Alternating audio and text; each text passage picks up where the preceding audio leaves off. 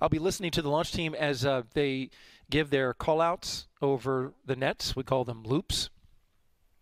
They are audio communications channels between the various teams that are supporting the launch today. Of course, Exploration Ground Systems here at Kennedy Space Center. We have teams from the Johnson Space Center here supporting Orion. And of course, we have engineers from Marshall Space Flight Center supporting the Space Launch System. Down from beautiful Huntsville, Alabama.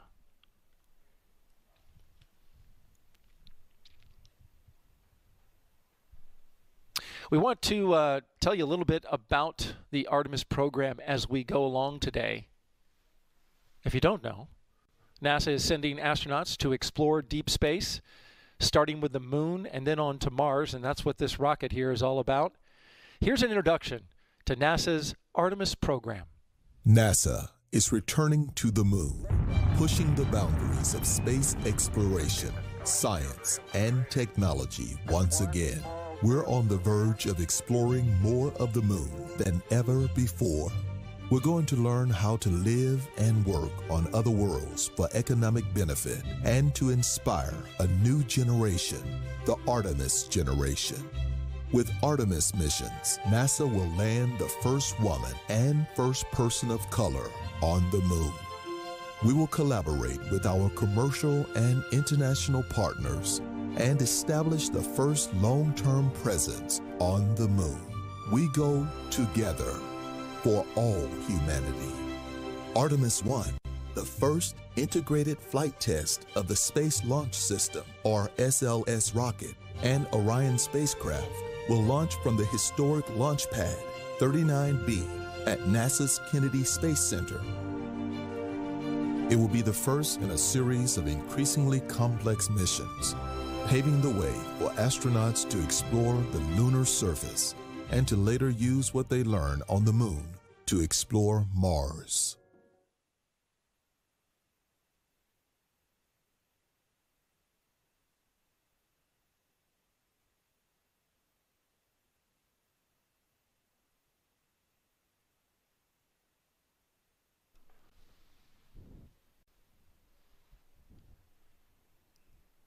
In just a few minutes, we will begin the operation for cryogenic tanking of the Space Launch System.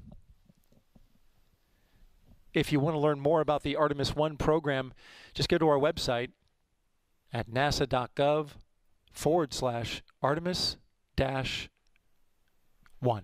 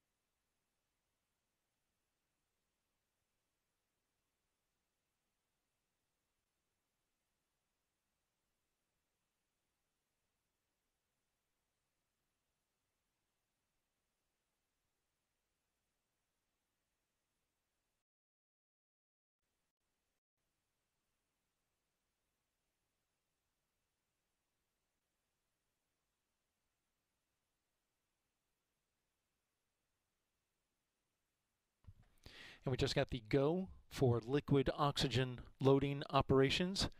Again, we just got the go for loading the liquid oxygen into the core stage.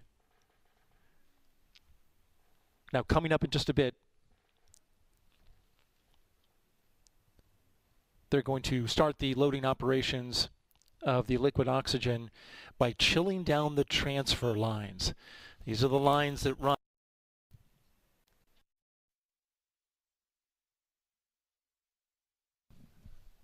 so super chilled, they must pre-chill the lines.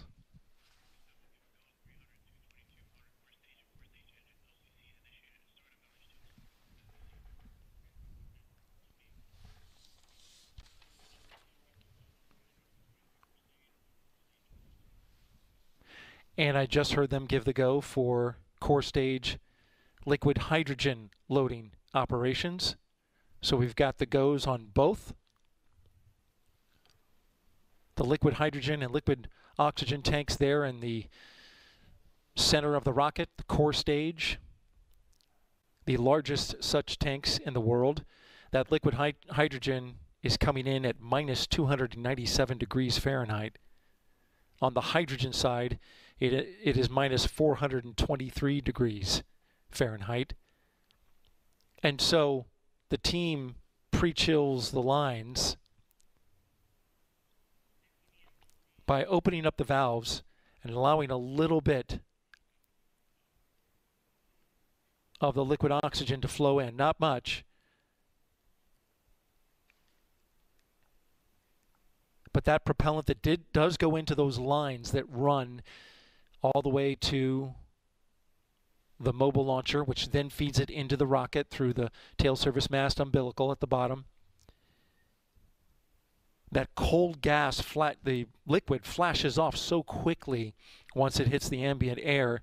The cold gas is then enough to chill down the lines so that when the actual super chilled propellant goes through, it's not a thermal shock to the system. Also new for this countdown, we are loading liquid oxygen and hydrogen at the same time.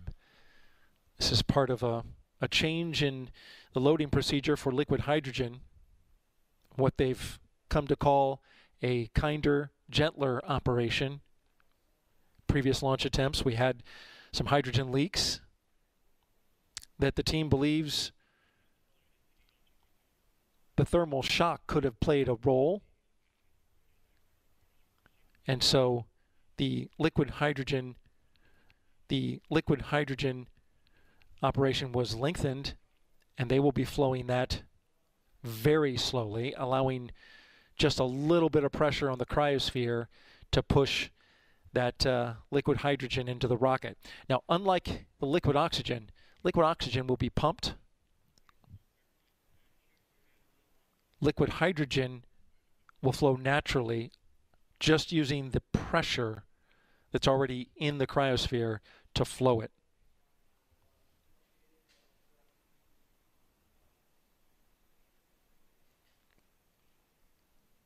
LOX is 12 pounds per gallon density, so it's quite heavy. Liquid hydrogen is 0.4 pounds per gallon, so it's extremely light. We will start up our clock here in a couple of hours. Currently, we are L minus 9 hours and 11 minutes until liftoff. Our cryogenic operations will run roughly about 6 hours. This is Artemis Launch Control.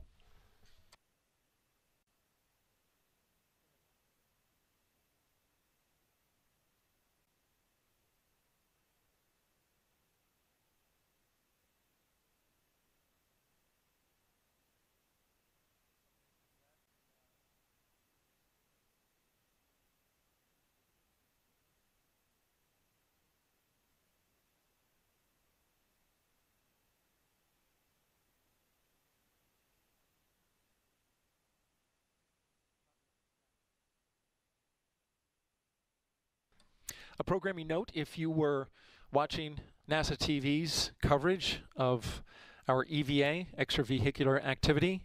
It is continuing in the final stages now.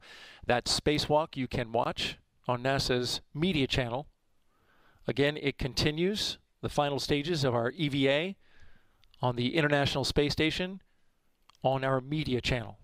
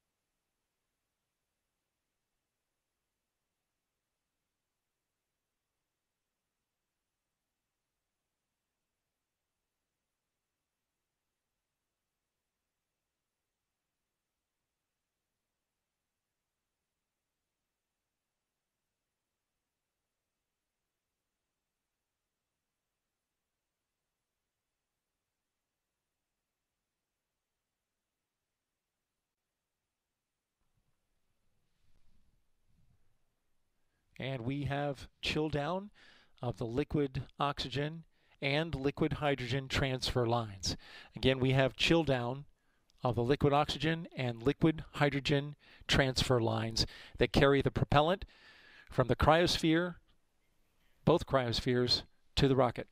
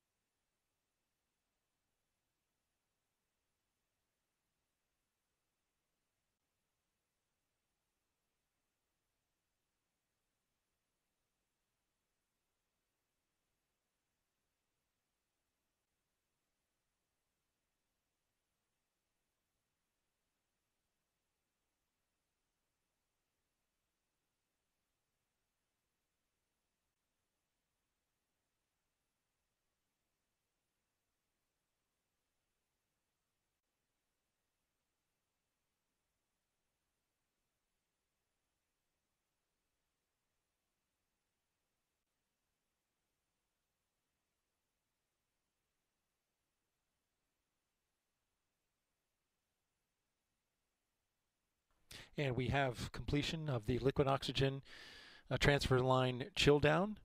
Again, LOX chill down is complete. Liquid hydrogen chill down still in progress. As we prepare to tank 750,000 gallons of propellant into that rocket right there, the Space Launch System.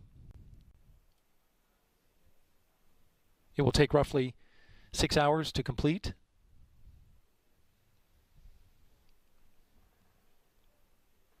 The team will then have a few hours to make final configurations. We'll get into terminal count. And ahead of that, a programming note, at 10:30 p.m. Eastern Time, we will begin our special launch broadcast here on NASA TV.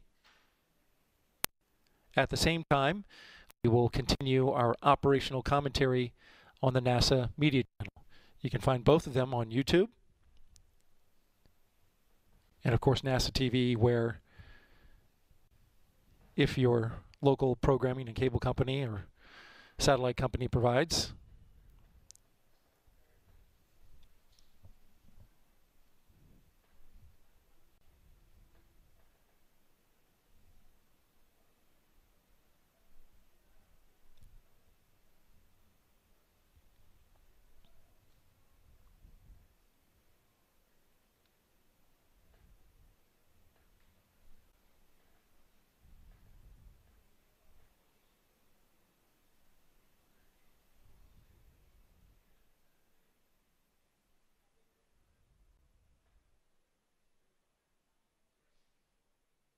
And we have a start of the core stage system chill down.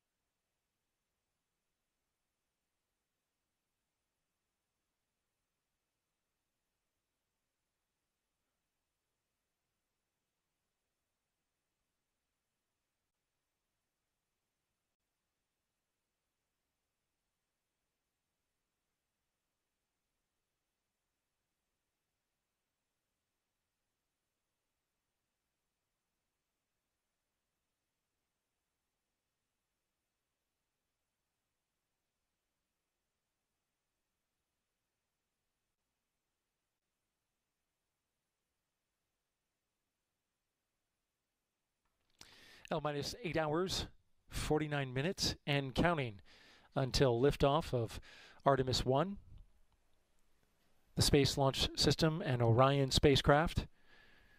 We're bringing you live tanking coverage here from the Kennedy Space Center in Florida. You're looking at the rocket, NASA's 32-foot-tall moon rocket, which is in the midst of cryogenic tanking. We got the go to begin loading the rocket with super chilled propellants at 3:22 p.m. Eastern Time.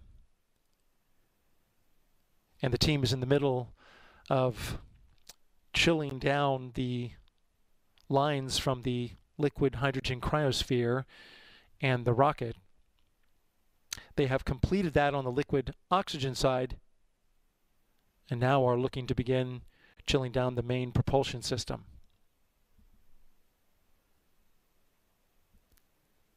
It'll take roughly 6 hours to complete this process.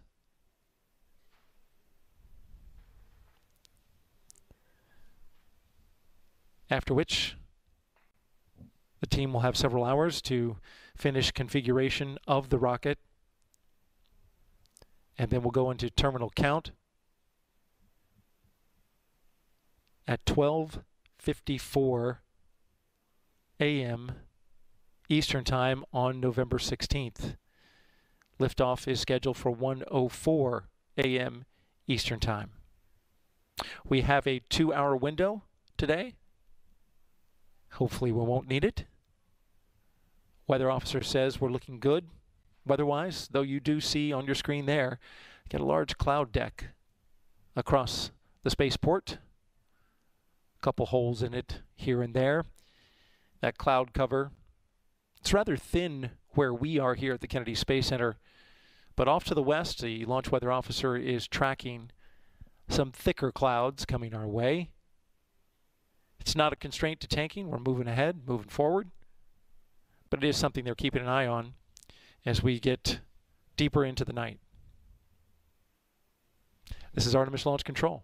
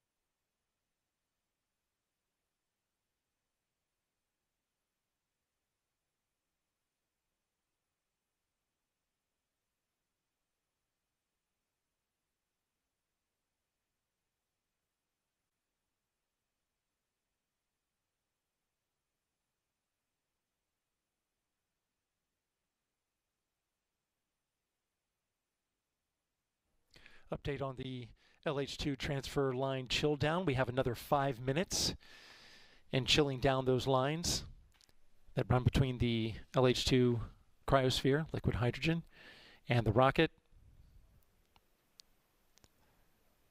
The tank on the core stage holds 537,000 gallons of liquid hydrogen. The loading operation today represents what the launch team calls a kinder, gentler loading operation. They're starting the pressure on the storage tank quite low, closing valves, closing skid valves, which are on the upper part of the rocket, and then reducing that main fill valve, and allow those skid and lines to chill down until the inlet temps are fully chilled before they start running propellant through there.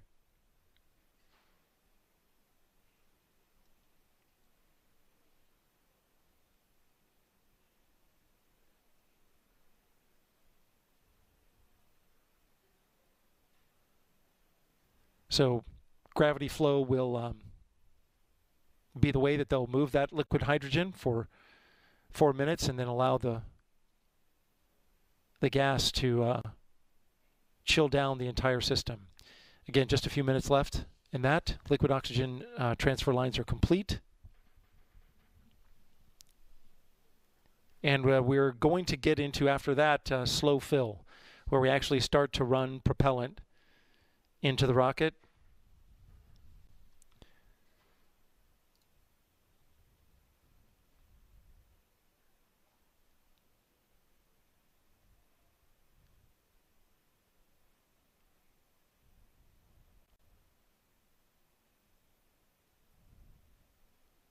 Slow fill for both the core stage and the liquid. The core stage liquid hydrogen and oxygen is roughly 500 or so gallons per minute.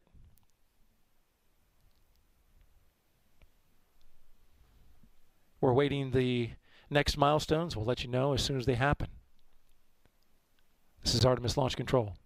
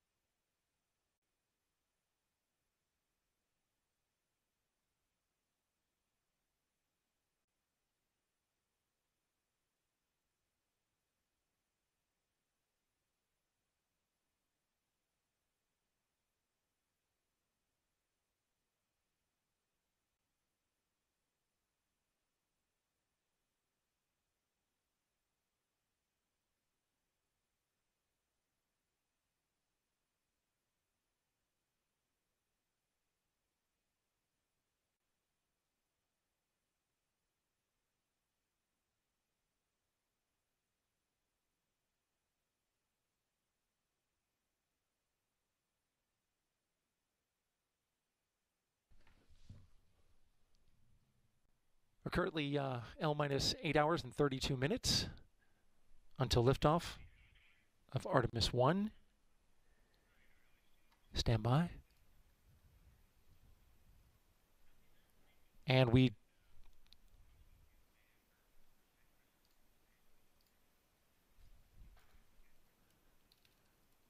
okay, we just got an update that the liquid hydrogen transfer line chill down is complete and slow fill has begun.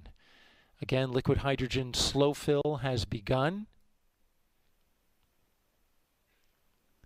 This bumps up the speed of the pumping on the liquid hydrogen side.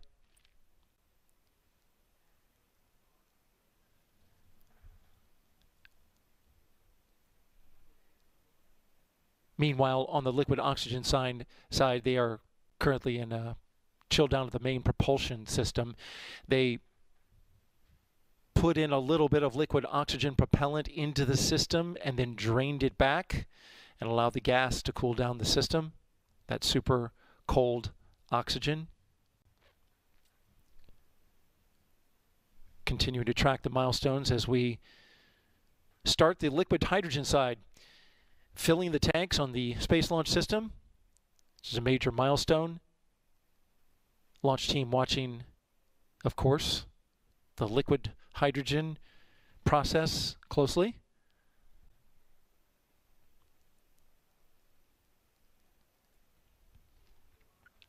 A programming note for you on our NASA media channel. It's a busy day here at NASA, both on the ground and in space. The EVA, extravehicular activity, ended at 7 hours and 11 minutes. This is the spacewalk going on at the that happened at the International Space Station. Coverage continues on NASA's media channel.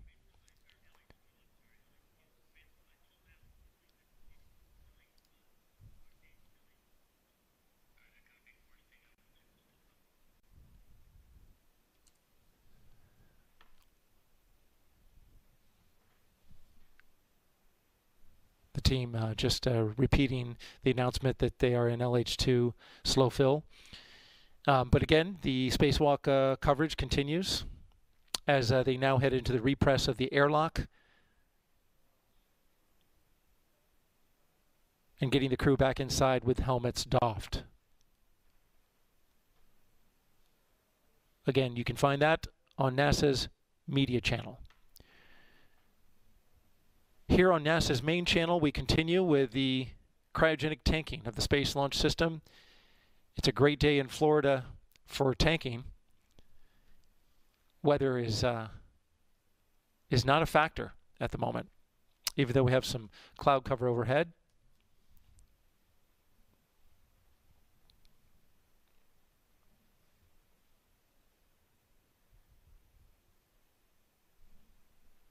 It was quite a process to get, it always is a complex process to get the rocket to the pad, getting SLS and Orion to the pad, and it all begins with rollout.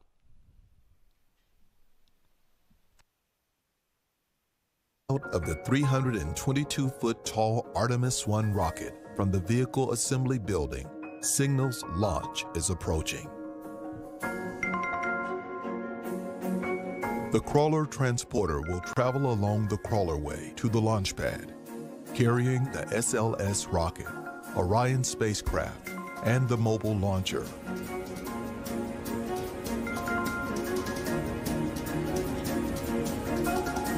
After traveling more than 4 miles, the crawler rolls the rocket and spacecraft onto the pad in position over the flame trench. Once in position, the mobile launcher is lowered onto support posts, and the crawler rolls away to a safe distance.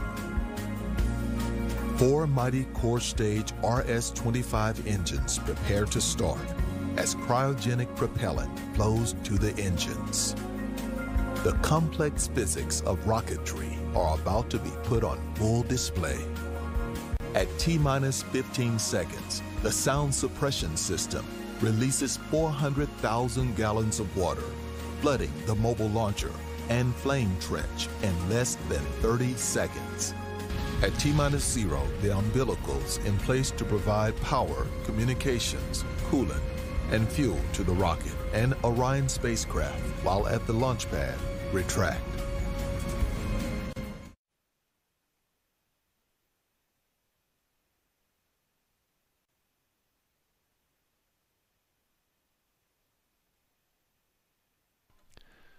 For more information on the Artemis program, just go to our website,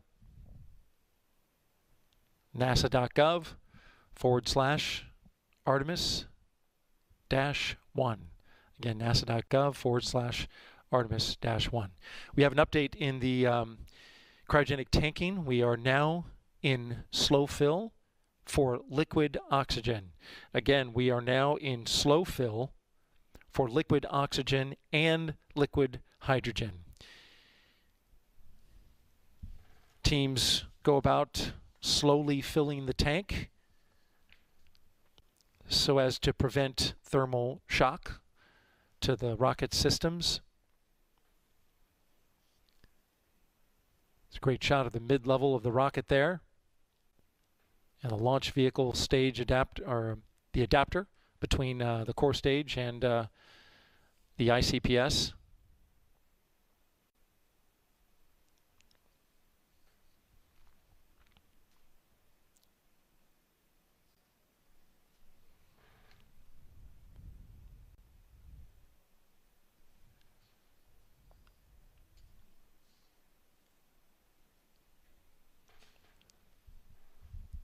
Slow fill for the core stage runs about 40 minutes or so.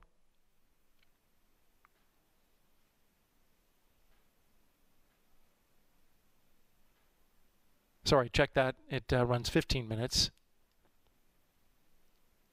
Again, the core stage liquid oxygen slow fill runs about 15 minutes.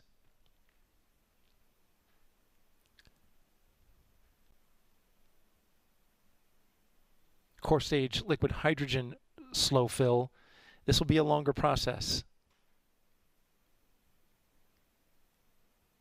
Roughly about 70 minutes, a little more than an hour.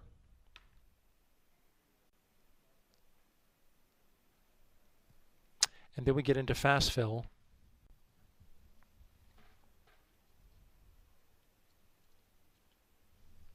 But again, we're getting propellants into both tanks on the core stage. This is Artemis Launch Control.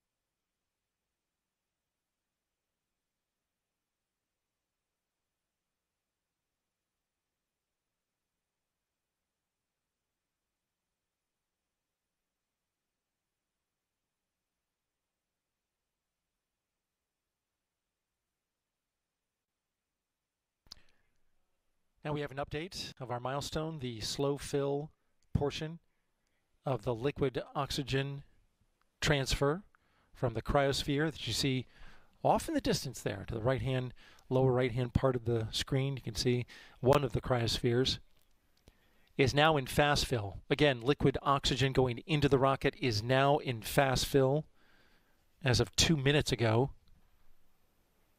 completing the slow fill portion of liquid oxygen into the core stage.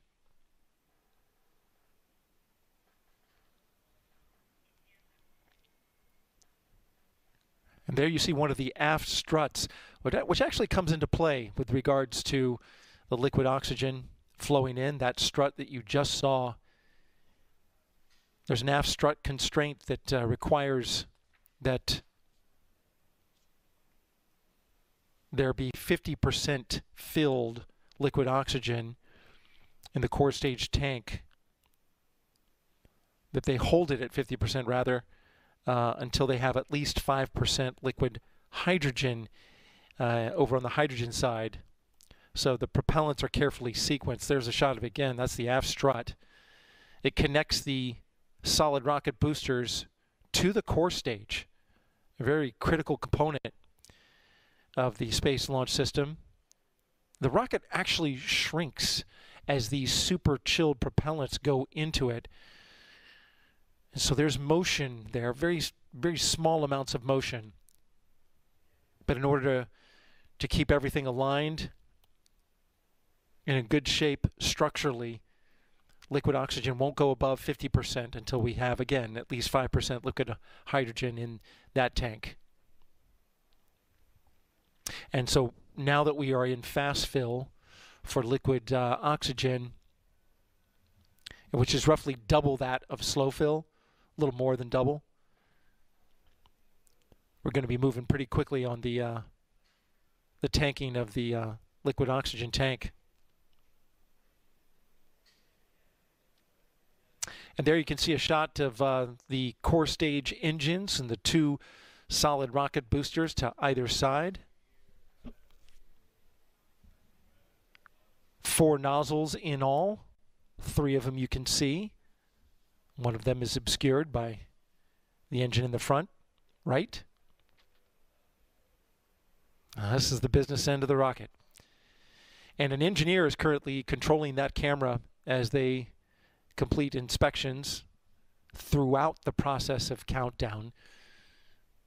There are more than 100 cameras trained on this rocket in various areas of the rocket, making sure that they have eyes on all of it as we proceed through the countdown. A note on the sensors, if you're wondering about going from slow fill to fast fill and how it detects where we are, similar to your car, your vehicle. If you have a gauge there that will tell you when it's empty, same thing exists on the core stage, which triggers a shutdown in flight once it reaches empty. The sensors inside the tank, they detect when certain levels are reached, and you want to slow the flow down as they are in fast fill. You want to slow it down to prevent burping of this liquid propellant out of the top, which would be a very bad thing. So you have cutoff sensors, which tell you when it's close to E, basically on your gas gauge. You have the 0 to 5% sensor, which is slow fill. And then there's a sensor that goes from 5% to 95%, and that is the sensor for fast fill. Once it gets up to the top, 95%, there's a sensor from 95% to 100%, and that puts the tanking into a topping, which is about half as fast fill. So they slow it down as it gets up and fills up, and then there's 3 100% sensors, a 100 minus, a 100 even, and a 100 plus. And then that's when we get into replenish. There's software that cycles the valves to keep it in that sweet spot, 100 minus, 100, and 100 plus. And then, of course, replenish just replaces the propellant that boils off. These propellants, the moment they go into the tank, they are boiling. And they will continue boiling all the way through liftoff and during flight. They will be vented initially. That vent will be capped off to build up flight pressures. And then, of course, at the end, when the engines are lit, and this rocket is, if all things go well, racing into space at 1:04 p.m., 1:04 a.m., sorry, 1:04 a.m. Eastern Time tomorrow.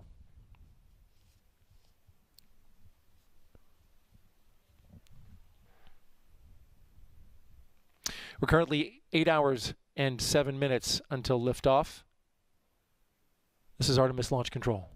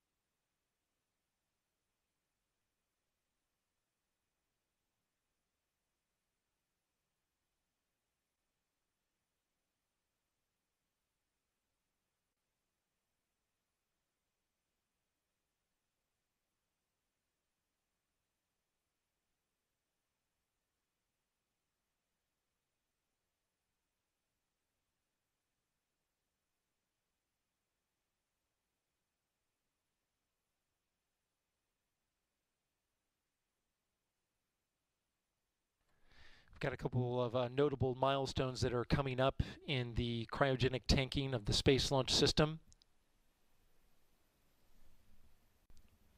One that has just happened is the aft strut constraint has been verified. So we are over 5% hydrogen filled. And since we're in slow fill, we're now going to transition to fast fill. And this has been a moment in past tankings where we've seen leaks. But today the team is executing the kinder, gentler, as they call it, loading operation. It's a much slower, very methodical fueling, tanking of the liquid hydrogen tank. And so we'll let you know as soon as that milestone happens. After that, we will then have the liquid hydrogen engine bleed kickstart. The kickstart is essentially a bleed to get it going. They close the vent temporarily. The liquid hydrogen tank is vented.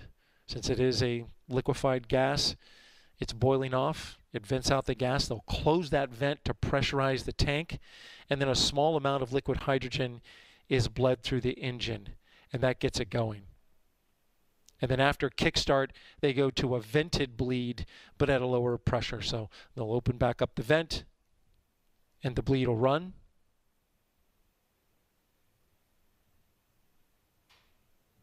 And that bleed needs to run through the engines in order to properly condition it for launch. Needs to be in just the right temperatures, which match the propellants.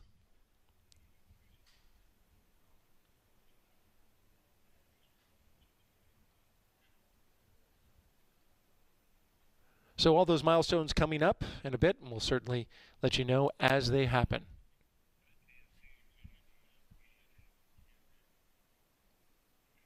And a programming note, coverage of the EVA on NASA's media channel has completed. You are now watching coverage of Artemis I's tanking. The tanking of the Space Launch System and Orion and launch of the Orion spacecraft. Tonight at 1:04 a.m. Eastern Time from the east coast of Florida. We are headed to sunset, as you can see from this shot here, in roughly about 23 minutes. Got some cloud cover overhead as we count down, currently at 7 hours, 56 minutes and counting until liftoff. We started our day here on NASA TV with the tanking go that we received from Launch Director Charlie Blackwell Thompson at 3:22 p.m. Eastern Time. And we are currently flowing propellants on both the liquid oxygen and liquid hydrogen tanks of the Space Launch System. This is involves two steps here. We'll get the lower tanks filled, the largest tanks, and then we'll fill the tanks of the upper stage.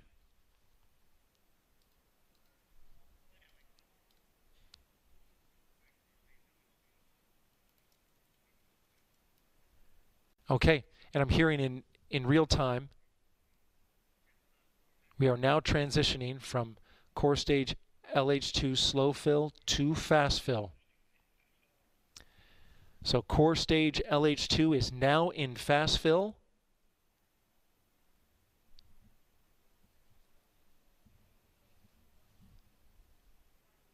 The propellant teams closely monitoring the data. So we have both tanks now in fast fill.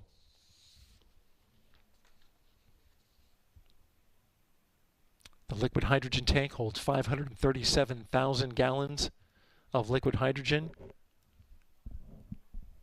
The liquid oxygen tank, close to 200,000.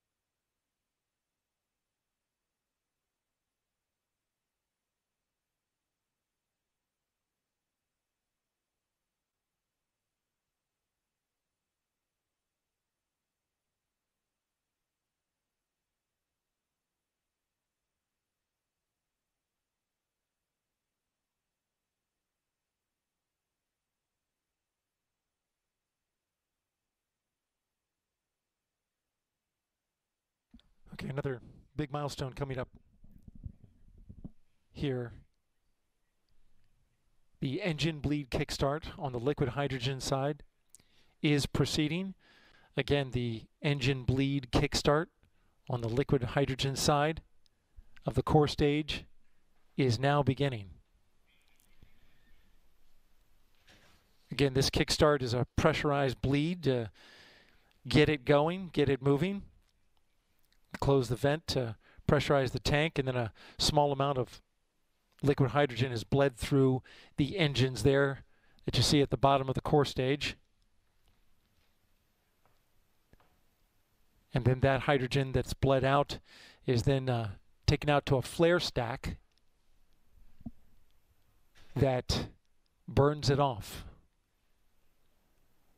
And with that wide shot, you can see we're getting close to sunset here on the east coast of Florida.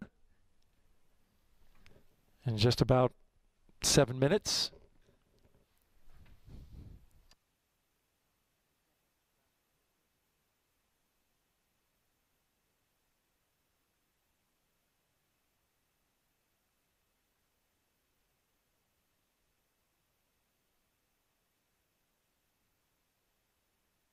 And so far, so good.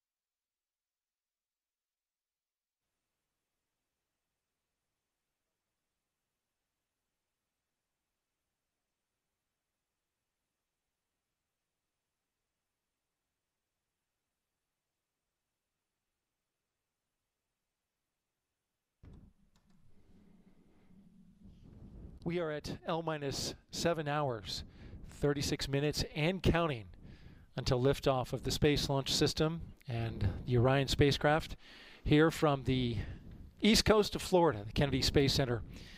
I'm joined now by Jeremy Graber, the Assistant Launch Director for the Artemis program.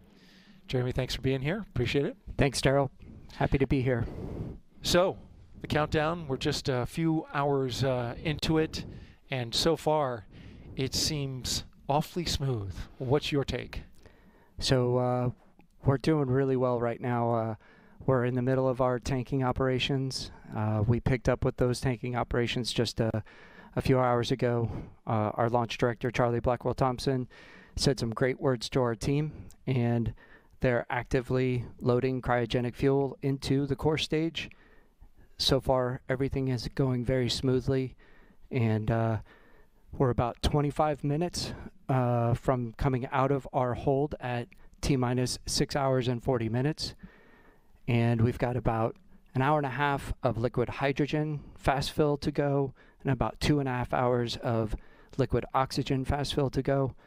Our teams are monitoring the progress of that loading, doing a great job, and things look really good right now.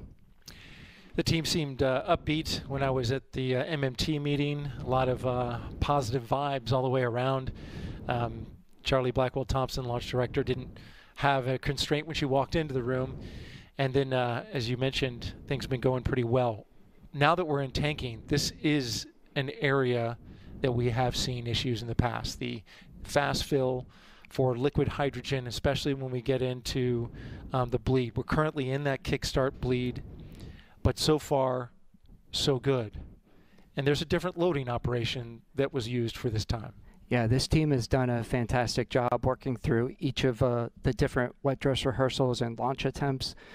In addition, we did a tanking test that demonstrated a lot of updated procedures to deal with the challenges that we had seen previously. And this team has really been outstanding, finding the right sequencing, the right, basically keeping everything in a very tight box to ensure that we manage through any potential issues. And so far, everything that they've put in place has been going extremely well. And we'll just keep monitoring as we go. Yeah, this is as close to the countdown as you lay it out on your bar chart, as they called, that I've seen through 4 wet dresses and 2 launch attempts, and this, of course, being the 3rd.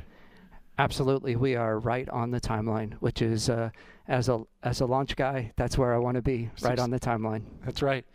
Had to deal with a hurricane. Had to deal with 2. Obviously, the rocket was inside the VAB for 1, and for the 2nd, it was out there for tropical Hurricane Nicole, rather.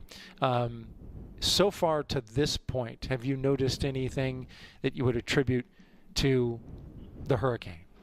Well, so one of the really key things that we've been doing since Nicole passed through is to really investigate and look at all of our systems from a powered up perspective, as well as from an outside visual perspective. And we've been doing that from the minute we were able to really see that. We monitored all of our capabilities on the flight hardware and the ground systems throughout the storm, and we've been keeping a very close eye on everything since the storm made it through. And so far we've worked through any of the items that we found. I know some of those things have been talked about at the mission management meetings over the last couple of days. We came in to call the stations for launch countdown. We had some work that we carried in. We've made it through all of that work yesterday, and we really have a clear constraints board at this point. Have not seen any issues associated with normal issues that may have come up, or from anything else. So, as I said, clear constraints right now and on the timeline. That's one tough rocket out there, as come to find out. You mentioned the couple issues that were dealt at the MMT meeting, some of the RTV that came off the seal below Orion, and then along with a connector that was in the same location as a previous hydrogen leak. But you've got redundancy there, so you're good to go, and it looks like that is not going to be an issue as we proceed forward. we're headed to sunset. As you can see, sun just went down here at the Kennedy Space Center as the lights are on and illuminating the Space Launch System rocket. Getting an update. Engine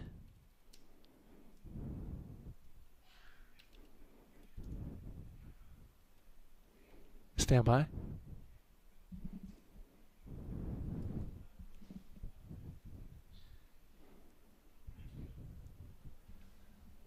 So, Jeremy, we just heard from the NASA, from the liquid hydrogen team on the NASA test director's loop. They're reporting out right now.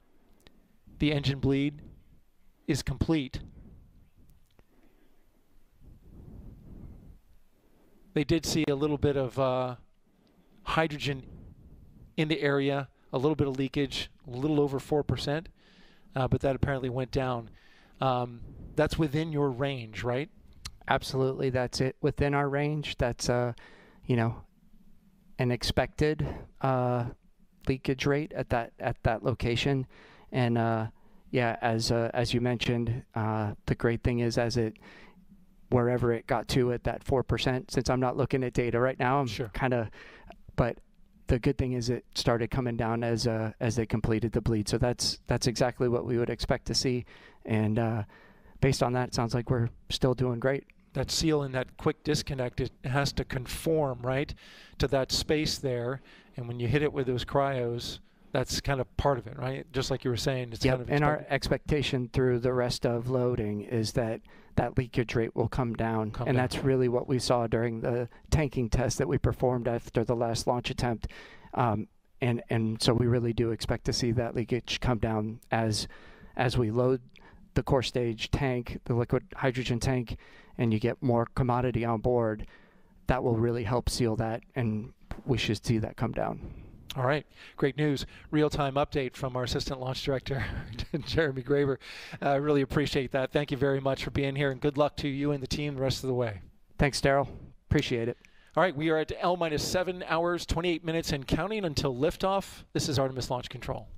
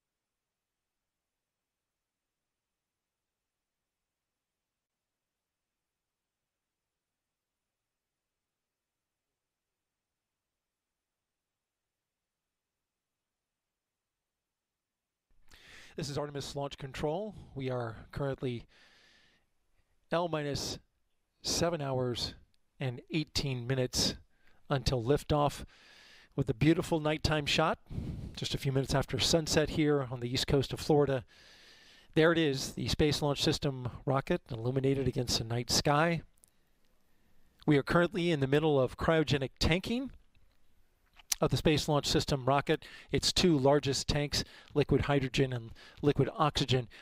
On this particular shot, I want to draw your attention to the far right-hand side of the screen. You can see the flame there. That is a hydrogen flare stack. That is part of the operation.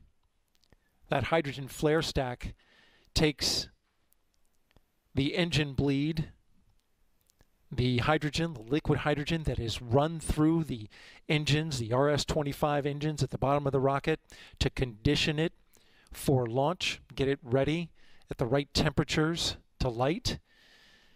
After it runs through the engine, it then goes out to a flare stack, and there you see it burning. We are currently in a vented bleed configuration for liquid hydrogen, and we will stay in that until inside of terminal count. So this view will be with us for the duration. And just a note, the liquid hydrogen, it is burning, but it's not giving the flames the color. That's actually the impurities that get drawn in along the way, and they give the color, the orangish color of the flame. Now we have an update in terms of the tanking progress so far. We are tracking that with a real-time graphic that is taking data from both of the tanks of the core stage.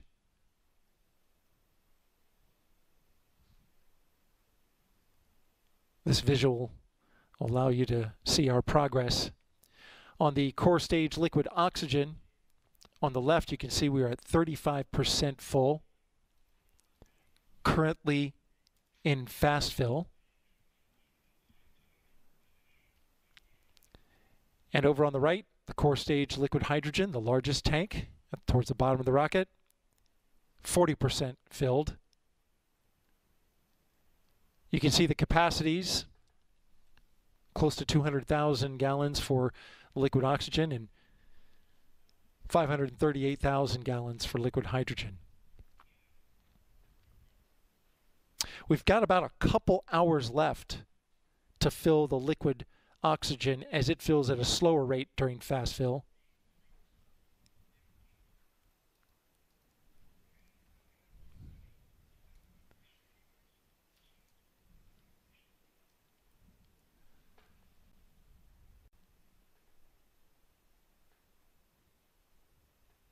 Across the bottom of the bar, you can see our progress as we head to the tanking of the upper stage. But again, just about a couple of hours left to tank the liquid oxygen, and just about an hour left on the core stage liquid hydrogen, as that one will fill faster than the LOX. We have about 5 minutes left in a pre-planned hold. And after that, we're going to put up our countdown clock so that you can see it. The hold time was roughly about 3.5 hours long, an extended hold. That's part of the longer operation to tank the liquid hydrogen side of the rocket.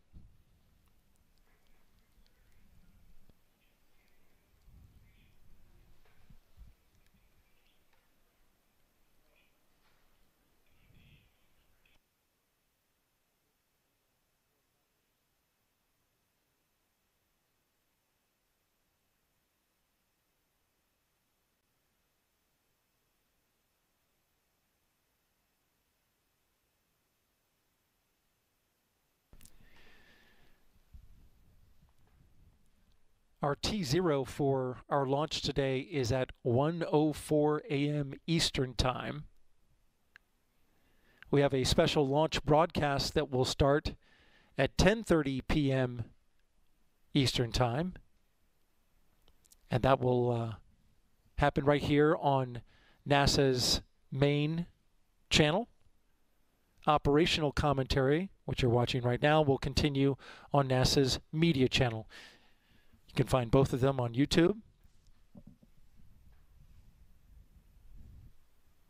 We have a 2-hour launch window tonight, which the launch team likes having a long launch window just in case they run into some weather. But the launch weather officer has reported that we're 80% go for launch weather. It's not expecting to run into that tonight, and hopefully that holds. Throughout the night, we've been sharing the various stages of the Artemis I mission with you. And with just about 7 hours and 12 minutes left in the countdown, we want to take a look at the big moment, liftoff, and what you can expect to see on the Space Launch System and Orion. During liftoff and ascent, SLS produces 8.8 million pounds of thrust to accelerate the rocket that weighs nearly 6 million pounds towards orbit.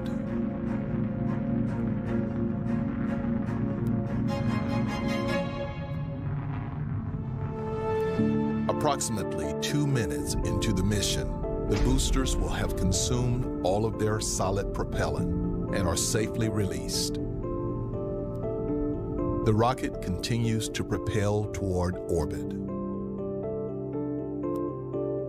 After 3 minutes, Orion's service module fairings are jettisoned to lighten the load and expose its solar arrays, having completed their job protecting the arrays from aerodynamic forces. 40 seconds later, the launch abort system is jettisoned. Orion could safely abort at any time. About 8 minutes after launch, the SLS core stage engines shut down, and the stage separates. The interim cryogenic propulsion stage, or ICPS, will give Orion the big push it needs to leave Earth's orbit and head toward the Moon. Orion's 4 solar arrays deploy to convert the sun's energy into electricity to power the spacecraft, charging its batteries for power when it moves out of direct sunlight. The upper stage engine ignites to elevate the spacecraft and fully enter Earth orbit, targeting conditions for the maneuver that will send Orion to the Moon. Engineers at Mission Control in Houston will perform one last check on Orion systems prior to committing to the Translunar Injection, or TLI. The TLI maneuver breaks the bonds of Earth's gravity and sets the spacecraft on a course for the Moon. The interim cryogenic propulsion stage fires the RL-10 engine to complete the TLI burn that lasts about 20 minutes and increases the spacecraft's speed to more than 9,000 feet per second.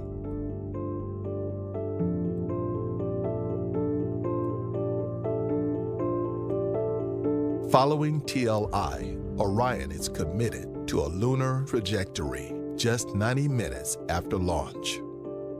The Orion stage adapter that connected Orion to the upper stage of the rocket will remain with the interim cryogenic propulsion stage as Orion separates from the stage about 2 hours after launch. Then 10 small satellites known as CubeSats will leave the Orion stage adapter and use their own propulsion systems to go to destinations including the Moon to perform experiments and technology demonstrations.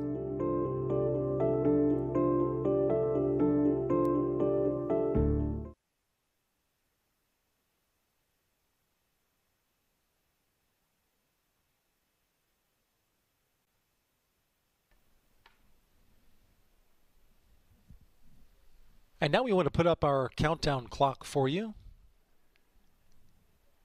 This is the T clock that you see in the upper left-hand corner of your screen. This reflects the time that the launch team is counting down, but does not include a half-hour hold that we have coming up. So the actual time until launch is 7 hours and 8 minutes, but we are 6 hours and 38 minutes away from going into a half-hour hold.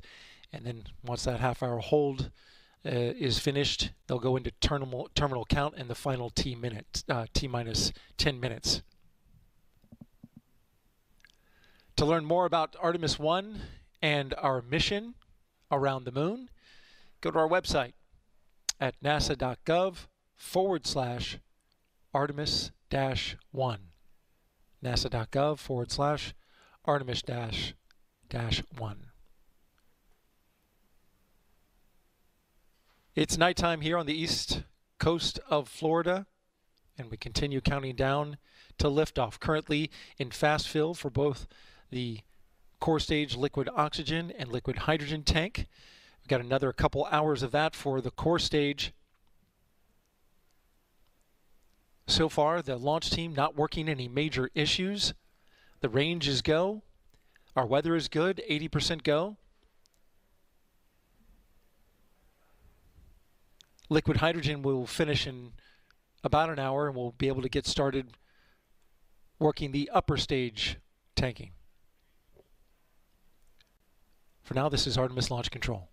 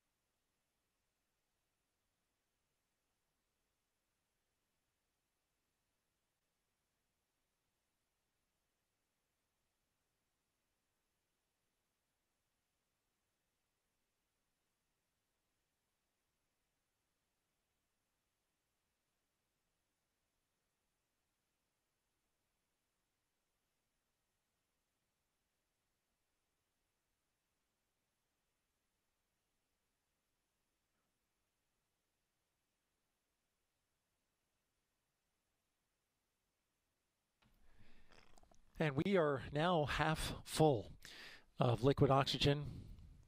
You're looking there at a shot of the liquid oxygen tank venting. That's super cold oxygen gas meeting the humid Florida air and turning into vapor. And there's a look at the numbers. On your left, you can see the core stage liquid oxygen is more than 50% full. Got about another hour and 20 minutes to go in fast fill.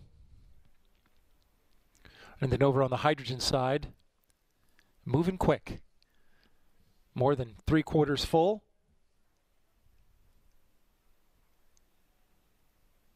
On a tank that is the largest liquid hydrogen tank ever made into a rocket booster.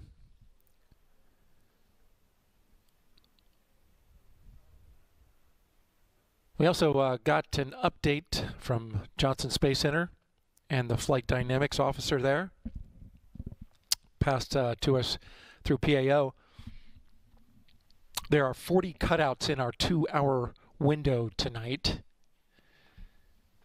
These are times in which we cannot launch the Artemis rocket. This is down from the 56 cutouts that were reported just a couple of days ago, but these numbers are regularly crunched and examined and looked at. The cutouts range from anywhere from a second or two to about a minute. So they're not a big impact today on the 2-hour launch window that we have that runs from 1:04 a.m. Eastern Time to 3:04 a.m. Eastern Time tomorrow.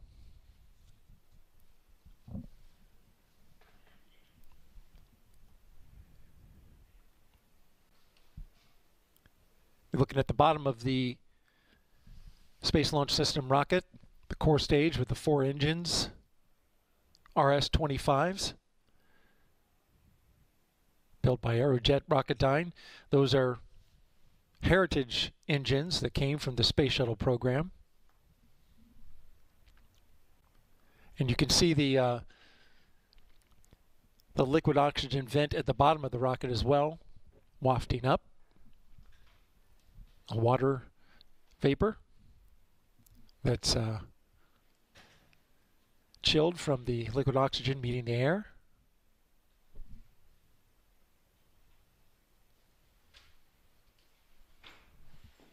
The team is also configuring the upper stage of the rocket, the interim cryogenic propulsion stage.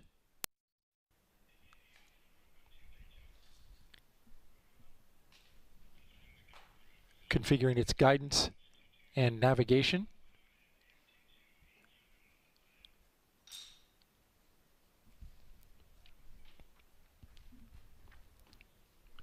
And at the very top you can see the launch escape system, which covers up the Orion spacecraft, which is the spacecraft we're going to send around the moon with a launch tonight. And one of the major objectives is to bring that Orion back from lunar orbit faster and hotter than any human-rated spacecraft has ever returned back to Earth. And we now also understand that on this particular flight, it's been calculated that Orion's maximum distance from the Earth, once it gets into lunar orbit, is 268,553 statute miles. From launch to splashdown, the total number of miles is estimated to be 1,228,000, roughly. And Orion's going to get about 80 miles away from the moon. And we have cameras on Orion in which we hope to bring you that imagery should we have a launch this evening, or should I say early tomorrow morning. We're moving along well. Currently,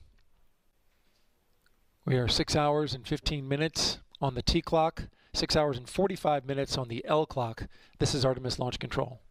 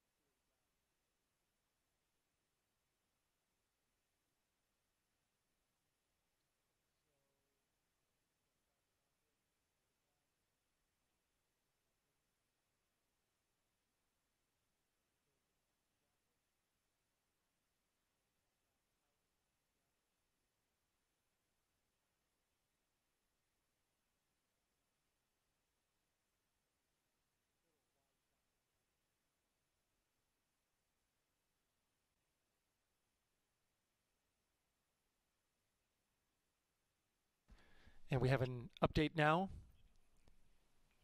The tanking fast fill for liquid hydrogen has completed. The fast fill has completed, and now we are in topping.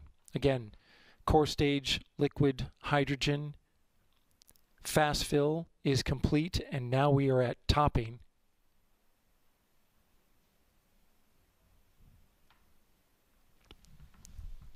And you can see the graphic there. We've still got about an hour left on the core stage liquid oxygen side to the left. Now currently 64% full. Currently had no issues. We went through the test on the liquid hydrogen side.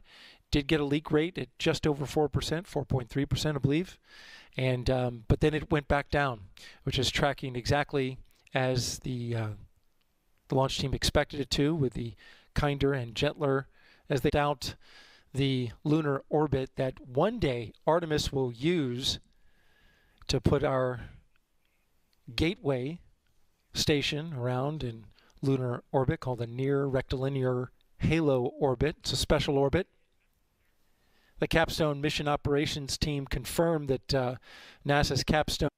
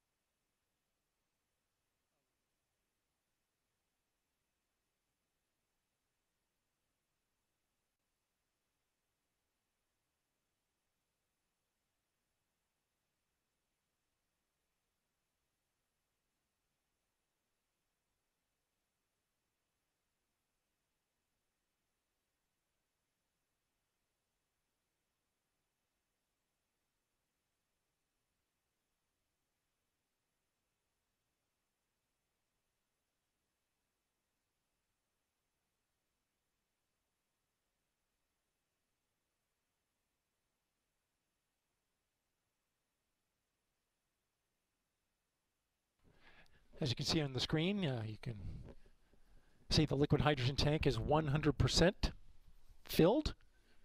All 538,000 gallons. Currently it's boiling off, and that is being replenished. That's why they call it replenish mode. On the core stage, we're 3/4 filled. Core stage liquid oxygen currently flowing into the rocket. That's the long pole in the tent. Configurations are being made to prepare the upper stage for liquid hydrogen tanking. Everything's moving smoothly so far. It's been a relatively quiet countdown, which is great. I mentioned a little earlier the calculations on Orion's maximum distance from the Earth. We just learned it'll be 268,553 statute miles. And it'll come as close as right around 80 statute miles to the moon. Once in space, the Orion spacecraft will begin a 26-day mission. So let's learn more about that right now. Orion will travel through the Van Allen radiation belts into the deep space radiation environment. The spacecraft's outbound trip to the moon will take several days, during which time engineers will evaluate the spacecraft systems and correct its trajectory if needed. As Orion approaches the moon, the engines of the European service module will fire to perform a powered flyby, which allows the spacecraft to target a distant retrograde orbit about the moon. At its closest approach, Orion will be about 60 miles from the surface of the moon.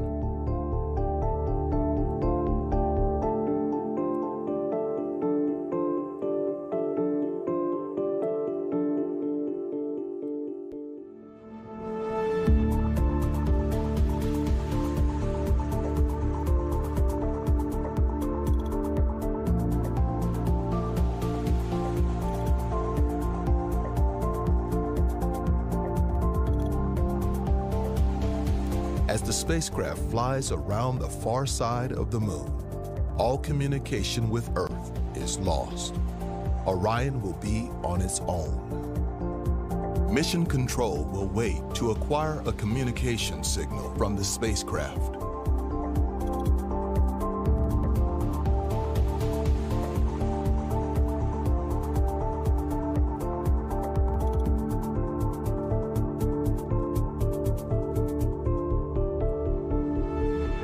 Through cameras positioned inside and outside of the capsule, will capture a view of Earthrise for a new generation.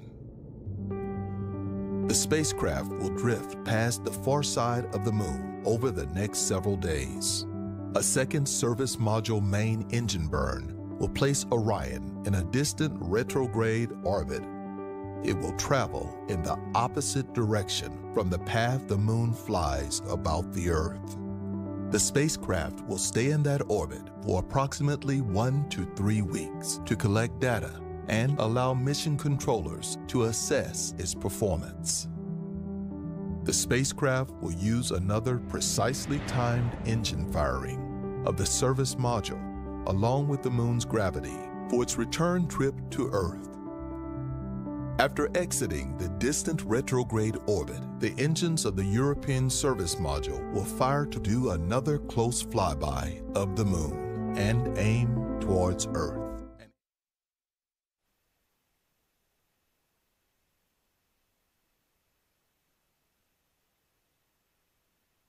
To learn more about the Artemis I mission, just go to our website, nasa.gov/Artemis-1. nasa.gov/Artemis-1. T-minus 5 hours and 37 minutes and counting until liftoff. That does not include a half-hour hold. Together it will be 6 hours and 6 minutes away. This is Artemis Launch Control.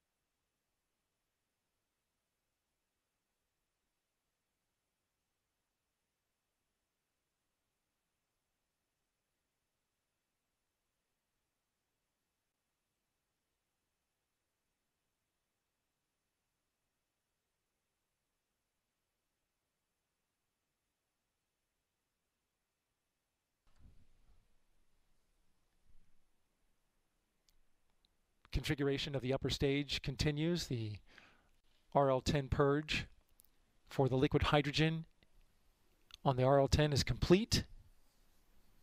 The liquid oxygen upper stage RL-10 engine system purge is now beginning. Again, liquid hydrogen upper stage RL-10 purge complete. Liquid oxygen upper stage RL-10 engine purge is now in work.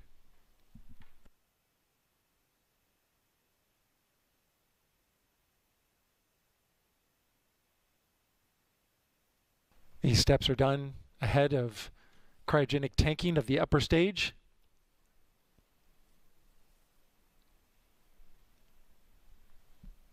That should happen in just a few minutes. We should start get moving with the hydrogen side on the upper stage. Currently still in fast fill for the core stage liquid oxygen. It's currently at 80% filled.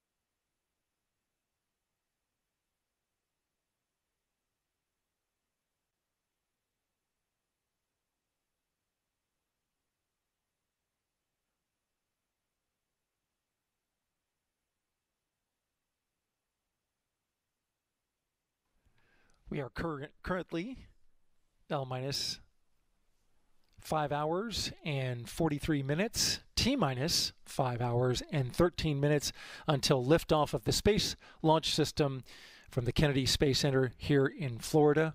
You're looking at the rocket on the pad, NASA's 32-story tall moon rocket, scheduled for liftoff at 1:04 a.m. Eastern Time, with a 2-hour window running to 3:04 a.m. Eastern Time. We have had a very clean count so far. We're running ahead of schedule as well, about an hour and 20 minutes ahead of schedule. The nets, fairly quiet at this part of the countdown. Currently, we are tanking the liquid oxygen core stage, sitting at 90%, and we are fully tanked on the liquid hydrogen side.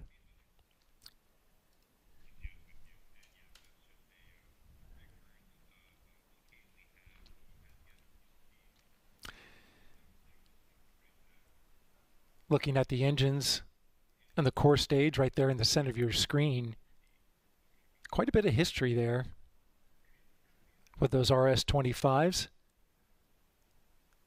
They were built by Aerojet Rocketdyne, and they are heritage hardware that's been upgraded and its performance increased, all 4 of them, substantially. But about that history, if you look to the left, engine number 3, that's engine 2058. And engine 2058, which flew on the space shuttle, flew 6 flights to the space station.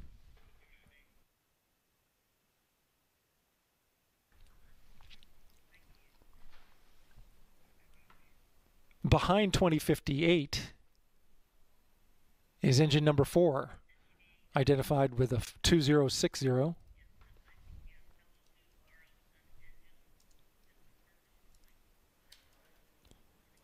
And quick update, the LO2 engine system purge is complete on the ICPS. Again, LO2, liquid oxygen engine system purge, complete on the ICPS. Getting a couple updates on the nets at this moment.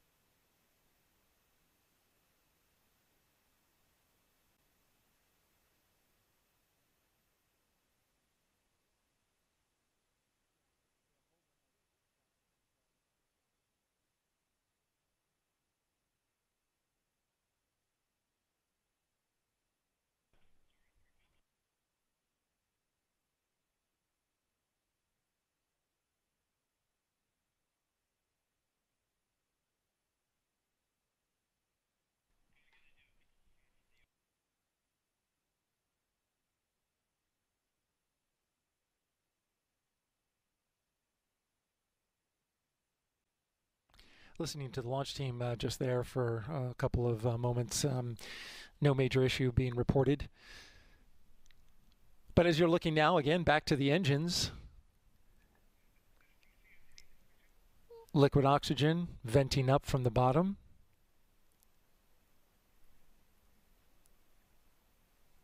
The engine in the back, 2060, engine number 4. That one flew on the space shuttle, including Hubble telescope servicing mission.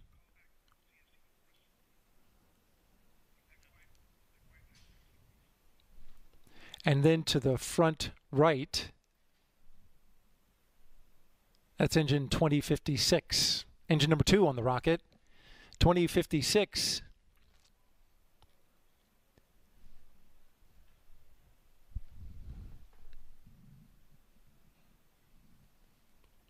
2056, actually. That was the one that did the Hubble telescope surfacing mission. My apologies.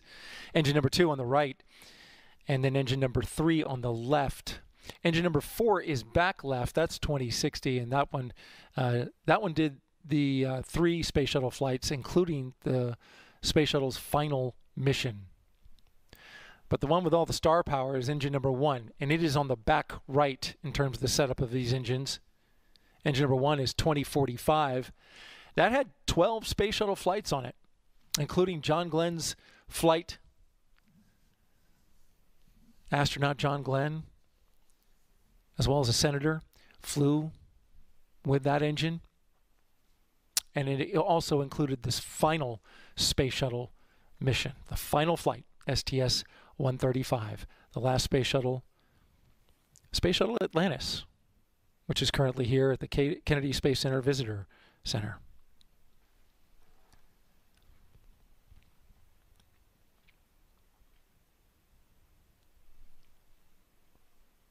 The core stage in the middle, of course, that holds the RS-25s, that's built by Boeing Aerospace. The 2 side boosters there, built by Northrop Grumman. And to the top of the rocket, the Orion spacecraft.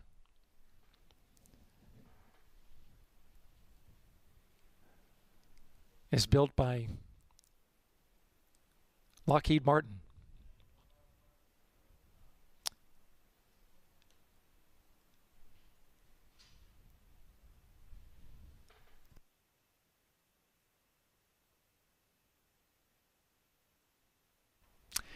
And speaking of the Orion spacecraft, when it heads to the moon, that will be about 1,000 times farther from Earth than the International Space Station is from the Earth. Of course, the International Space Station orbits the Earth at approximately 250 statute miles above the surface of the Earth, and the moon is beyond 250,000 miles.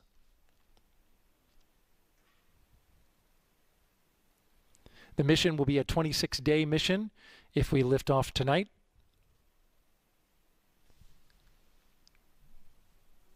To learn more about the Artemis program, go to our website at nasa.gov/Artemis-1. Again, nasa.gov/Artemis-1. This is Artemis Launch Control.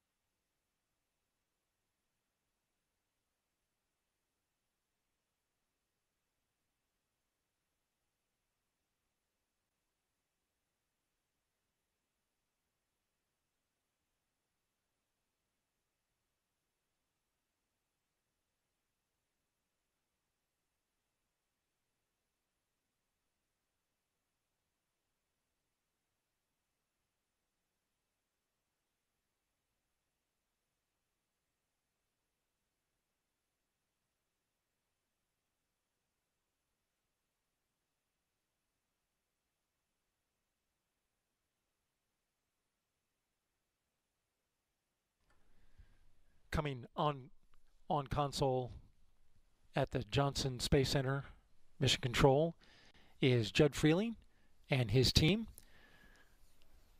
Judd Freeling is the flight director that will lead his team tracking Orion from ascent through translunar injection. This is the third shift for the team at Mission Control Houston.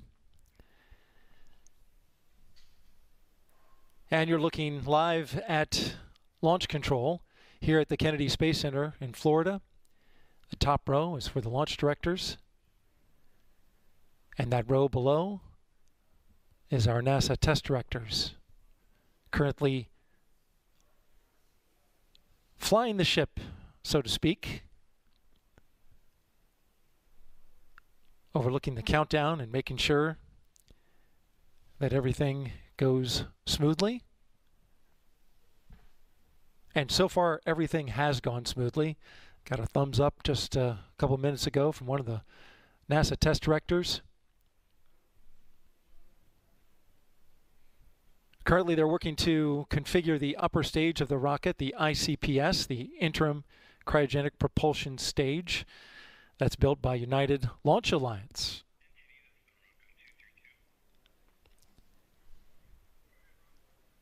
It's a modified upper stage from the Delta IV.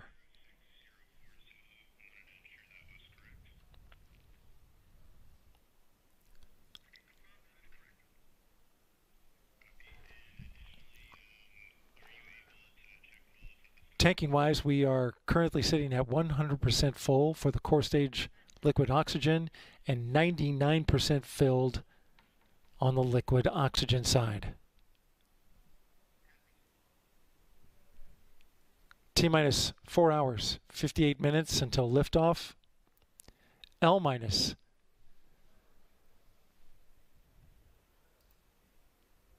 5 hours, 28 minutes until liftoff. This is Artemis Launch Control.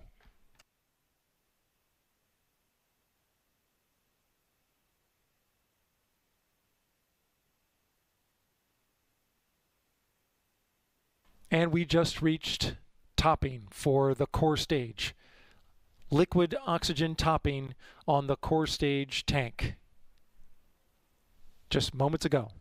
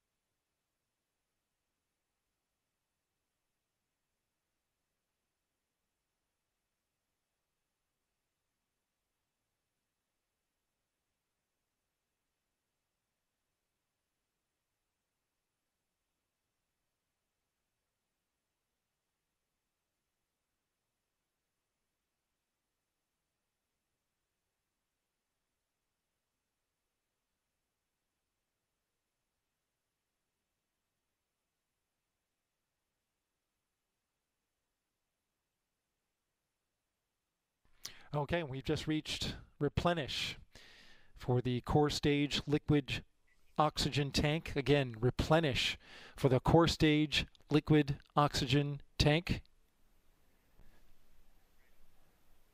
A major milestone reached this evening, as now both tanks of the core stage have been filled. Both are in replenish. Both are boiling propellants and thus venting off the gas that results, as you can see there on the left side of your picture, as the liquid oxygen side vents off that super cold oxygen gas that then condenses the water in the atmosphere and creates that vapor plume. And now we have just started upper stage loading operations, shifting now to tanking the upper stage of the rocket, the interim cryogenic propulsion stage. It too has a liquid oxygen tank and a liquid hydrogen tank, much smaller though. LH2 chill down now in work for the upper stage of the rocket, which holds 10,000 pounds of liquid hydrogen. On the liquid oxygen side, there are 53,000 pounds of capacity.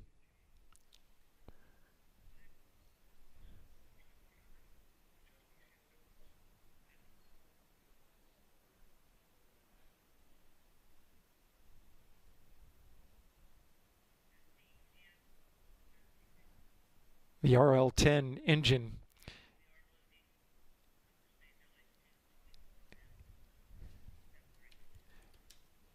Okay, we are now loading LH2 in the upper stage. Again, LH2 loading in the upper stage, that's liquid hydrogen. Listening to the team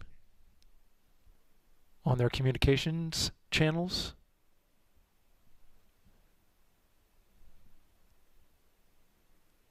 All right, very good. And so the propellant for the upper stage, as you're looking at that shot right there with the two spotlights illuminating the Space Launch System out at Launch Complex 39B here at the Kennedy Space Center in Florida. The propellant will flow through the umbilical at the 240-foot level, just below the one that you see to the left in the foreground. It's in the background there. And so now we are tanking the upper stage.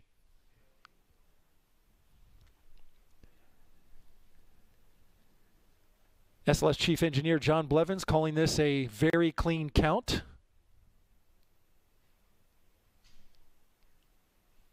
So far. We're headed to a liftoff time of 1:04 a.m. Eastern Time on the 16th. We have a 2-hour window. Hopefully we won't need it.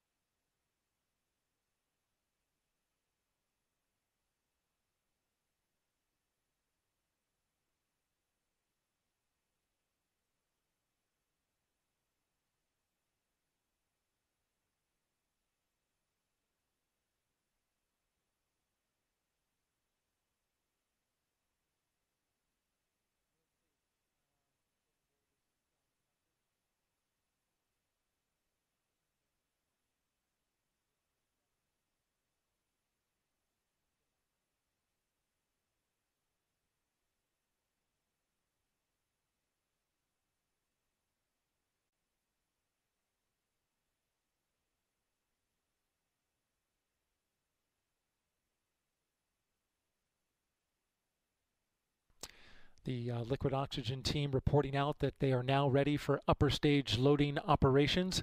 Again, the liquid oxygen team ready for upper stage loading operations to the interim cryogenic propulsion stage. Core stage liquid oxygen tank is at 100% and is in stable replenish.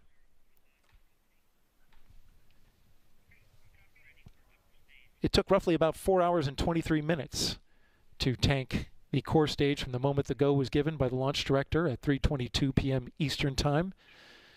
Charlie Blackwell Thompson, Artemis launch director, gave the go.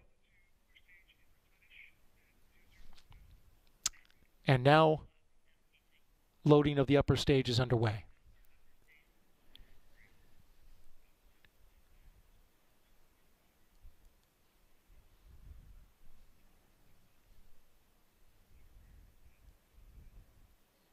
And so they're giving the call right now for the LOX team, liquid oxygen, to start their loading operations.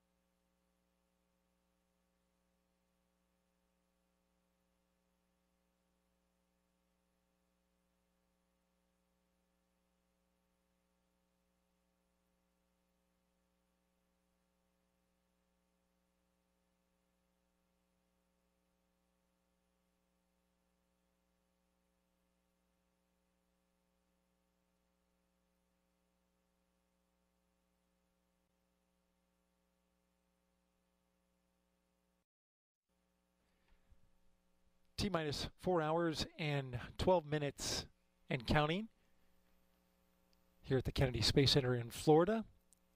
You're looking live at the Space Launch System rocket with Orion at the top, getting ready for a launch to the moon. We are currently in the midst of cryogenic tanking the upper stage of the rocket after a 4 hour and 23-minute successful tanking of the lower core stage. Currently, both liquid oxygen and liquid hydrogen on the upper stage are in fast fill, which is a great milestone.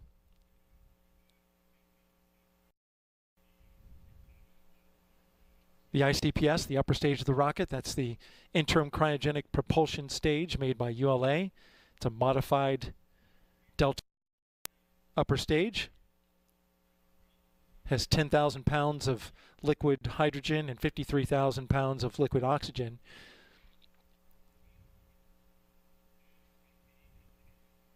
The liquid oxygen team reporting out that they'd like to pick up the pace a little bit on their side of the upper stage. So far, we've had a pretty clean count.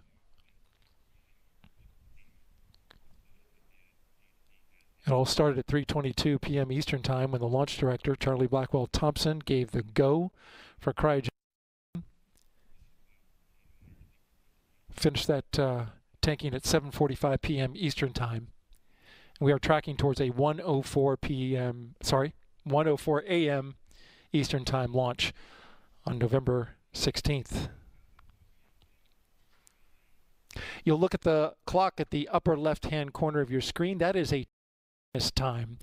So you have to add a half hour to that to get the true time to launch, which we call the L clock. That half hour is used by the launch team to do any catch-up work and prepare for the final 10 minutes of the count, which is called terminal count. The launch team configures the rocket up until the point, and at T-minus 10 minutes, it is then given over to the ground launch sequencer, which is software and a computer that then configures the rocket, bringing on all of the high energy systems in the last few minutes as they count down to liftoff.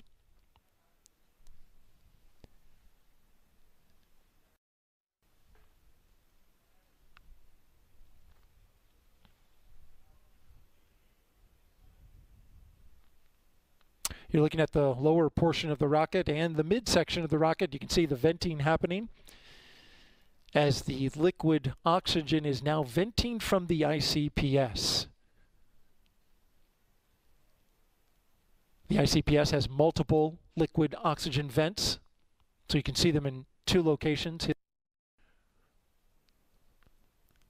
And then the full shot of the rocket there, you can see the liquid oxygen tank in the core stage currently venting out from the upper portion of the rocket. That liquid oxygen tank sits in the upper third of the core stage.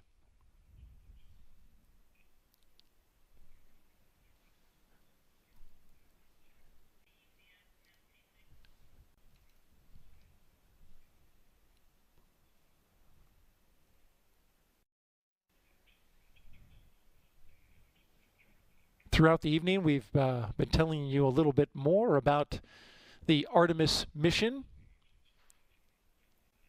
The primary objective of the Artemis I mission and this launch tonight is to send the Orion spacecraft around the moon and then test its ability to return from lunar orbit and endure the extreme heat of re-entry.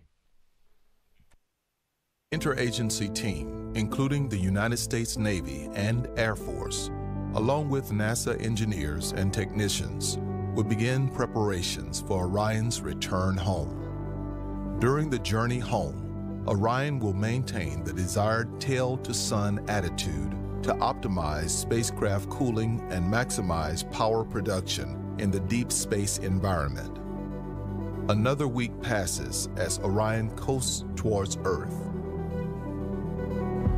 The European service module separates behind Orion and is jettisoned. Following separation, engines on the back shell of Orion will ensure the spacecraft is properly oriented as it travels in the direction of entry interface at an altitude of 400,000 feet.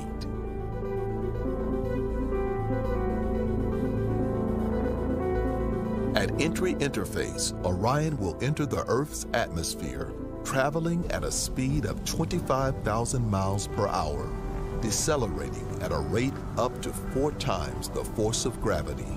The heat shield will protect the spacecraft from temperatures half as hot as the surface of the sun, approaching 5,000 degrees Fahrenheit. Orion's precise deployment sequence of 11 parachutes assembled in mid-air will begin. As Orion slows, the 3 forward bay cover parachutes separate the protective thermal cover that sits over the parachutes.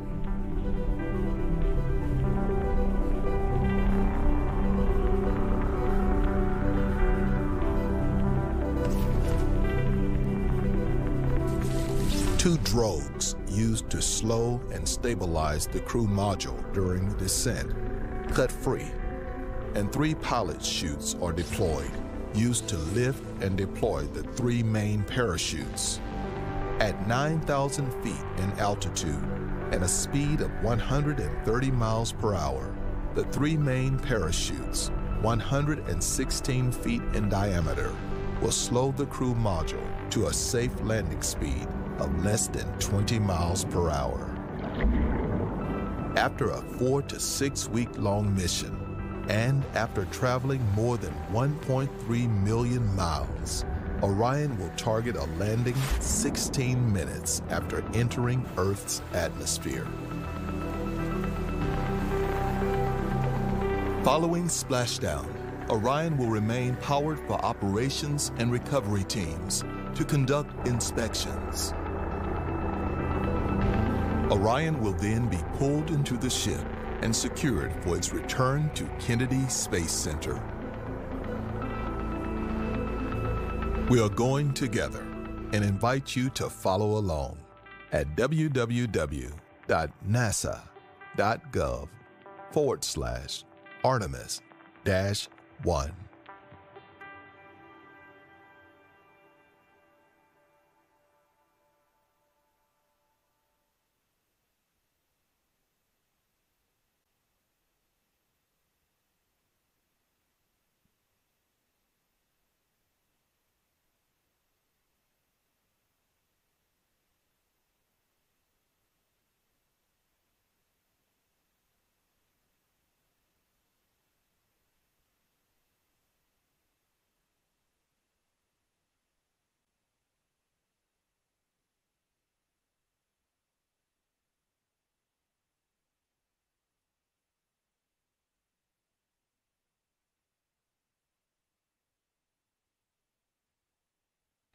To learn more about Artemis I, get to our website, nasa.gov/Artemis-1. Again, nasa.gov/Artemis-1. This is Artemis Launch Control.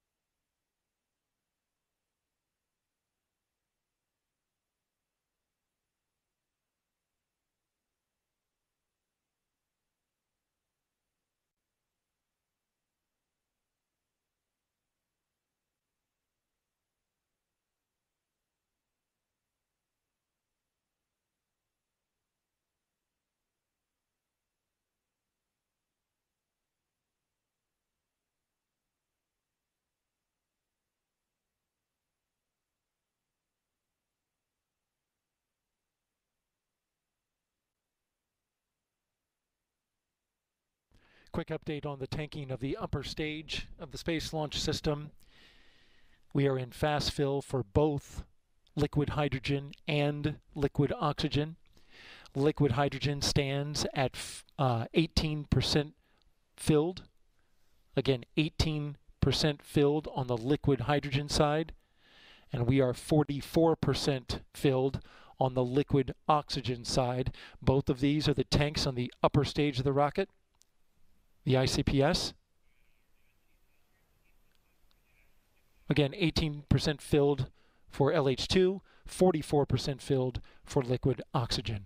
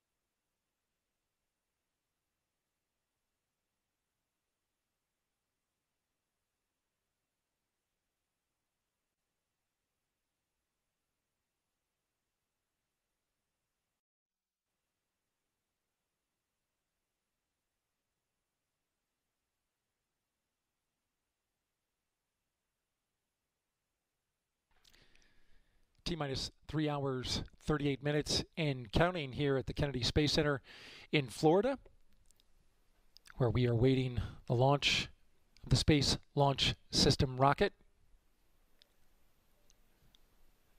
Currently on the pad, you're looking at venting from the upper stage of the SLS as we are in fast fill for both the liquid oxygen and liquid hydrogen. Just got a weather update to the launch director, Charlie Blackwell Thompson. 45th Weather Officer, Launch Weather Officer Melody Lovin, giving some good news, saying that the trend of the weather is our friend. Some thicker clouds are moving into the area over the launch pad, but it was only just one thick cloud in the area, would have violated flight through precipitation rule, but it is now thinning out, and that was the only one they're tracking, not within the launch area. And so because the clouds are starting to thin over the launch complex, we are back to 90% go for launch. Again, we are back to 90% go for launch weather. Only concerns that the LWO is tracking at this moment is the thick cloud rule and the cumulus cloud rule. You don't see it in the shot. It is nighttime, but early in the evening we did have some cloud cover over the area. But conditions are calm enough for the LWO to bump up the go for weather to 90%. Great news there. Launch director has asked for another update in just about an hour on the weather.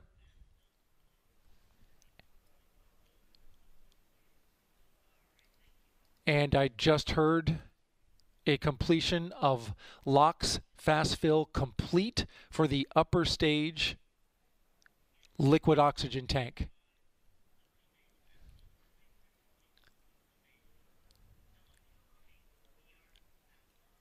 And now they are proceeding with an LO2 tank valve test. Great news there. We're still tanking the liquid hydrogen in the upper stage. Again, another milestone reached. Fast fill is complete on the upper stage liquid oxygen tank. This is Artemis Launch Control.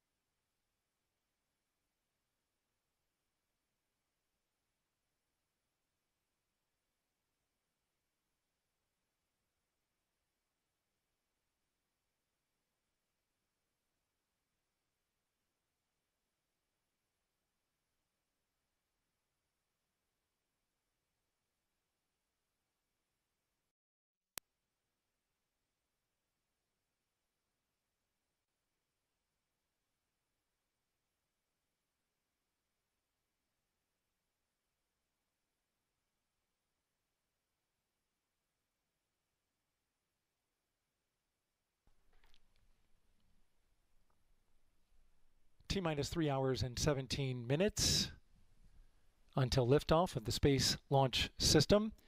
That's L-minus 3 hours and 47 minutes. We have a half-hour hold that we're going to be going into at the end of, towards the end of the countdown. I want to give you an update now.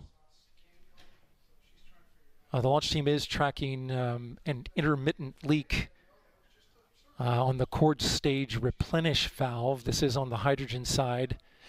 The location is at the base of the mobile launcher. The team reporting to the NASA test director, it's going in and out of leak measurement. Momentarily, it spiked to 1.5%, but then came back down, and they continued to monitor it. Going over 1% is the violation. It was only there for a short period of time, came back down.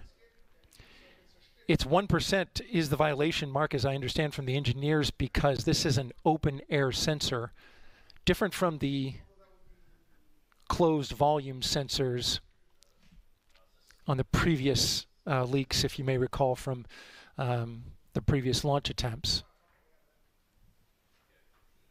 So the team is monitoring it. If it were to continue to degrade, it would put the upper stage LH2 into stop flow.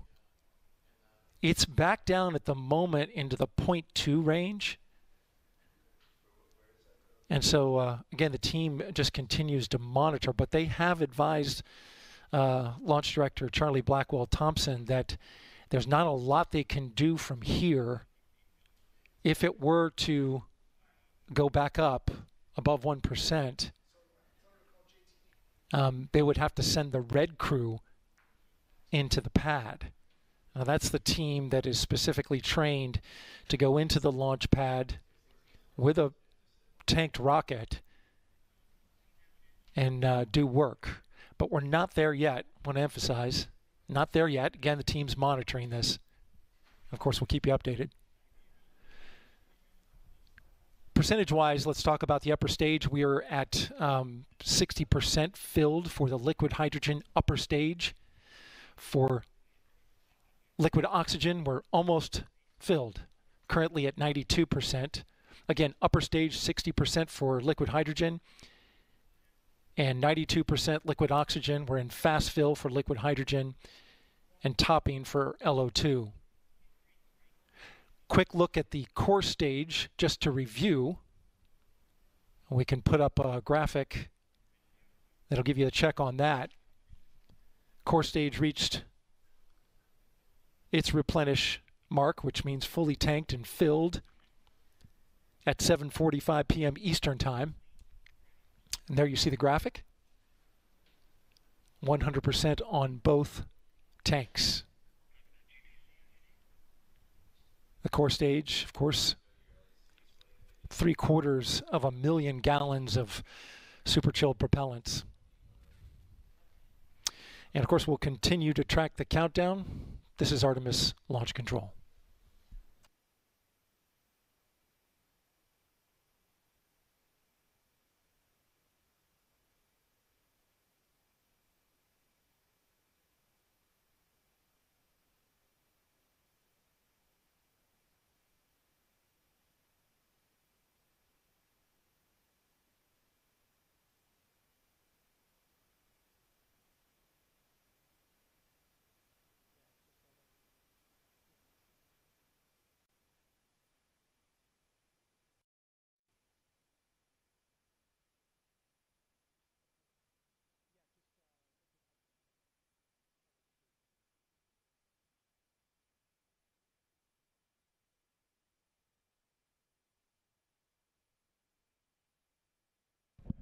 Quick update, we are now in stop flow for the liquid hydrogen core stage. Again, we are in stop flow for liquid hydrogen core stage due to an intermittent leak on the replenish valve.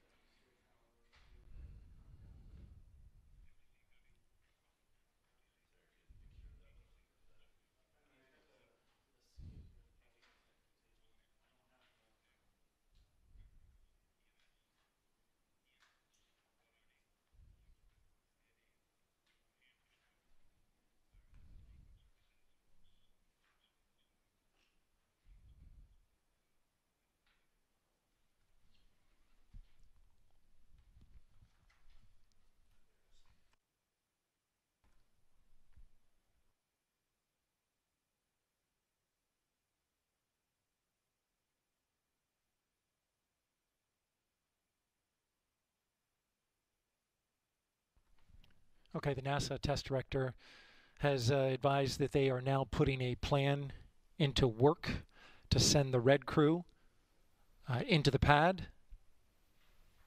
Again, the NASA test director putting together a plan to send the red crew into Launch Complex 39B and the mobile launcher area. Discussion is about an intermittent leak on the upper stage. I'm sorry, intermittent leak for the core stage replenish valve, which is inside the mobile launcher. Now it's in the planning stages, so they are not going out there yet. But again, the team being mobilized. The red crew operates out of a building about 4 miles away from the launch pad. Discussion is around torquing down the packing nuts at the base of the ML. The leak has increased.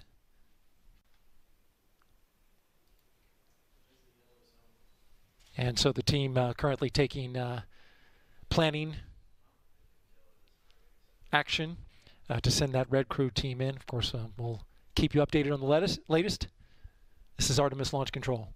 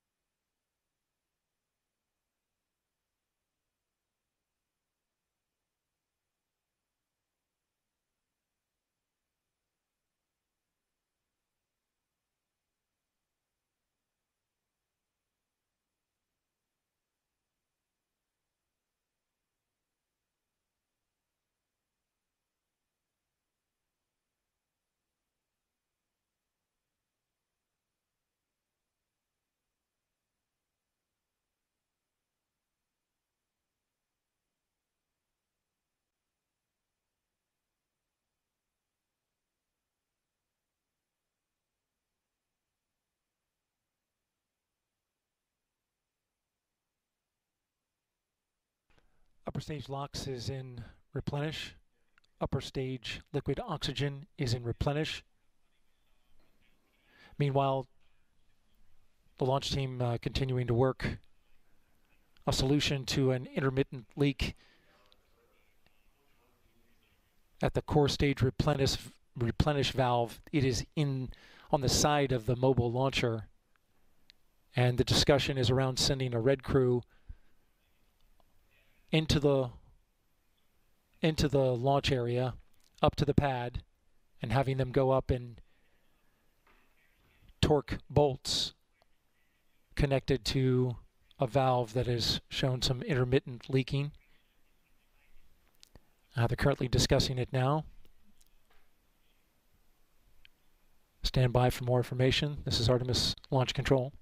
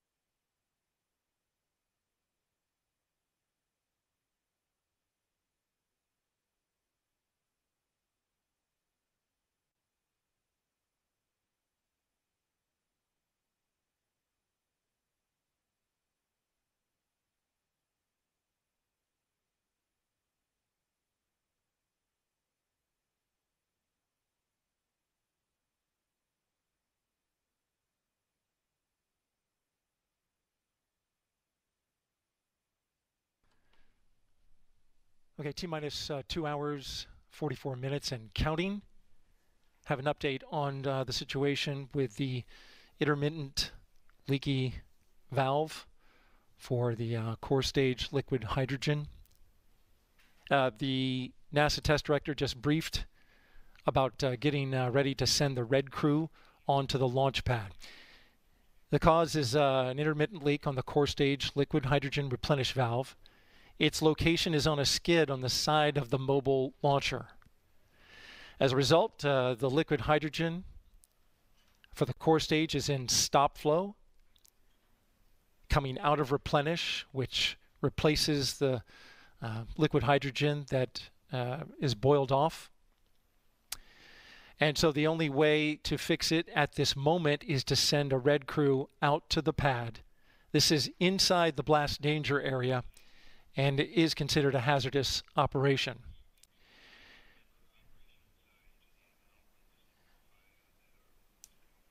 Here's the plan. The launch team is going to send 2 technicians with a safety lead to compartment AB-12. That's on the side of the mobile launcher to torque packing nuts to resolve the intermittent leak. The techs will take 2 vehicles, drive up the pad surface. They'll exit their vehicles, go up the stairs to the 0 deck, then downstairs to the location where the valve is, and then torque the packing nuts. The red crew says it should take them about 15 minutes to do. Then they would return to their vehicles from the route that they came in on.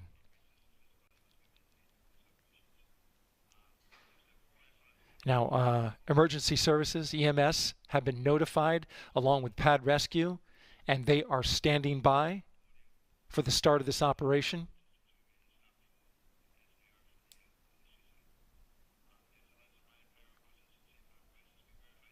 And right now, the NASA test director is briefing the launch team on the procedures. HASGAS will be closely monitoring sensors that are with the technicians for high concentrations of oxygen, hydrogen.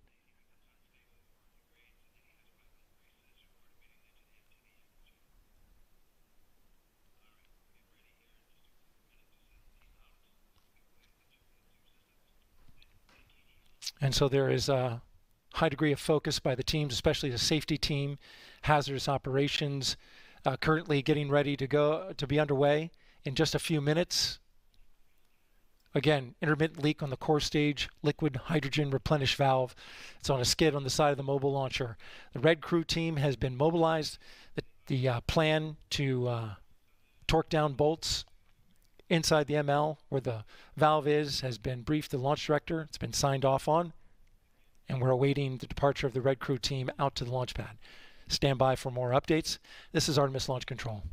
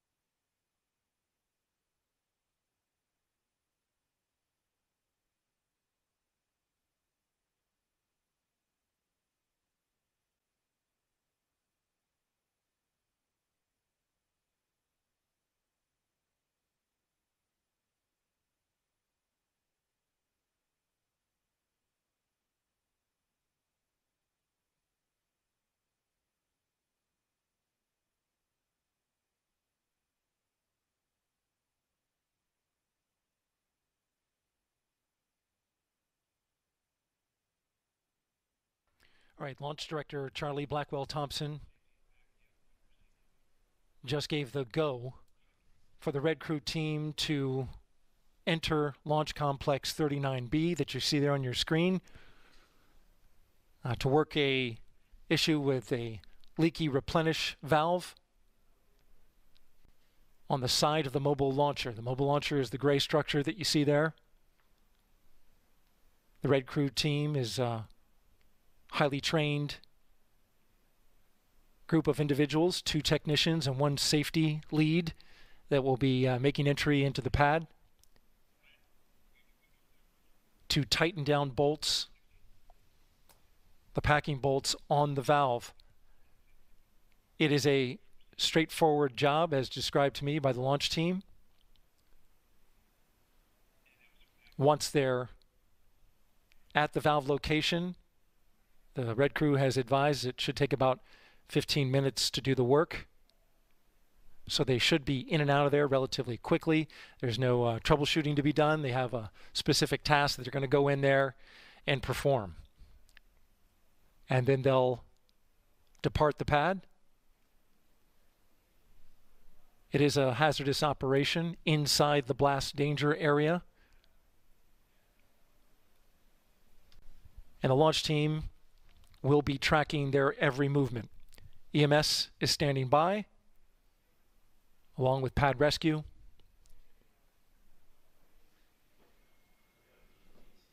We'll keep you updated. This is Artemis Launch Control.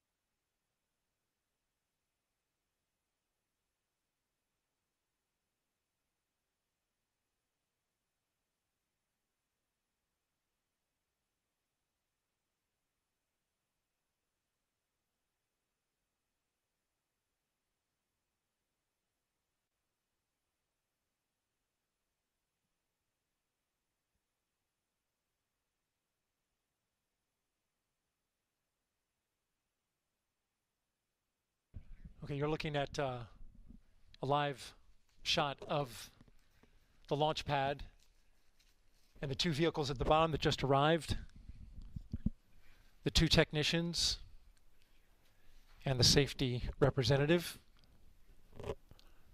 This is the red crew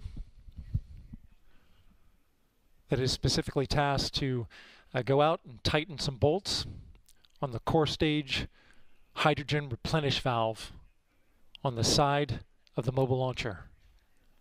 It is a hazardous operation.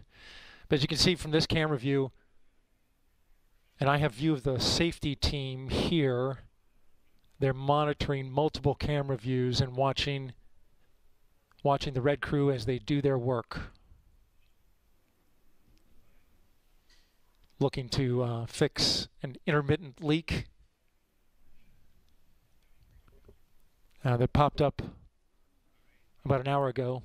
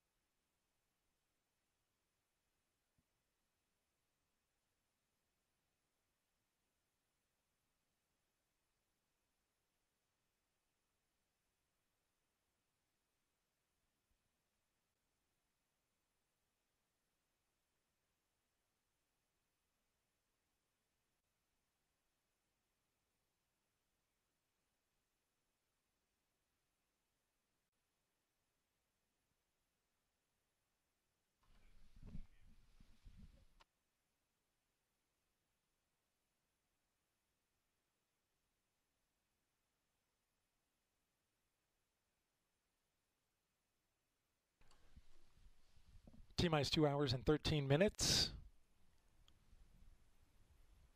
We are tracking the red crew, 2 technicians and a safety representative that have made entry to the launch pad and are currently inside the compartment where the leaky replenish valve is. Again, the red crew, which is a specially trained crew to work in and around a fully tanked rocket, is inside the compartment area where the leaky replenish valve is. It's on the liquid hydrogen side. Their job is to torque down the bolts, the packing nuts on this particular valve, and that is, as I understand it from the launch team, currently in work. The safety team is watching on cameras that are in and around the launch pad. This is not a totally uncommon operation. The red crew, there's a number of individuals who stand by ready to do work on the red crew, who are specifically trained in their areas of expertise when they have to put hands on at the launch pad after or during tanking.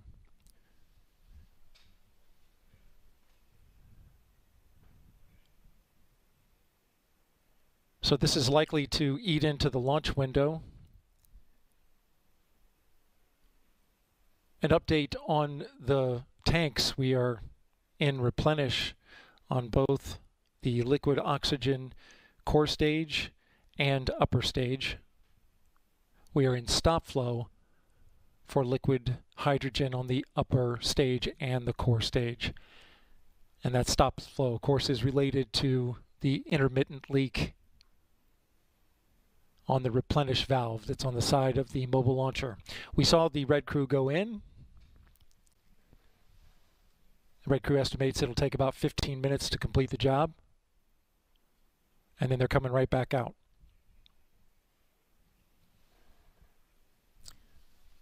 This is Artemis Launch Control.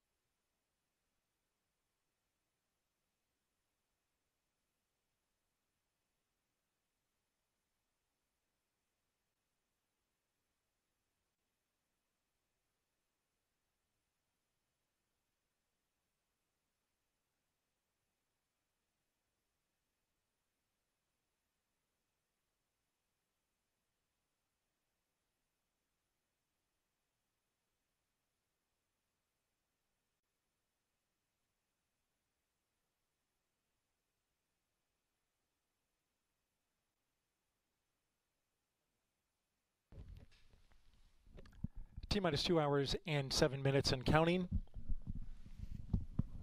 We are currently tracking work done by the red crew, currently out at the launch pad, a specially trained crew, torquing down some bolts on a hydrogen replenish valve. The safety team has eyes on it. They're currently doing that work. I want to make a programming note for you. Currently, if you're watching NASA TV's main channel, we are now going to begin the special launch broadcast that we have planned.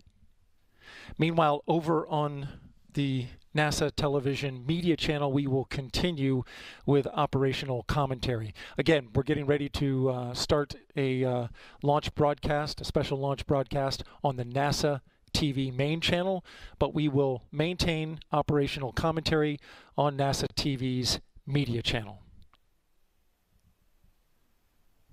Please stand by for that. This is Artemis Launch Control.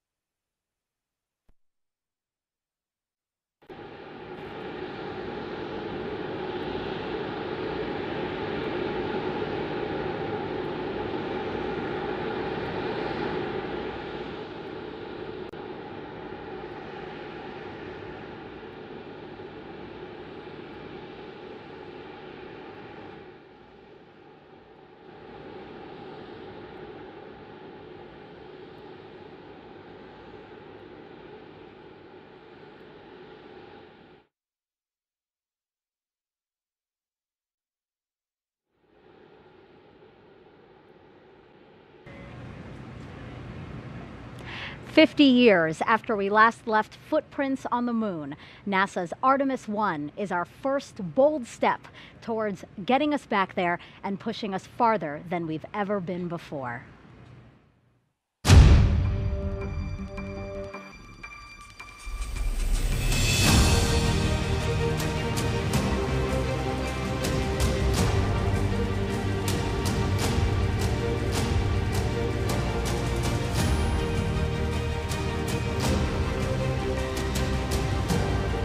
Landing a man on the moon and returning him safely to the Earth.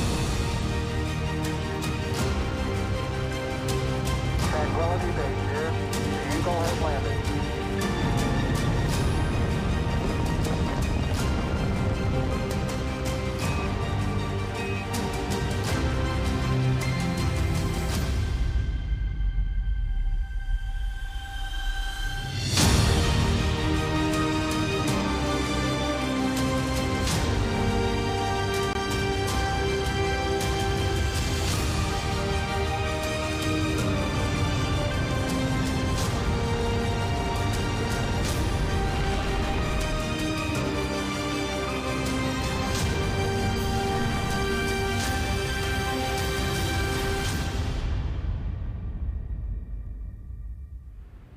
You are looking at the world's most powerful rocket and Orion spacecraft live on Launch Pad 39B.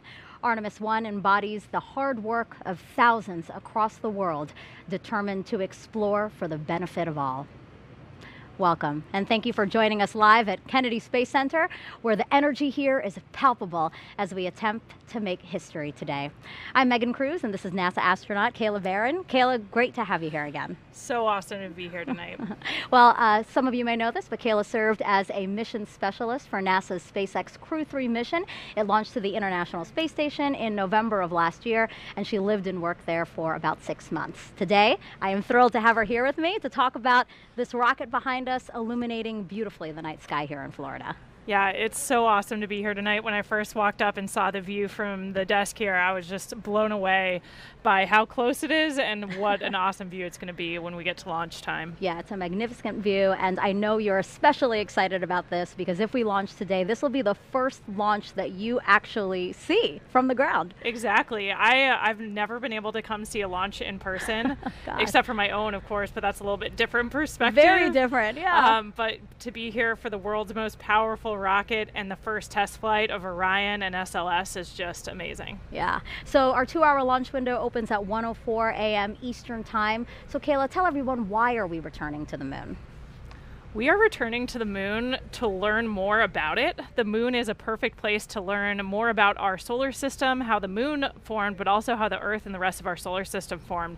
And we know so little about it. There's a lot to learn by returning there and doing some awesome geology work, but it's also the perfect proving ground for our continuation, exploring further into our solar system and eventually going to Mars. Right. We need to test all the operations concepts, all the equipment, habitats, rovers, suits, all of these things. And so it's the perfect place to test all of those things out and learn the things we need to do something that's almost hard to wrap your head around, going all the way to another planet. Absolutely. Really ambitious goals, and it all starts here with Artemis I.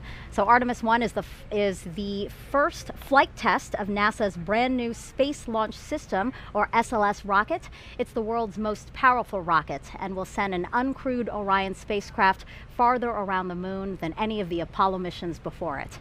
Artemis II will be the first crewed mission around the moon, and then Artemis III will use a brand new human landing system to bring astronauts to the surface of the moon.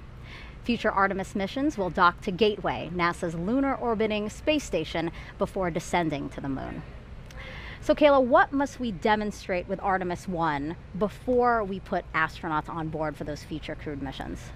This is our first integrated test flight of the rocket, the Space Launch System rocket, and Orion, the capsule that crew will fly in on Artemis II. And so it's really important for us to put all of those systems together and actually send them to do a mission, test all those systems in real time in concert together. We do a lot of testing before we get to this moment, before we get to launch day, but it's not integrated and we're not actually putting the systems under all of the real world stresses they're gonna see. Right. So we wanna see the rocket perform, we wanna see Orion make it around the moon, go super deep into space, and then come home and successfully re-enter. So the heat shield actually has to withstand the fastest and hottest re-entry we've ever seen in human spaceflight. So that's a big thing we want to see. The heat shield perform successfully, and then of course recover the vehicle, test all of that. So it's a lot, but it's the important first step before we put crew on the vehicle. Yeah, lots of eyes on this one for sure. So tanking of the rocket began at 4:30 this afternoon. NASA's Daryl Nail is inside with the launch team and has some information about an issue they're currently working. Right, Megan, the launch director gave the go for tanking shortly after 3 p.m. this afternoon, but as of right now, there is a red crew, as they are named, a specially trained team of individuals out at the pad making an unplanned change to a replenish valve on the liquid hydrogen side. There are 2 technicians and a safety representative that are right now working inside the mobile launcher. It's in an open air area that has a replenish valve that goes to the liquid hydrogen side of the core stage. Now this happened roughly earlier this evening, probably about an hour ago, when a leak was detected at the core stage liquid hydrogen valve by the launch team here inside Firing Room 1 at the Launch Control Center. Unfortunately, the team here was unable to remedy the leak remotely, and so it became necessary to send a crew of individuals, called the Red Crew, out to the launch pad to make a hands-on fix, so to speak, to that valve. And what they're doing is they're torquing down bolts that are on the valve. They believe that by torquing these bolts down, they'll get a better seal on that replenish valve, and that should remedy the leak. The leak was detected by the hazardous operations team here inside the launch control when the percentage of hydrogen went above 1%. Now that's significant for this particular area because it is an open air location, the skid valve that runs the liquid hydrogen into the core stage. And we had reached replenish when this leak was detected. Over on the liquid hydrogen side, of course, there's two tanks on the core stage, liquid oxygen and liquid hydrogen. Both had been topped and gotten into replenish when this leak was detected. Currently, liquid oxygen is topped off and stable in replenish, but the liquid hydrogen is in stop flow at the moment, which will prevent them from proceeding forward with a launch until that leak is remedied. Again, this red crew is inside the area, inside the blast danger area, working inside the mobile launcher, torquing down those nuts that are associated with the replenish valve for the liquid hydrogen side of the core stage. Of course, we'll keep you updated on the operation. In the meantime, I'll send it back to Megan. Thank you for that update, Daryl. And yes, we are looking forward to your next update as to what happened with the red team out there on the pad. Now, today will be our third opportunity to launch Artemis I. The launch team called off the first two attempts due to issues while loading propellant into the rocket. The team addressed those issues and planned to try again in September, but then Hurricane Ian made landfall here in Florida as a strong Category 4 storm. Satellite imagery there shows us the storm went right by launch pad 39B. Thankfully, the rocket was safe inside the vehicle assembly building at the time. The team rolled the rocket back to the pad 2 weeks ago, and it stayed there through Hurricane Nicole, which made landfall last week as a Category 1 just south of Kennedy Space Center. Teams inspected everything after the storm and confirmed they were ready to try and launch today. Now, Daryl is one of a team of people helping to bring you today's uncrewed flight test. We have Jasmine Hopkins nearby, also inside with the launch team, who will interview some key players in our return to the moon. We also have Leah Cheshire inside Mission Control at Johnson Space Center. Dan Hewitt with a new tool we're excited to show you. Leo Martin at the Kennedy Space Center Visitor Complex, and finally Brian Cizik with the U.S. Space Force monitoring weather. With 1 hour, 54 minutes until liftoff, how are we looking, Brian? And you showed we certainly had some interesting weather here in East Central Florida over the last several months, but I'm happy to report we're not looking at any type of satellite imagery like the ones you just showed. Overall, weather is looking quite favorable as we head throughout the countdown and into the launch window. So here's what we're looking at right now, really just one area of concern. That's these upper level clouds that are moving in. So there's a cold front in the Gulf of Mexico right now. That's producing some showers in the Gulf, but those are not expected to get to us by the launch window. But the upper level winds are bringing in some cirrus clouds that are moving in. Now they're high enough and thin enough where they're really not going to be a concern. For it to be a thick cloud layers rule violation, they'd have to be a lot thicker and a little bit lower in the atmosphere in order to hold a charge. So that's what we're looking for in these lightning launch commit criteria, not just natural lightning, but rocket triggered lightning potential, as some of these clouds can hold a charge. A rocket can actually induce a lightning strike in an atmosphere that's not strong enough to produce a natural lightning strike. So that's really what we're watching. But right now, weather is go. These clouds, as I said, are high enough and thin enough where they're really not going to be much of a concern. But we are going to be watching it. My colleagues Melody Lovin, Mark Berger, and the rest of the launch weather team will be watching this very closely as we head closer to T0. So let's take a look at the graphic.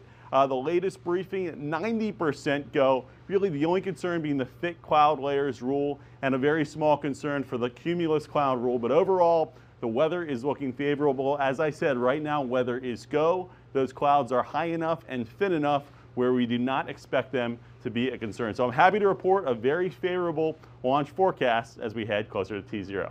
Megan, back to you. Don't you just love hearing 90%? You know, that's wonderful, especially here in odds. Florida. You know what I mean? Weather can really be tricky here in Florida. So 90% is perfect. Now, Florida Space Coast has been the primary launch site for NASA's crewed missions for the last 6 decades. First Apollo, then Shuttle, the Commercial Crew Program, which Kayla flew up as a part of, and soon Artemis. Let's go now to NASA's Jasmine Hopkins. Thank you so much, Megan. We're here in the Launch Control Center amid all the excitement in Firing Room 2, and I'm so glad right now to be joined by our Kennedy Space Center Director, Janet Petro, and our Deputy Director as well, Kelvin Manning. Thank you both for being here. Thank you, Jasmine. Hi, Jasmine. We are so glad to have you. This team has overcome a lot to get to today. We are no stranger to storms on the Space Coast. We overcame Ian, and then Nicole. Janet, how did we embrace the challenge? That's my line, Jasmine. Yeah. I got to say, I couldn't be more proud of the team out here. Everything we did to get to this point, and then to have those 2 storms thrown at us at the last minute. Nicole, all the evacuations. As you know, one time we remained at the pad, and the other time we had to roll back to the VAB. But I got to tell you, across the workforce, whether it was our program people, across the agency, our institutional support organizations, they all came together and worked as a team. And so here we are tonight, looking forward to a great launch. Right, we're a very strong team, and we have been at this for years, for decades. We started off during the Apollo program, but now we've evolved into what we're calling a multi-user spaceport. Kelvin, what does that mean? So when we were getting ready to retire the space shuttle, a lot of people thought we were going out of business, literally shutting down. But our leadership team, we had a vision to create what we called a multi-user spaceport to become the world's premier government and commercial spaceport. And so that's happened over the last 10 or so years, probably a lot faster than we thought it would. But right, if you would say, you ask us, well, what's the future look like? I'll tell you, we're just getting started. Right, the future is very bright for us, and this is a really big day for NASA. I mean, Artemis launched, but an even bigger year for Kennedy Space Center, the Diamond Anniversary, our 60th anniversary. Janet, how have we commemorated that big milestone? Oh, we've had a whole bunch of celebrations all along this year. As you know, Kennedy became a center back in 1962. As you said, we've been celebrating all year long, and I can't think of a better way of culminating our Diamond Anniversary with a launch of the Artemis for the Artemis generation later this evening. Right, that is so exciting. And what does it mean for both of you to be leading the center at one of our busiest cadences we've ever seen? We've had over 40 launches this year alone. What has that been like? We're gonna get past 50 tonight, I think. But for me, I'm incredibly honored to be leading this team. It really is all about the team and the workforce. We have such a highly skilled, a highly dedicated, a highly motivated workforce. We have an incredible mission, and we all come together and embrace the challenge and make things happen. Right. Yeah, it is a privilege to work here, and it's not about us. Like Janet said, it's about the people. It really is. It's about this great team. Janet, Kelvin, thank you both so much for being here tonight. We really appreciate it. Thank you, Jasmine. Go Artemis. Yes, go Artemis. Go Artemis. Absolutely. Megan, back to you.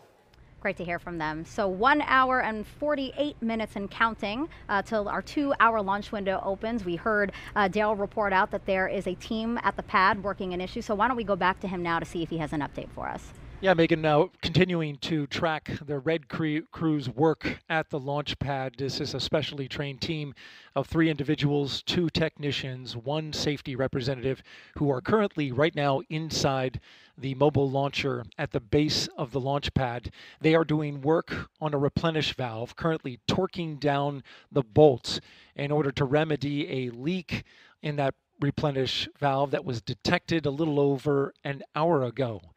Now, this is significant because currently with a leak, they have had to go into what's called stop flow on the liquid hydrogen tank of the core stage.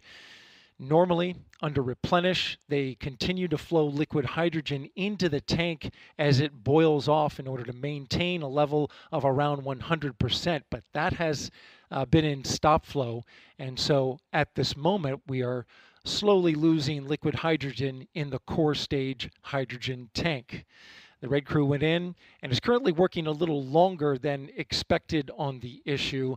It was estimated that it would take 15 minutes to do the work, but as we're now finding out, the Red Crew is torquing down the bolts and then backing out of the area and allowing the launch team to cycle the valves to test to see if they've got that leak fixed. So as they do this, we understand they will cycle this work, go in, cycle the valves, torque them down again if it continues to leak, and then back out and test the work. And this may continue until they have it fixed. The red crew going onto the launch pad isn't a totally uncommon occurrence, certainly new with the Artemis program, but work like this was done in previous space programs. The red crew is specially trained for this work. They are accustomed to working around in hazardous operation, especially a fully tanked rocket. Again, we are tracking Red Crew's operation out at the pad. It's expected that this will eat into the launch window, which currently we have liftoff at 1:04 a.m. Eastern Time, but the window runs 2 hours to 3:04 a.m. Eastern Time. Again, monitoring the Red Crew's work. We'll have more updates for you a little later on. For now, back to you, Megan. Thank you, Daryl. Some quick programming notes. For the first time ever, we are broadcasting a launch in 4K. You can watch it on NASA's YouTube channel or check your local provider to see if you have NASA's UHD channel. The audio of our broadcast is also available on the local amateur VHF and UHF radio frequencies you see at the bottom of your screen. So if you're here along the Space Coast and interested in that, make note of those frequencies now. Or you can watch today's launch with live commentary in Spanish. That broadcast starts at midnight on NASA en Español's YouTube page, which we're showing you now at the bottom of your screen. Now, Kayla, why did NASA choose the name Artemis for our return to the moon? Well, in Greek mythology, Artemis is the twin sister of Apollo. So it's really a connection back to the Apollo era, the amazing things we did as part of the Apollo program. But we wanted to give a nod to the future. You know, Sure. it's a new set of missions. We're with new objectives. So it's a connection to the past with an eye towards what we might do as part of the Artemis generation. Yeah, let's talk about what those future ambitions might be. I mean, landing the first woman and first person of color on the lunar surface, that is a worthwhile ambition. Oh yeah, absolutely. I think we've come a long way since Apollo in so many ways in the space program, but one of the ways we've evolved is our astronaut corps more closely reflects the nation it represents now. Sure. So those crews will be more diverse, and we think those diverse perspectives, not only in our astronaut corps, but our larger team, only make us a stronger one. Yeah, all right. Well, coming up, we are going to hear from some of the Apollo astronauts and learn more about what we will accomplish for humanity by going back to the moon. We'll meet some of the women shattering glass ceilings to bring Artemis to life, including NASA's first female launch director. We'll also show you the Space Launch System up close and what happens when the cutest group of visitors gets the surprise of a lifetime. Plus, we'll take you around the world to show you how people are marking this historic mission. And Kayla and I will also take your questions live. You can send those our way by using the hashtag Artemis. We already have some questions from some celebrities. I know you're going to love these questions, so you're going to have to keep watching to find out who sent those in. And we also invite you to share your moon-inspired content using the hashtag NASA MoonSnap. Here's a sample of some that's already been sent in. This one's beautiful. The flower in the foreground there, the moon in the background illuminated so beautifully. Here's an awesome one. It looks like we have an eagle here flying over the moon. Just beautiful. It's been really cool to see all these artistic submissions. Oh yeah, really creative. And we're going to compile as many as we can and show them later in the broadcast. Now, let's check back in with Daryl. We do like to check in with him as much as possible to see if we can get any updates from the launch team. Go ahead, Daryl. Yeah, Megan, we just saw the red team give a thumbs up to the camera as they are doing their work out at the launch pad. Currently, they're torquing down some bolts to the specification required in order to try and stop what has been described as an intermittent hydrogen leak in the area. It went above the 1% threshold, and so that is a violation of the has-gas limit in that area.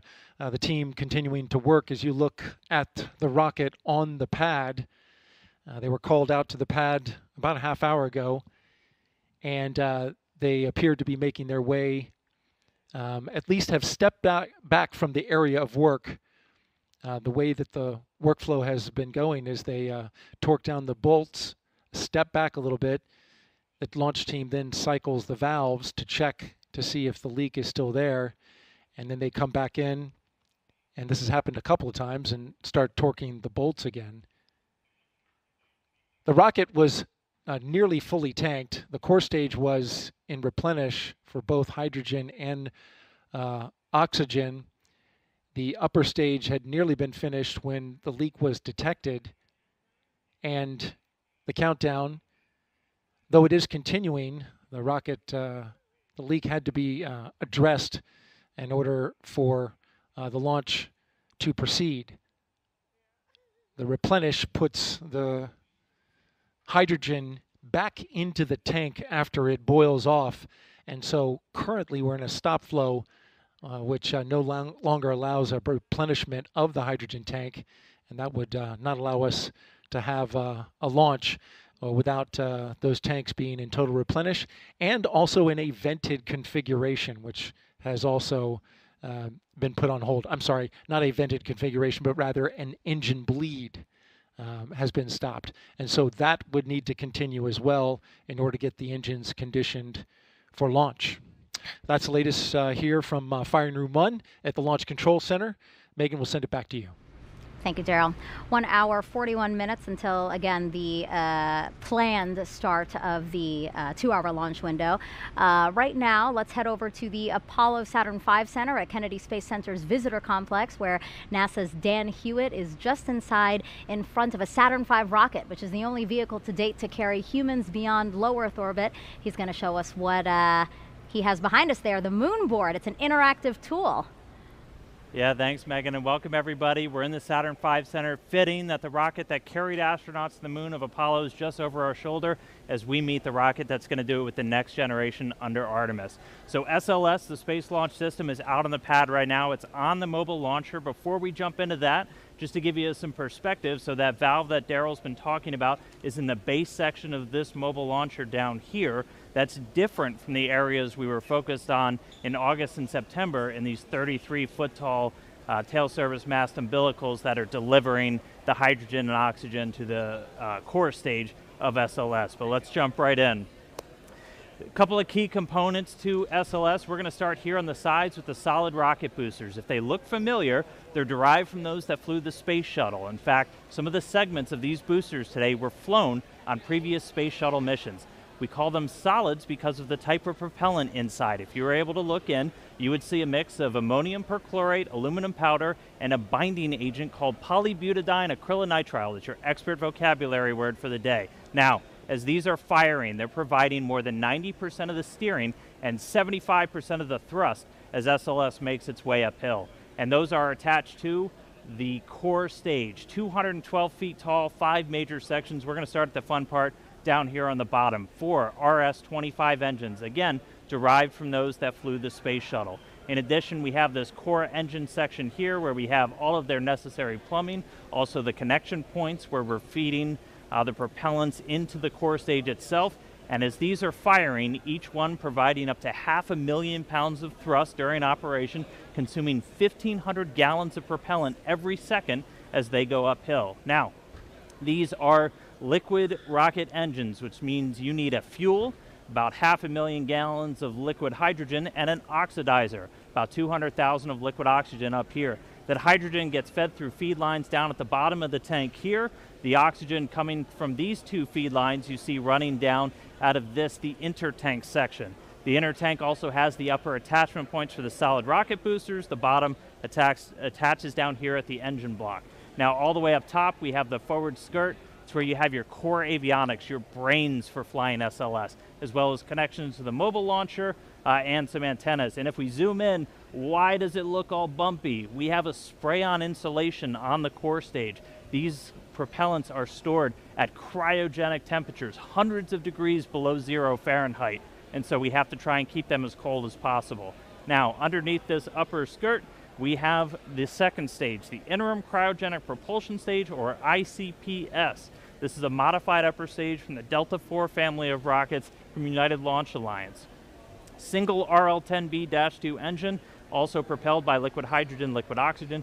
This is used for our in-space propulsion maneuvers, critically that translunar injection, which is going to give us the energy to go beyond low Earth orbit and head out to the moon.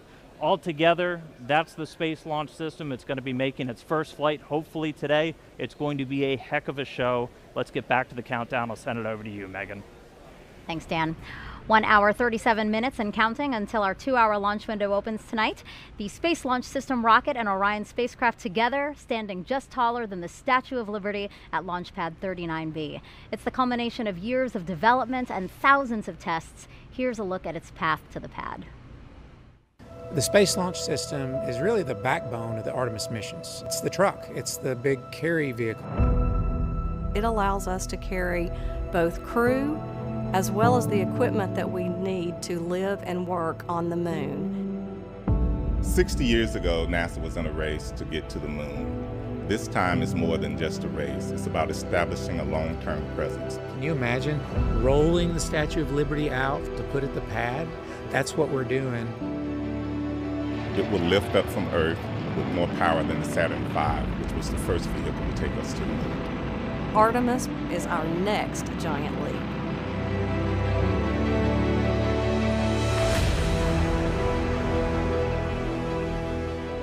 The difference between the Apollo program and the Artemis program is really the focus on sustainability and using the moon as an outpost for further exploration. This time, we're going back to learn how to live and work on the moon. The Space Launch System really is the culmination of our knowledge for 60 years of building rockets. We started by looking at over 1,700 different potential components that would go into the rocket, and by looking at the way we could reuse some of the most reliable equipment that was flown on the shuttle. We took those and we put them together into a system that had enough energy to make sense to do the mission that we've been asked to do. We're moving from low Earth orbit, like you see in the International Space Station today, to moving beyond that, to taking the next step in exploration. It's 322 feet tall. It's got 700,000 gallons of cryogenic propellant in the core stage alone. It can produce 8.8 million pounds of vacuum thrust. The Space Launch System is really a national rocket, a national asset too. We have worked with contractors as well as with our NASA experts, our science and engineering department, our safety and mission assurance team. To get the Space Launch System designed, developed, and produced, it has taken thousands of companies across the country. It comes together by train, it comes together by plane, it comes together by barges. So all of that culminates at the Kennedy Space Center for the launch of the first Artemis mission. Everybody has worked together to ensure that we have a safe and reliable rocket.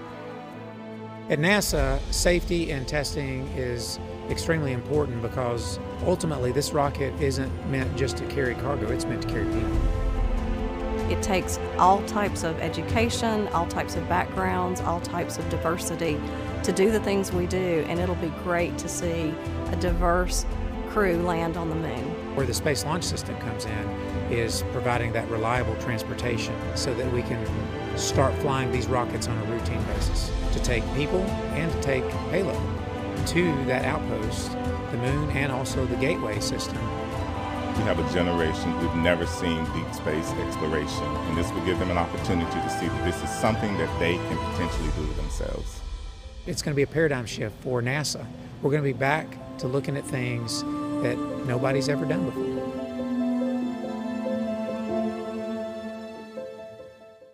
A lot to look forward to, and it all begins with launch. Afterwards, our friends at Johnson Space Center in Houston will control Orion once it's on its way to the moon. Let's get an update of operations there with NASA's Leah Cheshire. Thanks, Megan, and welcome to Mission Control Houston, home of the red, white, and blue flight control rooms. But today we're in the white flight control room, which is just across the hall from where you usually see us in the International Space Station flight control room, like this morning when we conducted a spacewalk outside the space station. Now, this white flight control room has been used before during some space station missions, plus commanding Boeing's Starliner. Previously, this room was used for space shuttle missions and was renovated in 2014 to support our use with the Artemis program. Today's flight director is Judd Freeling, a flight director of 11 years who will lead the team through the ascent portion of the mission. After Freeling's shift today, flight director Rick LeBrode will lead the team through the rest of the mission all the way to entry and splashdown when Freeling will step in again. Other console members will be monitoring the various systems on Orion, like propulsion, solar arrays, and trajectory, and they arrived on console about 5 hours ago. And you might also be surprised to learn that there is indeed a Capcom, or capsule communicator, on console today as well. While there are no crew on board, Jay Marshke and other capsule communicators will be training throughout the mission in preparation for Artemis II and beyond. The Capcom is the single person in the room who speaks with the crew, gathering info from mission control team and keeping streamlined communication with the astronauts in space. We're counting down to liftoff when teams here will really jump into action and monitor the first Artemis flight, sending Orion further than any crew-rated spacecraft has gone before. But for now, Megan and Kayla will send it back to you at Kennedy Space Center to keep walking us through the events of the day.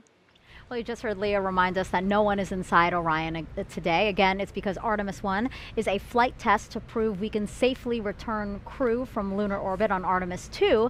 And when we launch the first crewed mission, NASA has a very diverse and talented core to choose from, including Kayla here. We're looking at video now of some of your friends who got to go to the pad. That looks fun. Yeah, it's always so exciting to see the rocket on the pad because you know you're getting close to launch. So we're all just really excited to see how this test goes today. I wish I could have gone out there with them. You and me, what happened? We didn't get our invite. And I thought this was fun too. Some of your friends also got to fly over the pad in T-38s. Here's video of that now, incredible video. So these flyovers were common during shuttle, right? Yeah, and we still try to do them whenever we can. We actually use the T-38 jet as a training platform. It's a chance for us to practice making real-world decisions in a high-risk environment, practice working as a team, and a good analog for spaceflight. Okay. But we also like to fly by the pad when we can, when we have a rocket out there. It's a way of saluting and thanking the team for all the work it took to get to this moment. That's great. Yeah, a worthwhile thing to do because, yes, the team has worked so hard to get to this moment. And you spoke about training. Has training already started for Artemis II for you guys? We've been developing the training, but the crews aren't assigned yet, so they're not in dedicated training flows yet. But our team at Johnson Space Center, where we train for human spaceflight, are working on all of the things that we're going to need to teach the crew and the best ways to go about that. Once we get that crew assigned, they'll be straight into training right up until launch day. Awesome. Cool, cool, cool. All right, I can't wait to hear who gets assigned. And the absence of crew today doesn't mean Orion is empty. There are plenty of other interesting things flying on Artemis I, including several technology demonstrations and science investigations we're going to show you throughout the broadcast. There are also some mementos like these seeds that we have right here, right, Kayla? Yeah, we have an example of the moon seeds that will be flying as part of this mission today. And the idea actually comes from an Apollo 14 astronaut, Stuart Roosa, who flew seeds with him to the moon, hundreds of them, and then brought them back to Earth. And then they were planted all over the country and the world, and they're called moon trees. And so we're kind of carrying on with that idea on Orion for this launch. Yeah, I love that. And the seeds that are flying on Artemis I, it's going to come back and they're going to distribute it to a number of organizations through NASA's STEM program. So it's really a neat idea. And so these moon seeds are part of what's inside Artemis I's official flight kit, along with more than 10,000 other mementos, like this Apollo 8 commemorative medal you see here, a nod to 1968 when humans first orbited the moon, and a bolt from Apollo 11, 1969, when humans first landed on the moon. Those items are on loan to us from the National Air and Space Museum, and once back on Earth, will be exhibited there, so you can check them out. There are also a variety of flags, pins, and patches like these Artemis I patches that will be distributed to people who contributed to this flight. Now, NASA spacecraft, both crewed and uncrewed, have carried mementos like these since the 1960s. Astronauts are also allowed their own personal flight kits, so I was wondering, what did you bring with you for your Crew 3 mission? I actually brought a couple of examples to show you. The moon seeds inspired me to share that I actually brought some vegetable seeds with awesome. me. So these are kind of fun. They're dragon themed, so I got dragon carrots and dragon beans since awesome. I went up on a SpaceX Crew Dragon vehicle. Sure. And then of course, I think the most important, meaningful thing to all of us is usually pictures of our family and friends. So yeah. Have like a picture family. of me and my family at my sister's wedding. Friends backpacking in Alberta, Canada, and then my in-laws. Right side up. Together on a family vacation. And I also brought some flags, some American flags, and then United States Navy flags, since I'm a naval officer. So things like that, I think it's just so human to want to bring stuff with you, right? Souvenirs, who doesn't love that? Yeah, absolutely. But I think for most of us, pictures of our family and friends, things that connect us back home, are the most important. Yeah, you know, 6 months might not sound like a long time for people, but it is, right? Wouldn't you say? And you're also so far, it's nice to have those tangible things that remind you of home. Absolutely. Yeah, really important for us. Cool, cool. Thank you for bringing those. It was really fun to look at. All right, 1 hour, 27 minutes and counting until launch. And we have our first questions from social media. So let's take a look at the clip here. Kayla, you're going to notice a familiar, handsome face. Hey there, I'm Chris Evans, and I play Buzz Lightyear in Pixar's Lightyear movie. I was wondering, when we fly future Artemis missions with astronauts, how many people can fly on board the Orion capsule at once? My nephew's probably asleep, but he's a big Buzz Lightyear fan, so he's probably going to enjoy watching that question tomorrow. But we can get 4 astronauts in the Orion space capsule. It's a little bit bigger than the Apollo capsule, about 30% more habitable volume. And so instead of supporting 3 crew for about 2 weeks, Orion can support 4 crew for about 21 days. Okay, good. Good first question. Let's take a second question now. Can a microbiologist be an astronaut? Absolutely, and we already have microbiologists who are astronauts, like my training classmate Zena Cardman. So yeah, we hire people from all sorts of different backgrounds.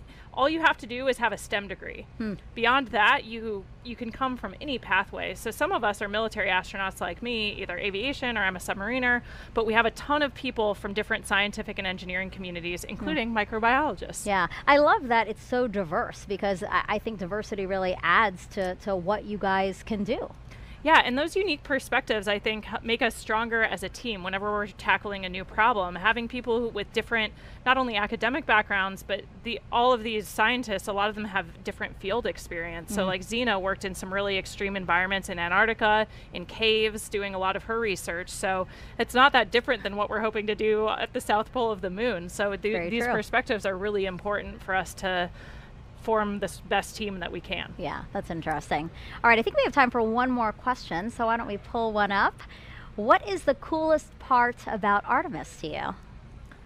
I mean, I think I can't even quite get my head around how it might feel for the crew to orbit the moon on Artemis II and see it up close. And then, of course, on Artemis III to actually land on the moon and conduct a moonwalk. It's just going to be incredible to have that view back of our home planet. And so just the thought of sending human beings back to the moon, it's just super exciting for all of us. I honestly didn't know how you're going to answer that, because there is so many things to look forward to pinpoint, you know, the thing that you're most excited about. I thought that was going to be a hard question, actually. All right, so great questions. Keep them coming using hashtag Artemis wherever you're watching this broadcast, and keep sending those moon-inspired content too. Again, that's hashtag NASA MoonSnap, and we're going to show some of them later in the broadcast. Okay, 1 hour, 24 minutes and counting until hopefully liftoff of Artemis I, and it's time for another update with NASA's Daryl Nail, who's with the launch team as they were monitoring a leak. Yeah, that's right, Megan. We're inside the firing room number 1 here at the Launch Control Center at the Kennedy Space Center. And currently we have an update on that red crew, which went out to the pad to torque down some bolts on a leaky hydrogen replenish valve for the core stage. And that update is that the red crew has departed the blast danger area. They have completed their work. They got the go at 10 p.m. this evening, 10 p.m. Eastern Time, to go out and conduct work that took roughly an hour from the time they were given the go till the time they left the blast danger area. The technicians, 2 technicians and 1 safety representative, did the work out at the pad on the replenish valve. And now that they are on their way back, the team is now examining the work and whether or not that leak is still there. What we do know is, you may have heard me mention that this put the liquid hydrogen tank into stop flow, and as a result also stopped a required 90-minute engine bleed for the liquid hydrogen side. Teams have come to the conclusion that only a 45-minute bleed is required at this point. They can resume the bleed at the point that they left off, and it'll be enough to meet that requirement for launch. You're looking now at a graphic where we're tracking the core stage fill rate. We did this earlier this evening. Took about 4 hours and 20 minutes to fill the core stage. You can see on the left that the core stage liquid oxygen is at 100%. That's the same for the upper stage, and both are in stable replenish. As you can look to the right, though, you can see that we're at 97% for liquid hydrogen. The reason for that is because when we went into stop flow, that means that the replenish was no longer refilling the tank, and that liquid hydrogen was boiling off and draining some of the capacity out of that particular tank. So we've lost some liquid hydrogen. The plan is to resume, of course, the filling of liquid hydrogen, which goes into that into the liquid hydrogen tank on the core stage and then vents out on that flare stack that you see to the right, where excess hydrogen is burned off. That's the latest here from Firing Room 1. Megan, we'll send it back to you. Thank you, Daryl. All right, let's go back inside our Apollo Saturn V Center now with NASA's Dan Hewitt. We last sent humans to the moon using the rocket behind you. Can you show us how we're going back now with Artemis? Absolutely. Thanks, Megan. So Artemis I is going to take us from planet Earth around the moon and all the way back, and I'm going to show you every step of the way. Like every great space mission, it starts with a launch. In this case, 4 RS-25 engines, 2 solid rocket boosters ignite, sending SLS and Orion into the sky. On the way uphill, we'll have a number of jettison events, things coming off the rocket. One of the most visible, these 2 large solid rocket boosters a little over 2 minutes into flight will break away. We'll also have the launch abort system come off once we're high enough, and then 3 fairings, which are protecting Orion's capsule and service module during the flight through the thicker parts of the atmosphere. Now, after the core stage has consumed its propellants, we'll hear MECO, main engine cutoff. Those 4 engines will cut off, the core stage will drop away, handing over propulsion duties to this, the interim cryogenic propulsion stage.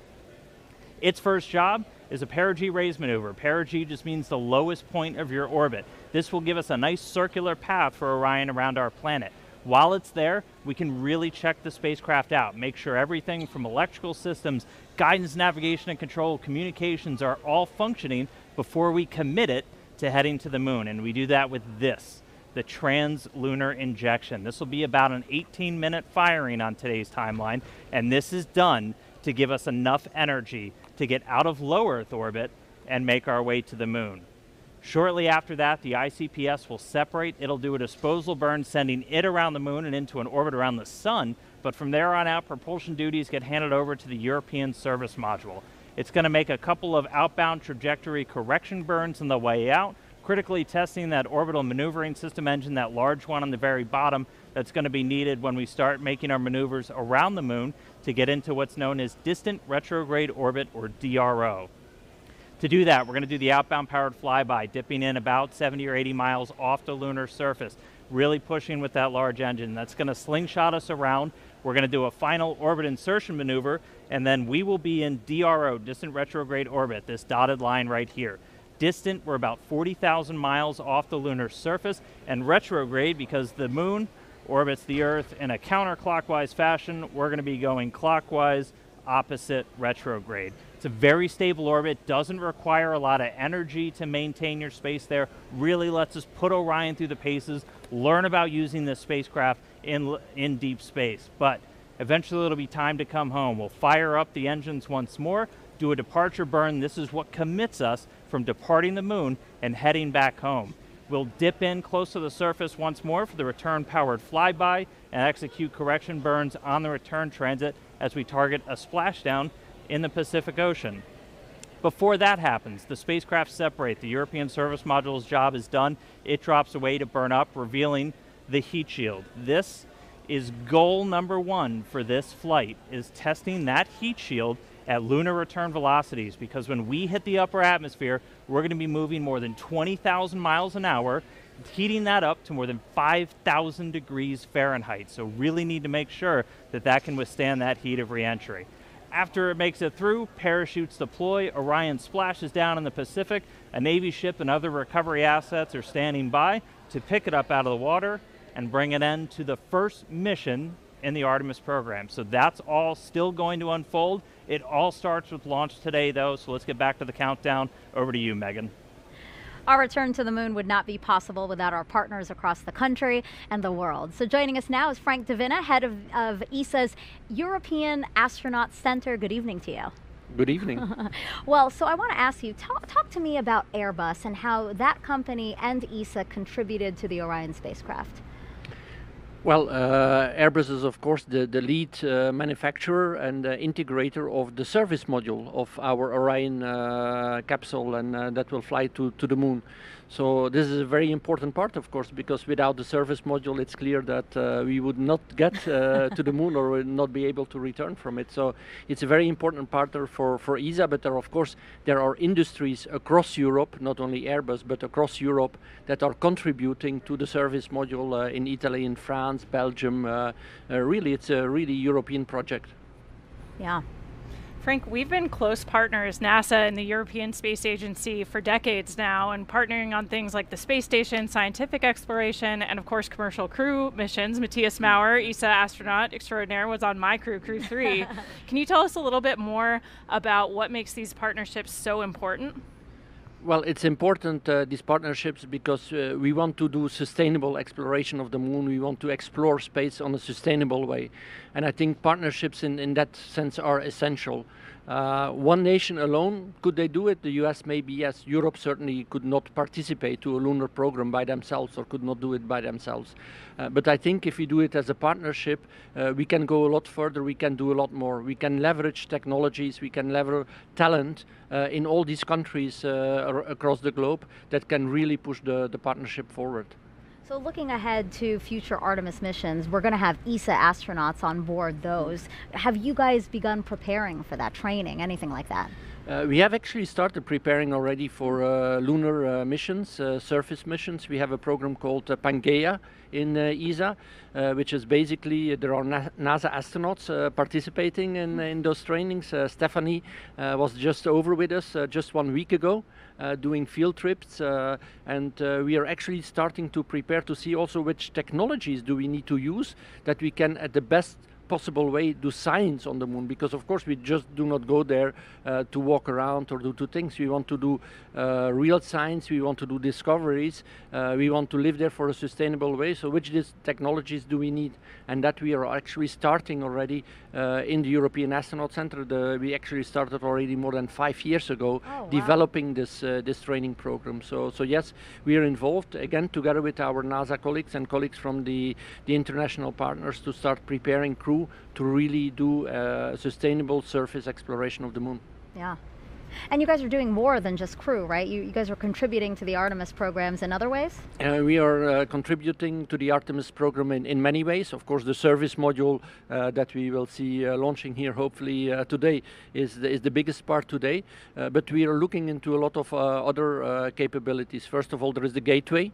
That will be a real element to enable the sustainable exploration of the moon. We have the communication system on the gateway, we have the IHAP, the habitation module, we have Esprit, which is a refueling module, which is essential if you want to sustain the gateway there for a longer period of time. Of course, you need to be able to refuel the system. So these are essential elements, again, that ESA is providing.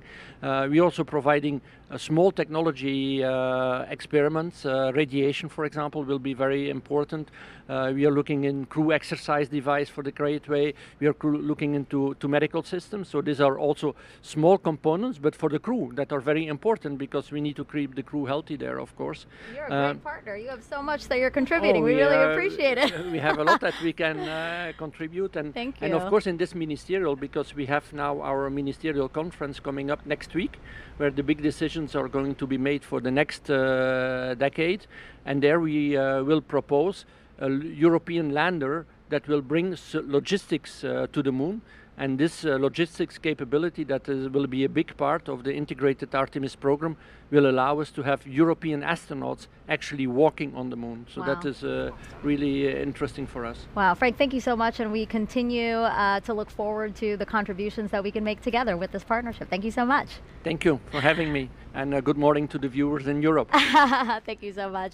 All right, and speaking of viewers, we have a ton of people out here on along the space coast of Florida watching today's launch. So let's head on over to NASA's Leah Martin. She's over at the Visitor Center with a whole bunch of excited people. Oh my goodness, Megan. You know, this normally is a time of night that people are winding down and getting ready for bed, but there is not a single person here who has sleep on their mind. Everybody is so excited, on the edge of their seat, trading stories, talking about previous launches and being excited for this one. And I'm actually joined here by 3 women who are thrilled to come out and watch tonight's launch. What does it mean to be out here and see this historic launch tonight? It's an amazing moment. I grew up on the Space Coast watching launches, and so to be out here tonight, it's incredible. It's an amazing feeling to be out with all of these people celebrating, and we're super excited to be here. And Isabel, I know that you said that you have been having your eyes on this launch. You've been watching on the previous attempts. What does it mean for you to be here tonight? Well, yeah, this is our 3rd attempt here. We were here for the 1st and 2nd here at Banana Creek, so we're really excited. The energy out here is electrifying, and we can't wait to see this thing go off. Now, this is the first of a series of missions that are becoming increasingly more complex. What are you most excited about for the Artemis missions? Leah, I am so excited to be here. I just feel so honored because, as you know, this isn't just a momentous launch for humanity as a whole. It's so important for gender and cultural minorities across the globe because Artemis is landing the first woman and the first person of color on the surface of the moon. This is this generation's Apollo. And so all of the people who didn't have the opportunity to live through Apollo and be inspired by that have the opportunity today to witness it. And I'm just so grateful to be here. I can't wait to see the positive impact. One more question. This is going to be something that you guys, I'm sure, will remember for your entire lives. How are you marking this? Do you have any special plans of capturing these memories and being able to pass them on to people in your life? Well, my son is growing up here. I didn't grow up here, and so he's going to grow up here on the Space Coast, and I just can't wait for him to just grow up with the Artemis missions. Well, Megan, we're out here. We have our eye to the sky, and we can't wait to see it go. Back to you. Really great interviews, and wow, I saw that drone shot that we had showing all of the bleachers filled with people there to watch the launch. That was incredible. If you're just joining us, welcome to NASA's live launch coverage of Artemis I, our return to the moon in almost 50 years. I'm NASA's Megan Cruz, and this is NASA astronaut Kayla Barron, who flew on NASA's SpaceX Crew 3 mission and returned home earlier this year after living and working on the International Space Station for about 6 months. I gotta ask you, how was that experience? It was incredible. We had such an amazing time up there. The Expedition 66 crew was awesome. I've been saying since I got back that we're the happiest crew in the history of the space station, and nobody's been able to really challenge me on that yet. You guys look very happy in that photo. Oh man, we were just like a family up there executing an incredible mission. Some amazing science experiments. We got to do 3 spacewalks.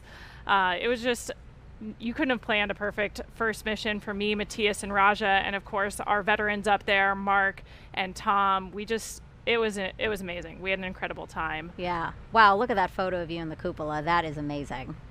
Yeah, the views are beautiful. It's just like every time you look out the window, it takes your breath away. Wow. And now here you are adding some valuable insight into Artemis I. This is our 3rd opportunity to launch NASA's brand new Space Launch System rocket and Orion spacecraft. This is an uncrewed flight test to pave the way for future crewed missions, starting with Artemis II. And Kayla, you could be chosen to fly on some of those future missions. How does that make you feel? Honestly, it's a little unbelievable to me. I could barely imagine what it'd be like to go to the space station until I did it. And just thinking about what it would be like to look back at the Earth from orbit around the moon or even standing on the moon kind of blows my mind. Wow. So yeah, it's hard to even imagine that that's true, but it's a really special time to be at NASA and an even more special time to be in the astronaut office. Yeah, that's a beautiful picture of you seeing the moon, right? Yeah, that's sort of a moon spotting adventure there. I've got binoculars. One thing that's really cool about seeing stars and the moon from orbit is you're not looking at them through the atmosphere. So you get these very clear views. And the moon is always super spherical. You never get these like sort of slices that look kind of flat from Earth. Up there, you see it in 3D, it feels like. Wow. So yeah, I think we all sort of fall in love with the moon from space in a whole new way. Yeah. Well, today's launch attempt comes amid a very busy year for us at NASA. Some of the highlights include 2 more commercial crew launches with SpaceX, Crew 4 in April, you're seeing there, and Crew 5 last month. In May, NASA and Boeing flew OFT-2, the second uncrewed flight test of the Starliner capsule. The goal is to certify the capsule for regular flights to the International Space Station after a crewed flight test next year.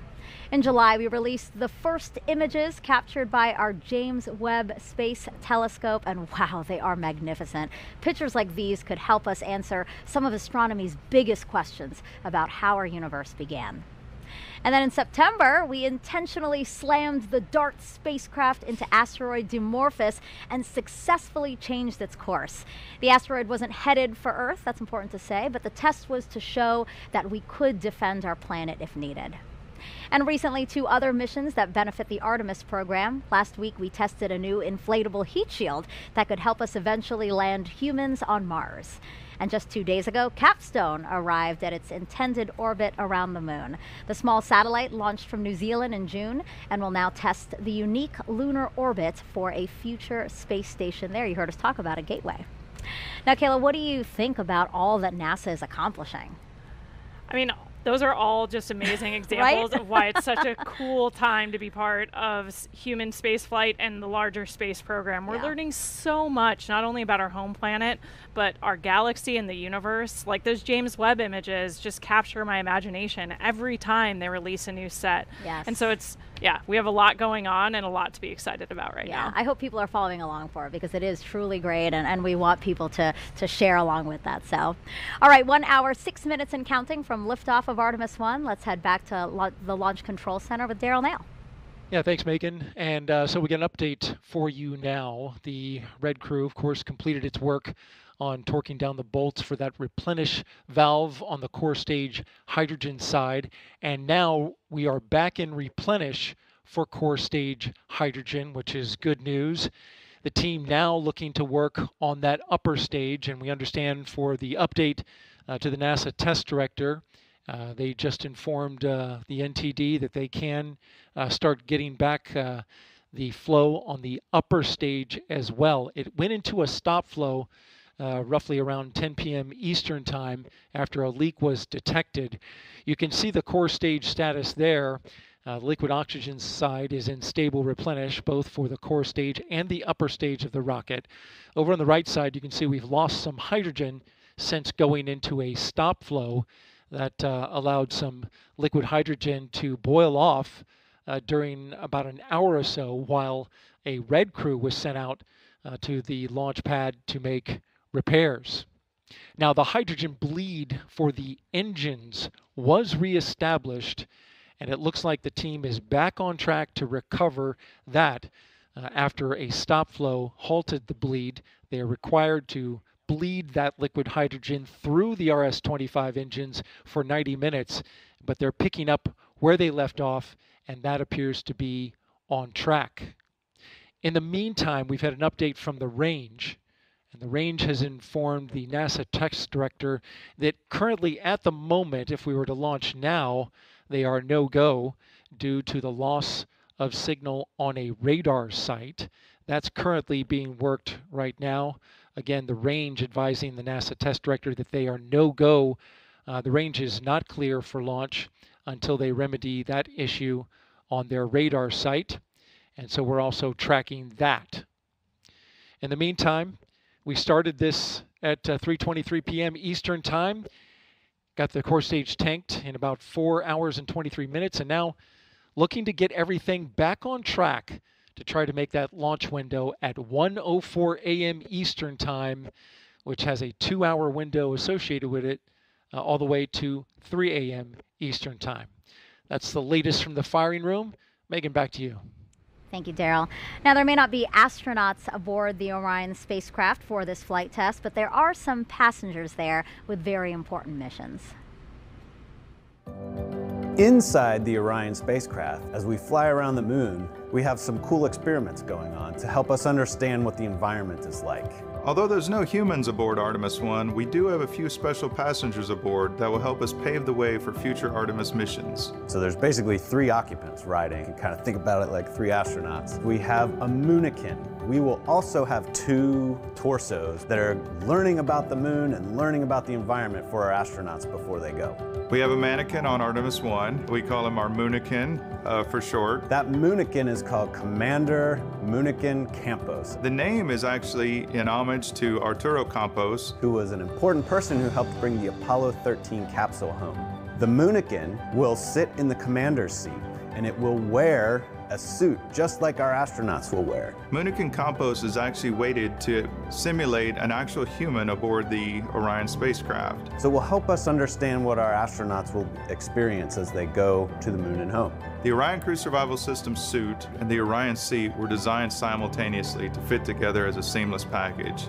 The actual design of the suit was built into the Orion seat such that when they're in the suit, in the seat, it is a true cocoon of protection for them. During this test flight, the seat will actually be instrumented with accelerometers. Sensors that tell us how much the chair is shaking during launch and re-entry and how many G-forces or gravitational forces it experiences. We expect Commander Moonican Campos to have a very exciting ride on his way to orbit. The thrill of launch, the experience of weightlessness, the excitement of landing. What we learn on Artemis I with our mannequins assistants will help us better understand how a human will actually behave in the seat, both for landing and for launch to allow us to ensure their safety. In addition to the moonican, we'll have 2 seats that have basically what's like a human dummy, an upper torso that are detecting how much radiation they're experiencing. It's called the Matryoshka Astrorad Radiation Experiment, MARE. MARE is an international collaboration with German Aerospace Center, DLR, and with Israel Space Agency. The MARE experiment consists of 2 anthropomorphic phantoms called Helga and Zohar that are simulating a female body in a space radiation environment. One of those will be wearing a safety vest, the Astrorad radiation vest, that we hope will help protect our astronauts from radiation. Each one of the 2 phantoms will be equipped with about 20 battery-operated radiation instruments. So between the 2, we'll be able to determine how well we can protect our astronauts from radiation events. Space radiation is a mix of high-energy, heavy-charged particles that originate from the sun. To put things in perspective, 1 year of Earth exposure to cosmic rays is equivalent with 1 day of space radiation exposure in deep space. The purpose of the MARE experiment is to learn more about the radiation exposure as well as the biological effects of different organs. So basically, it's like we have 3 occupants inside Orion that are learning about the moon and learning about the environment for our astronauts before they go. Going back to the moon with new exploration goals and new technologies will help us gain better understanding of the challenges we encounter with deep space exploration. We will have to develop new technology and solutions to meet really difficult challenges. But that's what NASA does. That's what Artemis is all about. And we have one more passenger to tell you about. It's everyone's favorite beagle that's had a special connection with NASA ever since Apollo. Artemis is NASA's plan to go back to the moon, and Snoopy is to be the zero gravity indicator. A zero-G or zero gravity indicator demonstrates the moment that the crew in the spacecraft reach weightlessness. Snoopy is about to take his first trip around the moon. The relationship with NASA and Snoopy goes back about 50 years since the Apollo days. He was the face of the safety campaign, the icon for NASA's culture of safety and mission success. So NASA and Peanuts have a Space Act agreement. And we collaborate together on STEM content. And we really were excited when it was decided that Snoopy would be the zero gravity indicator on Artemis I. We wanted to go all out, so we created a custom Snoopy. And the spacesuit is actually made out of material worn by the NASA astronauts. Everything was done with extreme detail. They cut patterns for his suit, even how his collar worked and how the NASA meatball logo looked. We're very excited. I'm personally very excited. I can't contain the excitement I am feeling about this day. Snoopy is going farther in space than he's ever been before. This is a day that we've all been waiting for. It's fantastic. And we snapped this picture of Snoopy and Orion. He's comfortable and ready for his journey to the moon. Lucky for us that Snoopy has this twin that's staying here on Earth. That way we can take a closer look at how cute he is. And this orange suit, I mean, it is amazing. It's actually the same material that would be worn by Artemis astronauts, right? Yeah, you know, the suits we'll be wearing in Artemis ultimately are an update of the suits that the shuttle crews wore. They're this iconic orange color. And we've updated them, though, with new technologies and also new crew capabilities so that they can best protect the crew in our return to the moon. I actually got to work with that suit team before my assignment. That's cool. And so the suit's kind of near and dear to my heart. Yeah, I think we have a picture of you wearing the suit as part of when you were helping to design it, right? Yeah, so I was our representation from the crew office, from the astronaut office, to the engineering team that's working on putting this suit together. So I got the chance to wear it for some of the early testing, and it is an amazing suit, and it'll protect us while we're in the vehicle. Cool. So what was your zero-G indicator? Yeah, like the video mentioned, we always choose stuffed animals. So we actually had a turtle. We named her Pfau, which is German for peacock. And we chose that because Raj and I are from the turtle training class. So we thought it would be fun to have a sea turtle as our zero-G indicator. But we wanted to have a nod to Matthias, who is a German astronaut, so that's why we gave her a German name, and Tom, who's from the peacock class. So she's peacock colored, and it kind of worked for everybody. I was about to ask, I was like, wait, why is it German for peacock, but it's a turtle? Yeah, exactly. Now I get it. It was, you know, diplomacy, crew diplomacy move. Now I get it. So we had turtle, we have Snoopy here. Why is it always toys? I think the tradition goes back to crews taking stuffed animals from their children and sometimes flying the stuffed animals of their kids. That still happens to this day when a crew selects a zero-G indicator, but they're convenient because they're nice and soft. So if you're going to allow something to bounce around in the capsule, you want to make sure that it won't hurt the crew or any of the equipment. And they're cute. I mean, yeah. Come on. Who doesn't want a mascot? Makes you smile, yeah. Absolutely. Well, NASA's workforce has changed over the last 50 years. For Artemis I today, women make up 30% of the launch team. But when we first stepped on the moon with Apollo 11 in 1969, take a look at this picture here. You see this woman highlighted near the center there? That's going to be Joanne Morgan, and she was the only woman in the firing room. She now has a special message for the Artemis generation. Hello, I'm Joanne Morgan, and I am so excited for Artemis I. This flight test will bring new knowledge to people on Earth, and I'm thrilled to see such a diverse team at the LCC making it happen. Firing Room 1 is a different sight today than when I was on console for Apollo 11. I was totally focused on doing my job and never thought about being the only woman in the room.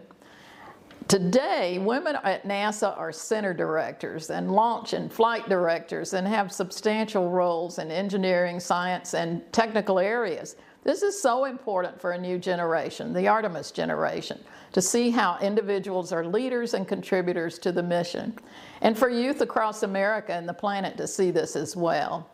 After 50 years, it is gratifying to see this change, and I can't wait to see what you all accomplish together. New century, new generation, new mission to the moon and beyond. Godspeed, Artemis team and Artemis I. I think it's so great that we know she's following along and interested in this mission too.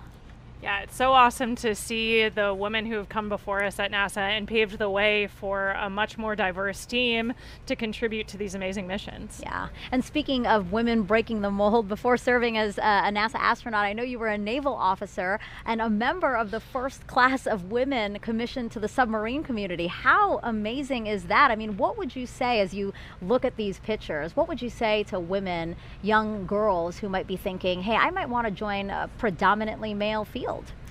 Yeah, you know, I was just really lucky to be in the right place at the right time. I was a senior at the Naval Academy when they announced that they were going to change the policy and allow us to serve aboard submarines. But even before that change happened, I knew that I was passionate about serving in that role and I was dreaming about it. So I think allowing yourself to really examine what your passions are and be brave enough to dream that you could actually do those things. I had awesome mentors who encouraged me along the way and told me never close a door on yourself. You know, you always want to put yourself in the roles you're most passionate about, especially if you're going to challenge yourself. Doing something you love that's hard is so much better than doing something that you're not as well suited to. So I was just lucky I had some awesome leaders in my life who encouraged me to be brave enough to dream so that when those opportunities presented themselves, I was ready to take them on. Yeah, no, that's great. Having mentors is always so important because, yes, sometimes you don't know what path to take, especially if you're blazing your own. So it's always so nice to have somebody to talk through some of that. Absolutely. 52 minutes until the opening of the 2-hour window for Artemis I today. Once it soars off the launch pad, our colleagues over in Houston will take over. Leah, how are things looking in mission control right now?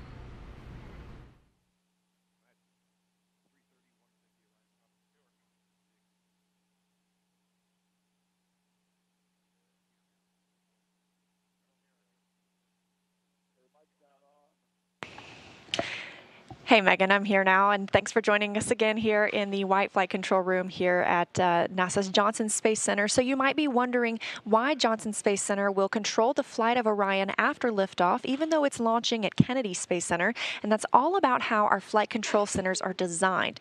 Launch control is at Kennedy, while mission control is in Houston, and we also have the SLS Engineering Support Center at NASA's Marshall Space Flight Center. Ever since the Gemini 4 mission in 1965, all flights have been commanded from Houston after launch, so we have the infrastructure and the experience here at Johnson Space Center to work through long-duration missions with, or in this case, without crew. Additionally, launches must be conducted over water rather than over populated areas, which makes Kennedy Space Center a prime location. Again, we're ready to jump into action once SLS takes flight, and this room will be staffed around the clock until Orion splashes down at the end of the mission. We're excited to continue that work today with Artemis I and throughout the Artemis program, but for now, we'll turn it back over to you, Megan and Kayla. Now, the fully stacked SLS and Orion system was rolled from the vehicle assembly building to the launch pad about 2 weeks ago. We captured this video of the 4-mile, 9-hour journey. It took a special transporter and a special team of people to make it happen. Hear from them what it's like to shoulder the weight of this moment. The crawler transporter is a machine that goes and picks up the mobile launcher, the SLS rocket with Orion. It's basically the cornerstone of the mobile launch concept. Without the crawler, you couldn't transport the mobile launcher and the vehicle from the VAB to the pad or the pad back to the VAB. And it was designed and built for the Apollo program to move Saturn V's to the launch pad. Since then, we've modified it and used it to move the entire shuttle program. And after the shuttle program, we did extensive modifications, and now it's to be used to move Artemis to the launch pad. The crawler is 136 feet long from end to end. It's 114 feet wide from the edge of the truck to the other edge of the truck. It weighs 6.6 million pounds. It has the power to do 2 miles an hour, but you never want to go that fast. Generally, we're around 0.83 for SLS. Artemis will be one of the heaviest loads we've ever carried and one of the tallest loads we've carried. I am exceptionally proud of our team. They're very talented, they're very committed, and they're just all around good team. I think any problem that crops up or anything that comes up, we'll fix it and we'll get moving again. And again, it starts right here with the crawler. So if we do our job and everybody else does theirs, man, we're gonna have a successful launch. We're going back to the moon. This is gonna be just fantastic. Such an impressive team, and the crawler, Kayla. I mean, this is a certificate from the Guinness Book of World Records. Yeah, it's pretty cool getting recognized for the heaviest self-powered vehicle in the world at 3,106 tons. That's amazing. It's amazing. I know. We were just talking about how awesome the crawler is. I mean, it was retrofitted. It was created in the Apollo for the Apollo missions, and it was updated, modified for shuttle, and now it's been modified for Artemis. It's just really an amazing machine, and the people who keep it maintained and operate it, like, I'm so glad that we could feature them today. Absolutely. All right, so we are 48 minutes and counting, again, from that opening of the 2-hour window we have today. Kayla, if you thought you were excited, you have got to check out this video here.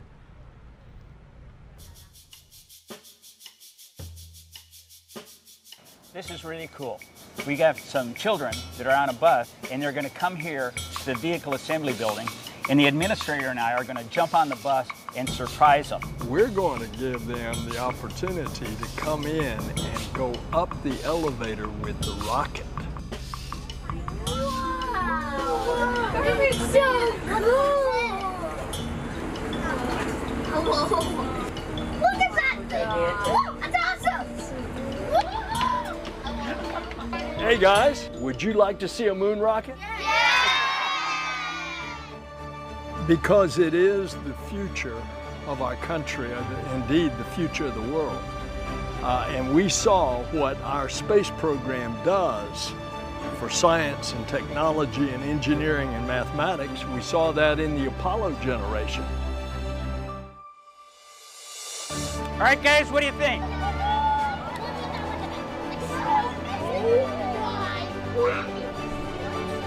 What I hope to achieve today is inspiring a new generation.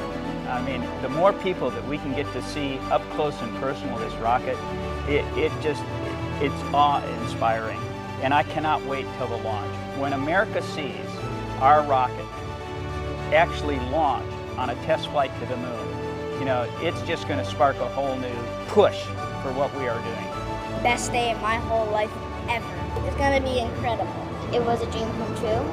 This rocket is definitely going to the moon. I think it's really amazing. And I was actually really excited because I've never seen a rocket like this close up. Now we have the Artemis generation. This is a new generation of us going back to the moon to learn and live, and then we're going to Mars. Artemis! I told you they were so excited. They're so cute, their faces, it was amazing. I think my face looked pretty similar the first time I walked into the VAB and looked up at that rocket. I mean, the building is huge, and standing at the base of the rocket just takes your breath away. The scale of it, you know, 322 feet, especially stacked on its end like that, is just amazing. So yeah. I almost relived my first time in the VAB through their eyes. And it was really cool. There was this opportunity where they got to just ask any questions they wanted. I was there, so they were asking me questions. They were asking the administrator, Bob Cabana as well, and they just hands shot up. They just had questions, and then sometimes I didn't really know the answer, and they're like, well, it's this, and I was like, oh my God, they know so much and they're so interested in it. I mean, again, this is why we're doing this. This is part of the inspiring the next generation. Absolutely. Whenever I get a chance to interact with kids kind of any age, all the way from elementary school up through college, the human spaceflight program, and Artemis in particular, I think really captures people's imagination and gets them interested in everything it takes to do something so daring and so complicated. Yeah. And actually, before we move on, an interesting note about the opening music in that video, it's an original composition called The Artemis Generation, performed by the Cooper Middle School Band percussion section of McLean, Virginia. And to continue to inspire the Artemis generation, NASA invited students to take part in a national essay contest, challenging them to imagine what it'd be like to lead a week-long mission to the moon's South Pole. Here's the first winner now. I gazed out of our moon pod window just before it was time to exit. My crew of 3 and I had been working for years to get here. Our crew consisted of a botanist, an engineer, a doctor, and me, an astrobiologist. We'd been picked because of how well we got along together, with our complementary STEM backgrounds and our naturally upbeat personalities. Houston, this is Artemis Crew 1, initiating airlock sequence, I said over my microphone. I looked at my crewmates, and as I stepped out of the pod, I felt so gratified, becoming the first woman on the moon.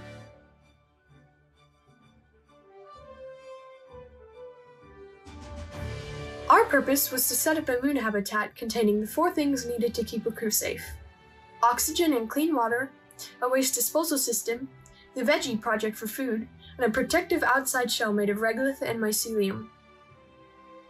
We will build it over the next week, and it will be used by other astronauts for years to come.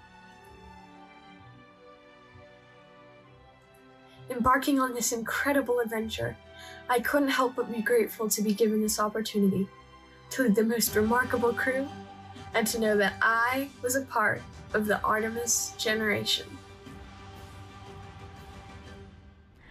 So that was beautifully written by Taya Sauer of Laguna, California, and she was one of 3 essay winners. The 2 others were Austin Pritz of Walcott, Indiana, and Amanda Gutierrez of Lincoln, Nebraska. If you want to check out their essays, you can scan the QR code you see on the screen. The 3 of them beat out nearly 14,000 students who submitted essays, so you definitely want to check out the other 2, again, by scanning this QR code. So right now you're looking live at right outside of Kennedy Space Center's visitor complex. We have plenty of bleachers set out to accommodate, as you can see, a lot of guests that are hoping to see the launch today. So why don't we go in there and check back in with NASA's Leo Martin. Hi, Megan. Yeah, this place is filling up. You can feel the excitement, people chattering, people sharing stories, people talking. And, you know, we just heard about those Artemis Moonpod essay winners who are part of the Artemis generation. Also joining me tonight from the Artemis generation, we have 2 students who were actually able to come down and visit at Kennedy Space Center to watch this launch live tonight. I'm joined here by Denham and Allison. How does it feel to be here tonight? Really, when I first found out, I was really nervous. I didn't really know what to expect. Like, we really just looked at each other and we kind of screamed. Yeah. Just out of excitement? Yeah. How did you feel? Honestly, it was like amazing. It was surreal. Like that we have this opportunity out of so many people who applied for this. It was like outstanding. And you guys actually got to take a tour of Kennedy Space Center a little bit earlier this week. What was something that you got to see that was just really outstanding? I think it was the shuttle experience, like how it is when the rocket ship goes on up with people in it. It was honestly really fun doing it and learning like how they feel at the moment. And Denham, what do you think it will be like to watch the world's most powerful rocket launch tonight from just across the river? Well, really, I don't really know what to expect because I've never really done this before, but I feel like it would really be outstanding. I might shed a little tear, but I don't really know. Like, I'm really excited to be here, and it's amazing. Like, it is amazing, and I don't think you're going to be the only one shedding tears tonight. Megan, we're super excited, eyes on Artemis, and we're ready to see the launch. Thanks so much, guys. Now, Kayla, are you ready for more questions from social media? We're getting them in. Always. All right, let's take a look at the screen now. We have another celebrity question. Hey, I'm Keke Palmer, and I play Izzy Hawthorne in Pixar's Lightyear, and I can't wait to see Artemis I launch today. How will going back to the moon pave the way to Mars? Thank you, Keke. Yeah, what an awesome question for tonight. I mean, the return to the moon is going to give us a chance to test all of the capabilities we need to operate on Mars. Mars is really far from home. It's going to take us 6 months just to get there, and that's with ideal planetary alignment and expected advances in propulsion technology. Then we'll spend about a year plus on the surface before it's 6 months home. And so the moon is a lot closer. We can get there in 3 days. The communications delay is a lot shorter, and so we can really test our operational concepts a lot closer to home. The moon's super far away. It's 250,000 miles, but that's way closer than Mars. So it's going to give us a chance to test all of our technologies so that we know what we need to develop in order to take that next step. Yeah, we call it the next giant step for a reason. Mars is very, very far, like you said. All right, let's take another question from social media. Kayla, what inspired you to be an astronaut? You know, my journey was a little bit different than some of my colleagues. I didn't grow up specifically dreaming of becoming an astronaut. I don't know what the barrier was there. I was aware of and inspired by the space program, but I never allowed myself to dream of becoming an astronaut until I had served on a submarine, actually. I think that operational experience that's so similar to what we do in the space program, if you think about it, we're sending humans to live, work, and do something of importance in a place where people aren't supposed to be, the depths of the ocean or the vacuum of space. And so I think those experiences gave me the confidence to even dream that I could become an astronaut, and then inspired me to apply in the first place. And that doesn't deter you, again, like being in a place where, yeah, we're not supposed to be, a confined space at that. Yeah, I think those parallels, I got a chance to meet an astronaut after serving on my submarine, Kay Heyer, who's also a Naval Academy graduate, class of 1981. And hearing about her experiences working on the space station really made me click. All of a sudden I said, the space station's a submarine in space. Yes. And it sounds silly, but I had never made that connection before. And once I did, I just couldn't stop dreaming about it. Oh, that's so cool. I love that your story isn't, you know, the typical one, as you said. Okay, I think we have time for one more question. Is Snoopy ready and excited? Of course. I think like any crew member, Snoopy's been training for this moment. He knows what to expect in a nominal and an off-nominal launch and all the actions expected of him. So like any good crew member, he's ready to go. And he has his suit that's been tailored to him. It's especially made for him, the way that the astronaut suits are especially made for them. So yeah, I think he's ready. Yeah, seeing the moon up close, he's ready to go. So keep those questions coming. Use that hashtag Artemis and tweet or drop them in the comments wherever you're watching this broadcast. And don't forget those NASA moon snaps. Hashtag NASA moon snap for your moon-inspired content. Okay, we are now 37 minutes from the opening of our 2-hour launch window today. Let's check back in with Daryl with the launch team. Yeah, we've had a couple of issues that the launch team has been working, and we have an update on both of those. First of all, is the leak, the liquid hydrogen leak in the replenish valve out at the mobile launcher. We understand from the launch team that that leak has not recurred. The work that happened out at the pad is that the red crew and the work that they did out there remedied the leak. That's good news. And now the liquid hydrogen tank on the core stage is back in replenish at this moment. And the upper stage of the rocket, liquid hydrogen side, is in fast fill. You can see from the graphic there that we are back up to 100% over on the liquid hydrogen side on the right hand of the screen. On the left hand of the screen, you can see we have been in stable replenish for liquid oxygen.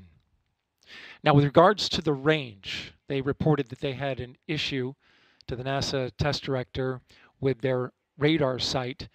Later found out that that was actually a bad Ethernet switch that was cutting out and not providing them the data. The range reported that they will swap out that bad switch, and they're currently working on that. They advised at the time, about a half hour ago, that it would take them about 70 minutes, or about 25 minutes into that work. They did just recently update the NASA test director to say that it's going to take them a little bit longer because they're going to need to re-verify this Ethernet equipment once they have it installed. Again, that work is ongoing, but at the moment, if we were launching right now, the range is no-go as a result of that bad Ethernet switch. The Dolly-Loo file, which helps steer the Space Launch System through the upper atmosphere, has been uploaded to the rocket, and so we're good to go there in terms of other configurations that are ongoing. But we are continuing to monitor communications of the launch team about holding to the top of the window, currently slated for 1:04 a.m. Eastern Time. But we do have 2 hours, and we have yet to see whether or not the launch team is going to be able to make enough adjustments in order to hit the top of that window. No slip yet, but we're monitoring their work, and we'll give you an update when we have it. Back to you, Megan. Thank you, Daryl. Really great news about that leak. Kayla and I actually said, wow, that's really great news. So we'll wait on your next update. Let's go back live now to Kennedy Space Center's Visitor Complex, where we have NASA's Dan Hewitt inside there with our new moon board. Dan, let's focus in on Orion now. It has 3 main elements, right? That's right, Megan. And Orion is the spacecraft that's going to be carrying our Artemis astronauts off of planet Earth and then returning them home. As you said, 3 major components, so we'll jump in here at the top with the first one, the launch abort system. This is a critical safety feature on Orion, designed to pull the capsule away from the SLS stack in the event of an emergency on the pad or the way uphill. And it does that using 3 solid rocket motors. The first one, the abort motor, can fire within milliseconds of automatically detecting an issue, pulling the capsule away to a safe distance. After that, the attitude adjustment motor. This one will fire. We can cancel out any rates, put us into a nice stable glide before we get ready to fire the jettison motor. This is the one that will actually take the launch abort system off of Orion, allowing it to then deploy parachutes and parachute down to safety. I will note the jettison motor, the only one that fires no matter what on a normal mission. It's going to fire once we're high enough in the atmosphere. And for Artemis I, that is the only motor on this that is active. The attitude and abort motors are inert for Artemis I. And that's all focused on protecting this, the Orion crew module. This is where you have your astronauts physically inside. In the capsule, you have everything you need to keep a crew safe, happy, healthy, thriving in deep space. You have a pressurized environment, seats, crew displays, toilet, everything that you need. On the outside, couple of critical features. On the bottom, the heat shield. Remember, this is goal number 1 for this mission, is testing that heat shield. It's an ablative structure made to survive that fiery re-entry at the end of a mission. Along the outside, you see these small gray circles. Those are reaction control system thrusters. Orion can use that at the very end to control the yaw, pitch, and roll as it's hurtling through the atmosphere. We have windows. You need windows to look outside. 2 on the front, 2 on the sides, 1 in the side hatch, 1 up top in the very top docking hatch. Those are different layers of glass and acrylics for pressure and thermal control. We have a docking system, an uprighting system, parachutes, all for the very end of the mission. Third and final piece, down here at the bottom, the European Service Module. This has all of the propulsion assets for after SLS has done its job. Starting on the bottom, the large orbital maneuvering system engine. This is the one that's providing the most thrust for all of those key maneuvers around the moon. 8 auxiliary thrusters also around the aft to the bottom part of the service module to provide some additional push as well. And then 24 of these smaller reaction control system thrusters. They can be used for attitude control, which way you're pointing, as well as small translational maneuvers moving side to side. We flip the vehicle up, we see 4 solar arrays, each one 24 feet in length, altogether generating 11 kilowatts of electrical power for Orion systems.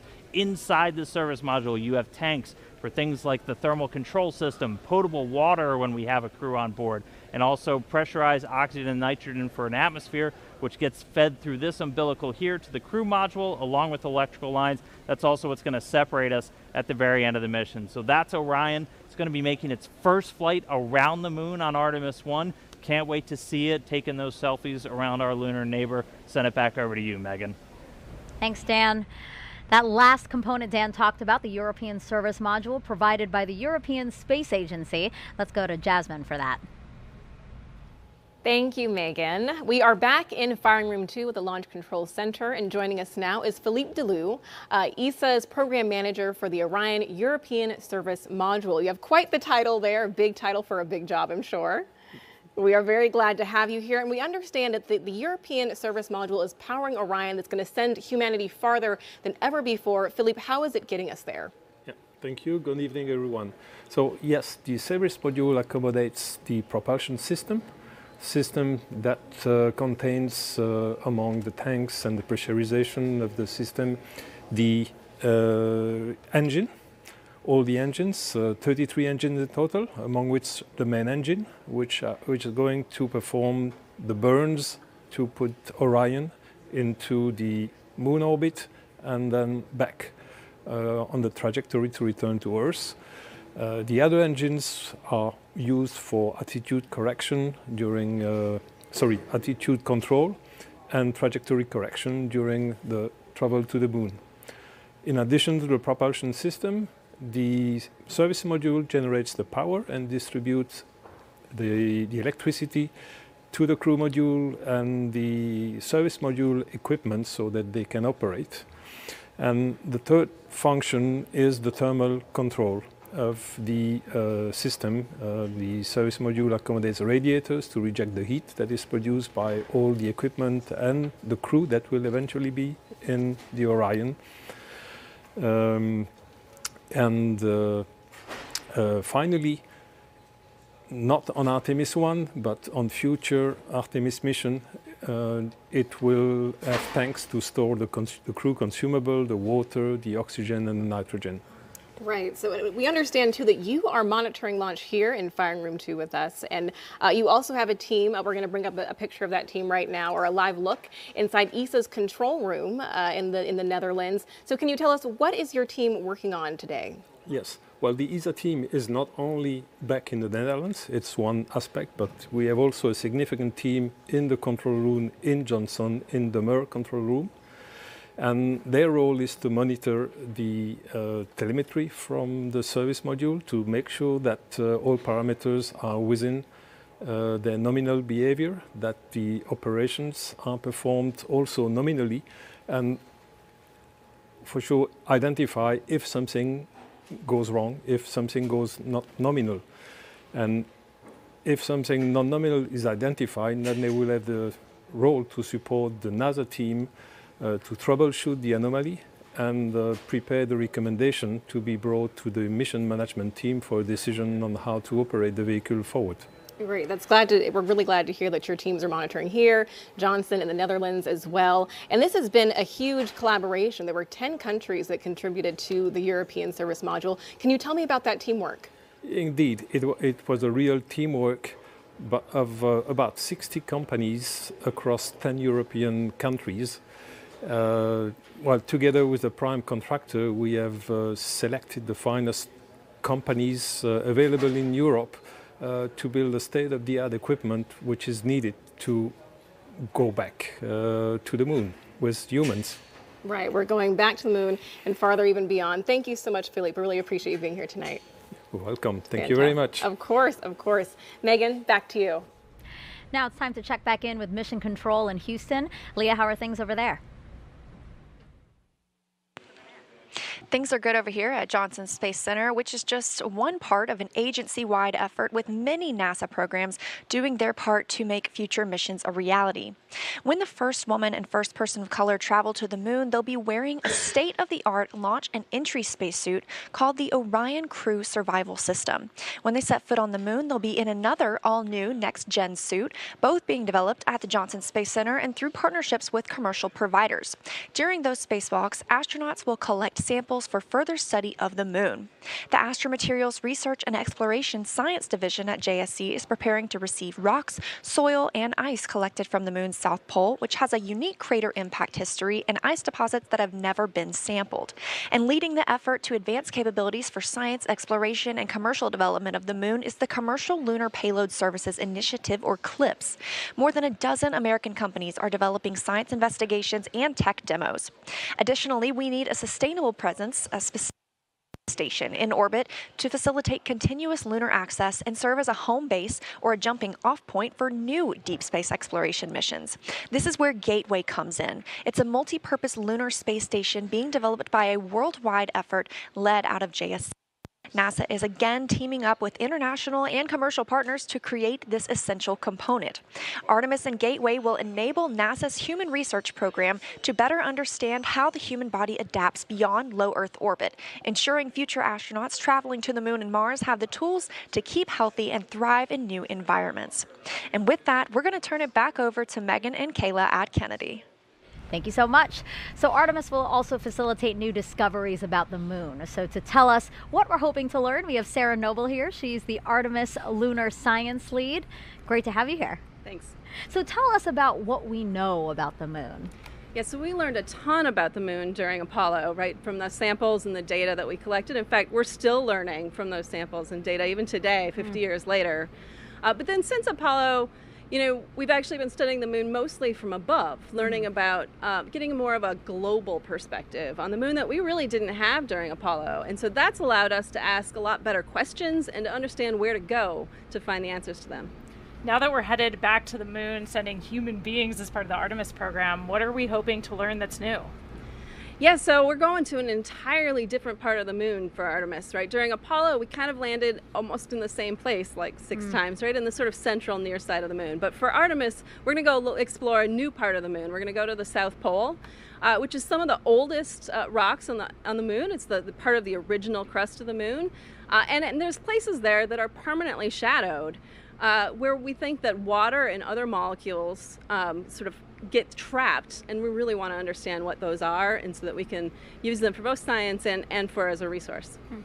Sarah, we're also planning to land a rover at the South Pole of the moon in late 2024. Can you tell us about that? Yeah, absolutely. The Viper rover, the Volatiles Investigating Polar Exploration Rover, is going to go land near the South Pole, and it's actually going to explore some of these permanently shadowed areas. It's going to dip into them, drill down, try to find out what that water is, what else is there, what form that water is, how much is there, so that we can really understand it both from a science perspective, and if we want to use it as a resource, we will understand how to extract it. So some people might say, you know, we have all these rovers, we have access to machines that can do a lot of the work on the surface of the moon for us, so why is it important to return humans to the moon? Yeah, it's not an either-or proposition, right? There are some things that robots are better at and some things that humans are better at. And it turns out that humans are much better field geologists. We're really much more efficient and better at that. Plus, we can do better. We can deploy more complicated instruments, and we can use tools in ways that it's very difficult for robots to do, so we can collect better samples. And one of the great things is that we can bring back a lot of samples, right? When we do robotic sample return, it's usually a very small amount. But if you look at what we brought back from Apollo, it's a large amount of samples that literally hundreds, probably maybe thousands of scientists have been able to study over the years and over generations. And that's a lot of brain power to put behind those samples. So again, that's how Artemis and Apollo are different. Now we're utilizing machines and people. That's right. To hopefully advance. Yeah. That's right. Perfect. Sarah, thank you so much for your time. Thanks for having me.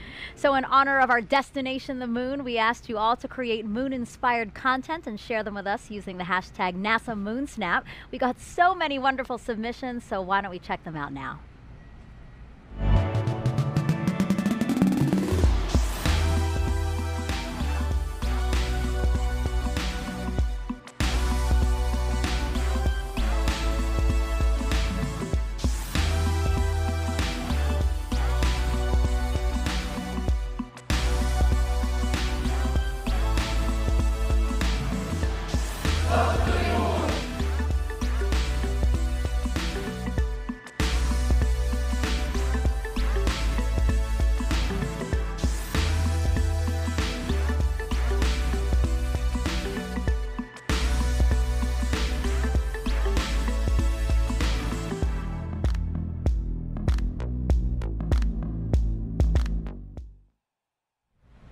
That was a really cool look at all the different kinds of creations, recipes, and also art, and it was great to see what people submitted. Yeah, it's awesome to see the creativity out there and how people are engaging with this mission in so many different ways. Yeah. So I know that you didn't submit it yet, but you did create a moon snap, so to say. So why don't we take a look at that picture? Yeah, this is one of my favorite pictures of the moon that I was able to take from orbit. I think for me, it kind of reminds me of that iconic picture of moonrise or Earthrise from the moon from Apollo. And it's kind of that in reverse. I think there's something about seeing the moon from orbit around the Earth that makes it seem a little bit easier to imagine what it'd be like to have that view from the moon looking back at our home planet. Yeah, you should definitely submit that because that's an amazing photo. Did you take that yourself?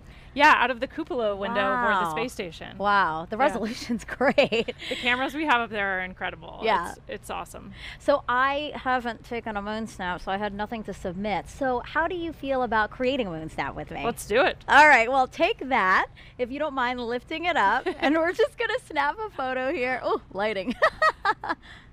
Perfect. So I just created a moon snap. I love it. I'm going to share it.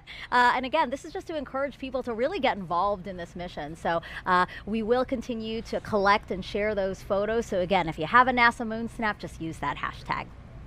Okay, Artemis I comes amid a very busy year and exciting year at NASA. Some of the highlights include 2 more commercial crew launches with SpaceX, Crew 4 in April, and then Crew 5 last month. In May, NASA and Boeing flew OFT-2, the second uncrewed flight test of the Starliner capsule. The goal is to certify the capsule for regular flights to the International Space Station after a crewed flight test next year. In July, we released the first images captured by our James Webb Telescope, and oh my, those are really beautiful, fascinating photos, and they're going to really help us answer some of astronomy's biggest questions about how our universe began. And then in September, we intentionally slammed the DART spacecraft into asteroid Dimorphos. Boom, look at that. And we successfully changed its course. The asteroid wasn't headed for Earth, but the test was to show we could defend our planet if needed. And recently, 2 other missions that benefit the Artemis program. Last week, we tested a new inflatable heat shield that could help us eventually land humans on Mars. And just 2 days ago, Capstone arrived at its intended orbit around the moon. The small satellite launched from New Zealand in June and will now test a unique lunar orbit for a future space station there. Artemis I heralds a new era in the history of human spaceflight. It marks a pivotal next step in humanity's return to the moon, ushering in a new generation of astronauts, technology, and research. This critical flight test sets the course for a bright future at the moon. It represents our ability to safely send Artemis astronauts and critical hardware to lunar orbit. Humanity will experience Artemis in different ways than we did Apollo. We will explore new areas of the moon with 21st century materials, technologies, systems, and operations. Gateway will be humanity's first space station to orbit the moon, built with next-generation technology. Gateway will not only provide a deep space outpost for future lunar expeditions, it will also serve as a station for landers, experiments, and supplies. Starting with the core power and habitation elements, Gateway will grow with increasing capability as international partners contribute new habitat and refueling modules, observation windows, external robotics, and more. Gateway will enable longer stays and more science to be conducted on and around the moon than ever before. And one day, it will help set the stage for missions to Mars. A highly skilled, diverse core of astronauts will be selected for Artemis missions, including the first woman and first person of color to step foot on the moon. Aboard Gateway, the crew will conduct exciting research from their unique deep space vantage point. Gateway will also be a transfer station for astronauts to board innovative human landing systems that will ferry them to and from the lunar surface for exciting scientific expeditions near the South Pole. Once on the moon, Artemis astronauts will use expertise in fields like biology and geology to conduct groundbreaking research in modern spacesuits using advanced tools. They will drive new rovers to investigate the lunar terrain and unlock some of the greatest mysteries of our solar system. Artemis I cements our capability to send astronauts and cargo to the moon for years to come. We're going back to the moon. We are Artemis. As we approach the opening of our 2-hour launch window, we have a special musical performance for you. America the Beautiful, played in honor of the flight test by the Philadelphia Orchestra and Yo-Yo Ma.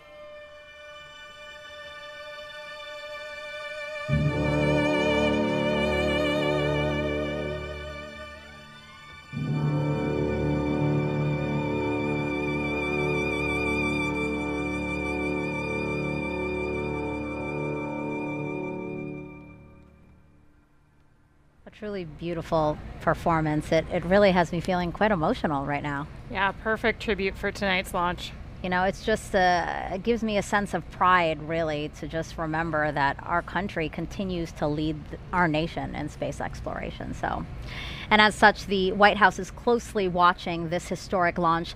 Earlier this year, Vice President Kamala Harris came down to Kennedy Space Center and met with NASA leadership as well as astronauts. She also toured our facilities where teams are working on hardware for future Artemis missions.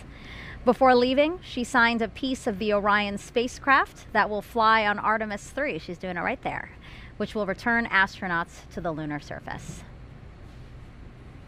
Okay, Kayla, time for more social questions. So let's take the first one. You know now the drill. It's going to be a celebrity question, so let's take that.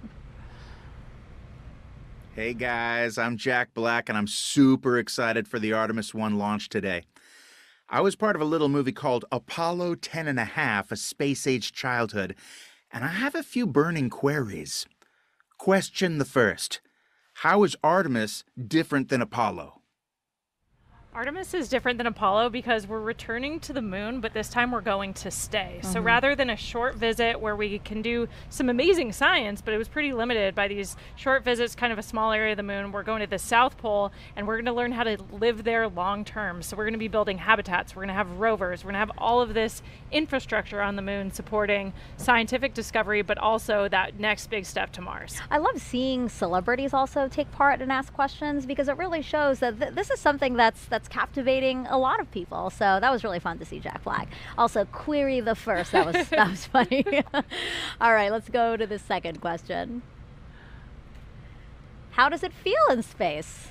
Being in space is amazing. I mean, for us launching to orbit around the Earth and then go to the space station where I just was for 6 months, we're in an apparent microgravity environment. So for us, it feels like we're weightless, like we're floating. So you have to relearn how to live and work in that space. But once you get used to it, it's a lot of fun. Yeah, we were just talking, Jessica Watkins, another NASA astronaut, was just here. And she was saying that actually when you came back on Earth, that was an adjustment as well because you got so used to living on the space station. Yeah, the transition home was actually a lot harder for me than the transition up there because our vestibular systems kind of remap. We start ignoring all the sensors in our inner ear that tell us how our bodies are moving because the space environment is so strange, but we really need that on Earth to balance and control our bodies. Sure. So when we get back, it takes a couple of days before we feel comfortable again. Really interesting. Thanks so much for those. Okay, so we are 10 minutes until the opening of our 2-hour launch window today. So why don't we head back over to Daryl. Daryl, tell us what's happening now. Yeah, Megan, we actually have about 10 minutes before we go into a half-hour hold. That half-hour hold is part of the L clock, and what you see on your monitor right now, I believe, is the T clock. So in about 10 minutes, we'll hold for a half hour, and currently the launch team is trying to evaluate how much of a delay may result from some issues that we've been facing over the past hour. Just to recap those, we had a leak in a replenish valve on the mobile launcher that feeds into liquid hydrogen core stage tank. That's been resolved. The leak has been fixed, and we're moving forward. Currently, the upper stage of the rocket for liquid hydrogen is roughly 78% at the moment. So that is tracking. Progress continues there. The core stage has been topped off, and now both liquid oxygen and liquid hydrogen are 100%, along with the upper stage of the liquid hydrogen side of the equation. So we're just waiting on the complete tanking of the upper stage liquid hydrogen. Now, with regards to the range issue that we had, we just got an update from the range, the 45th Space Wing officer reporting in to the NASA test director that the Ethernet switch has been replaced. This problematic switch took down their ability to see radar from one of their assets, which is key in getting acquisition and signal for the flight termination system if it were to be needed. Of course, this is a critical system that has to be tested before we can launch. So at the moment, we're looking still at a 1:04 a.m. Eastern Time launch. But it is pretty clear from the work that is ahead that it looks like we're going to slip into that window. How much exactly, we don't have an accurate calculation from the launch team as of right now. But of course, we're anticipating that. So for the moment, you see on your clock now, we are in the T-minus 10-minute hold. We just entered that. And now roughly we're looking at 28 minutes to resume terminal count. The launch team will assess what work needs to be done, how that syncs up with the range getting back online with their equipment, and then we should have a new T0 for you soon. That's the latest from Firing Room 1 here at the Kennedy Space Center. Megan, back to you. So things are obviously still very dynamic. We're going to come back to Daryl as much as possible. Now, to understand where we are going, we have to know where we have been. To do that, we spoke to some of the special few who walked on the moon and those who sent them. We choose to go to the moon in this decade and do the other things, not because they are easy, but because they are hard. Because that goal will serve to organize and measure the best of our energies and skills. It's been 50 years since we've been to the moon, and we've got a great program called Artemis. We're going back. The Apollo program was a test for the American people that you can do what you set out to do. All it took was turning to it and making it happen. We are go for a mission to the moon at this time. Engines on 5, 4, 3, 2, all engines running. Launch commit, liftoff. We have liftoff 49 minutes past the hour. I think the characteristic that I remember most of at Saturn V was the noise. The noise was enormous and it was almost impossible to communicate. We're go, St. Tide, we're go. Tranquility Base here. The Eagle has landed. The landing to me was a great celebration. The nation was almost euphoric. It's one small step for man, one giant leap for mankind. There are so many things that we could eventually learn about our universe and the spacecraft that we use exploring.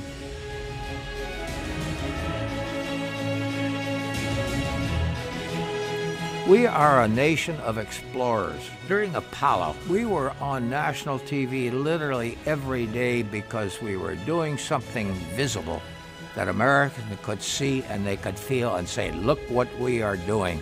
And I believe Artemis is going to come up and say, look what we are capable of and what we are doing now.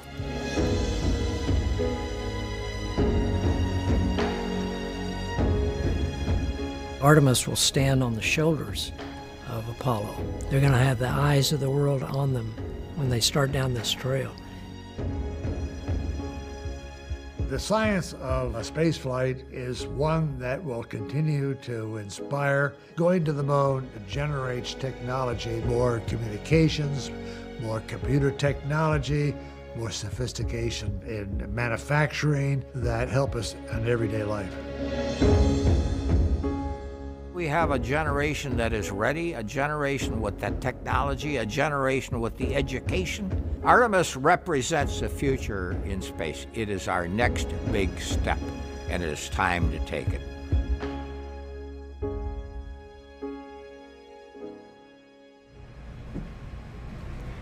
If you're just joining us, welcome to NASA's Kennedy Space Center, where we are showing you a live look of another visitor center. This is the U.S. Space and Rocket Center. Wow, take a look at all of those people who are there hoping to watch the launch today. You know, this is the visitor center for the Marshall Space Flight Center in Huntsville, Alabama. That center played a crucial role in contributing to the Artemis program, so I'm not surprised that there are a bunch of people there watching. All right, so now we're going to take go back to Leah Martin over at Banana Creek. Again, that's right outside of our visitor center, and she's with some other folks who came out to watch today's launch. Yeah, you know, Megan, we talked about this being America's rocket, right? Every state in the United States has contributed to this rocket, so it should be no surprise that we have people from all over the country joining us here tonight. I'm actually joined by some friends of ours who are joining us from Georgia and Utah. What does it mean to be here tonight to see tonight's launch? I think it's amazing. I know that tons of people from all over the United States have helped build the rockets and are here tonight, so it's awesome to know that we all have a little bit of personal ties to the rocket. And go ahead. No, I'm just excited to be here because I've been a fan of space travel and going to the moon and back, and I'm glad to see it's happening again later in life. And you were actually telling me a little bit earlier that you grew up in the Apollo era in those years following those first launches, and now here, how does it feel to be watching the sister program launch and seeing at the beginning? Look at the goosebumps. That tells it all right here. I'm totally thrilled to be here.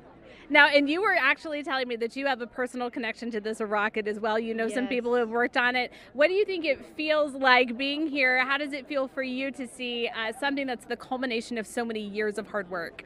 Yeah, I think it's crazy when you think about how long it takes to build it and stuff. Like, I wasn't even born last time people tried to get to the moon. So it's awesome. I think it's so exciting, and I cannot wait. And we have a ton of people who are working tonight still on console. We just want to tell them words of encouragement. What more do you have to say? Oh, I hope it goes tonight. Megan, back to you. Go Artemis. Woo! Go Artemis. Yes, I love that. And again, I just love these drone shots that we're showing of all the people who are here ready, hoping, anticipating launch today. So now let's head back over to Dan. So Dan is in the Apollo Saturn V Center, which is right next to this crowd that you're seeing here. He's inside there, and he's going to tell us more about SLS using an interactive state-of-the-art tool we're calling the Moonboard. That's right, Megan, and everybody, welcome back to the Moonboard. So just to recap, SLS out on the pad, on the mobile launcher. Daryl's been walking you through all of the tanking, all of the preparation. We had that hydrogen leak that was in the base of the mobile service structure here. That's been remedied. We haven't had any issue with those tail umbilicals that we were tracking so closely back in August and September. So everything looking really good with SLS. Just to recap, most powerful rocket we have ever built. It's propelled by 2 solid rocket boosters and 4 engines on this core stage.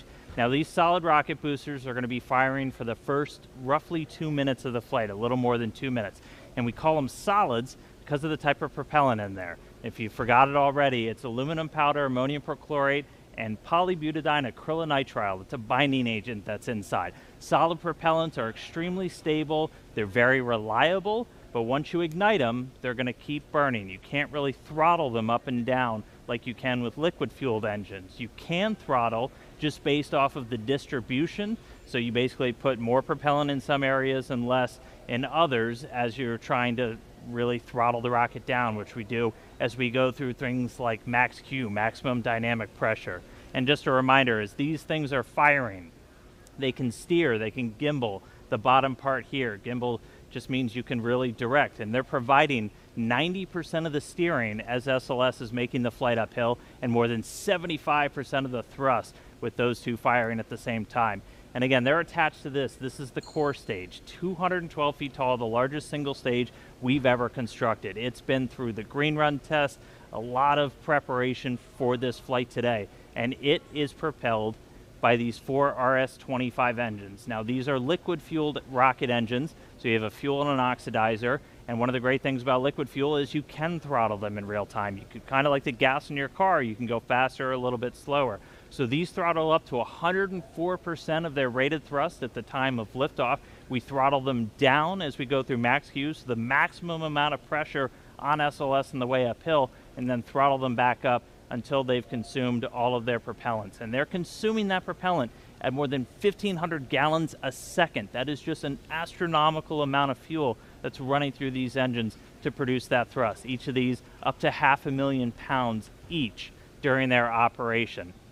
And of all the different components, we've got this engine block section down here. You have all of the associated plumbing, everything to feed those propellants down to these engines. You also have these 2 attachment points here, and that's where we actually tank the SLS rocket. So a lot of focus on those in the previous attempts. They've cooperated spectacularly so far today, and we've been able to fully tank this core stage. And a reminder, you have a fuel, about 500,000 gallons right here of liquid hydrogen, and then an oxidizer. You need those two together, and then an ignition source. That's what gives you your reaction, your thrust, your basically controlled explosion that then comes out of those rocket engines. So fully tanked, these are cryogenic fuels, hundreds of degrees below zero, so we've got a spray-on insulation across the entire vehicle. As it's sitting out there in the Florida air, it's a little bit warm tonight, but we need to keep those hundreds of degrees below zero. It takes a lot of energy to do that, so the less you have to use to keep them cold,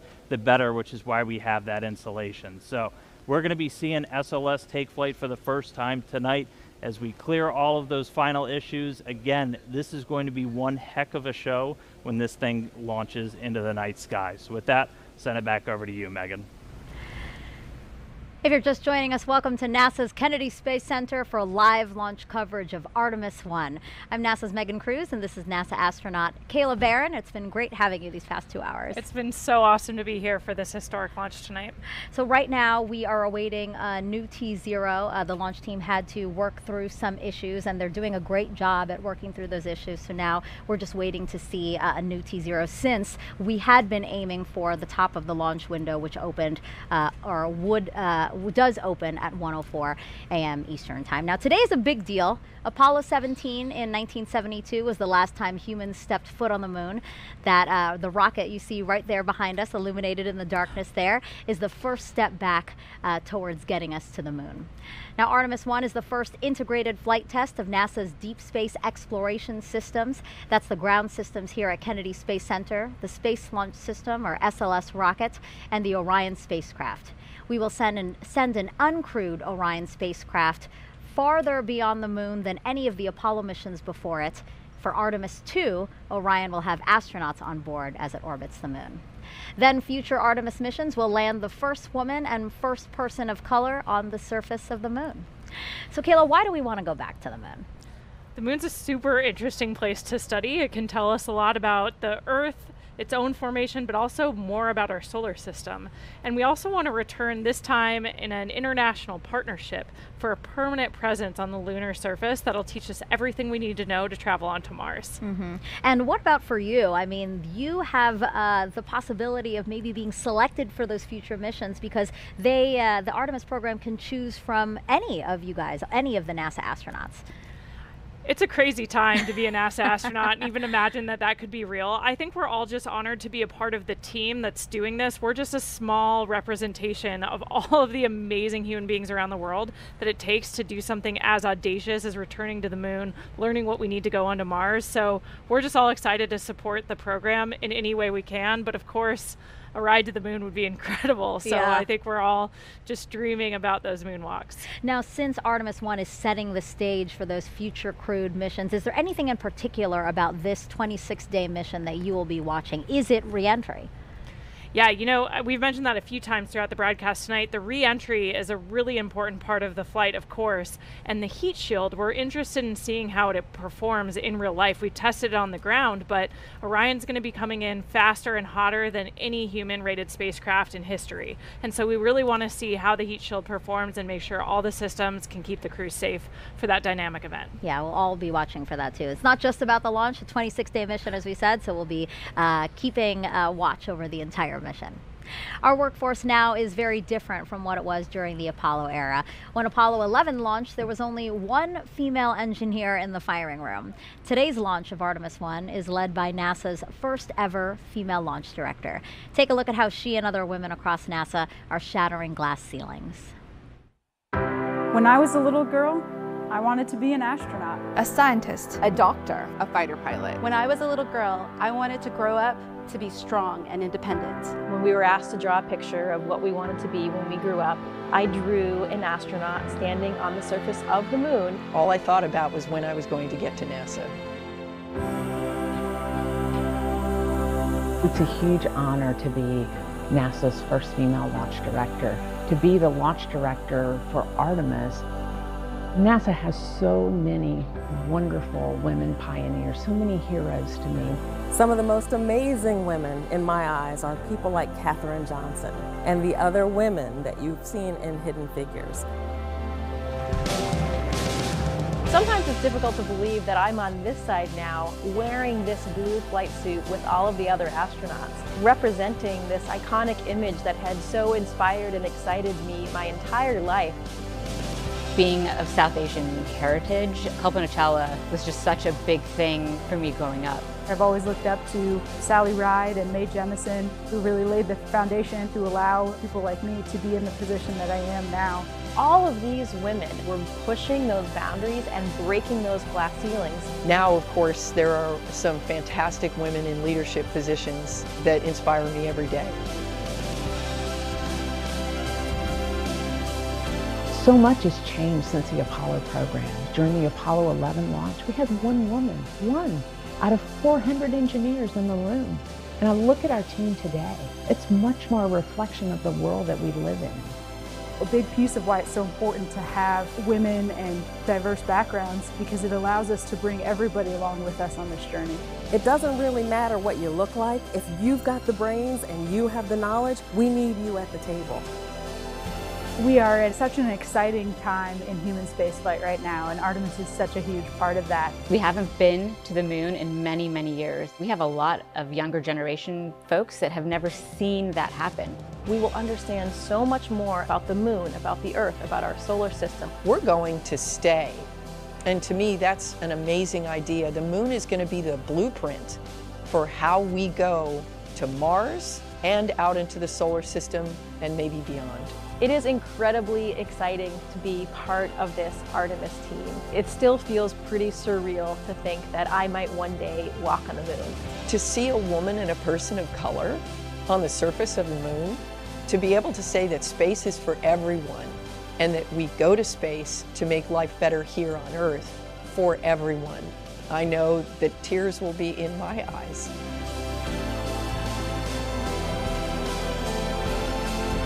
My message to women and girls out there is to find your passion, whatever that is. Don't let anyone tell you what you can do or can't do.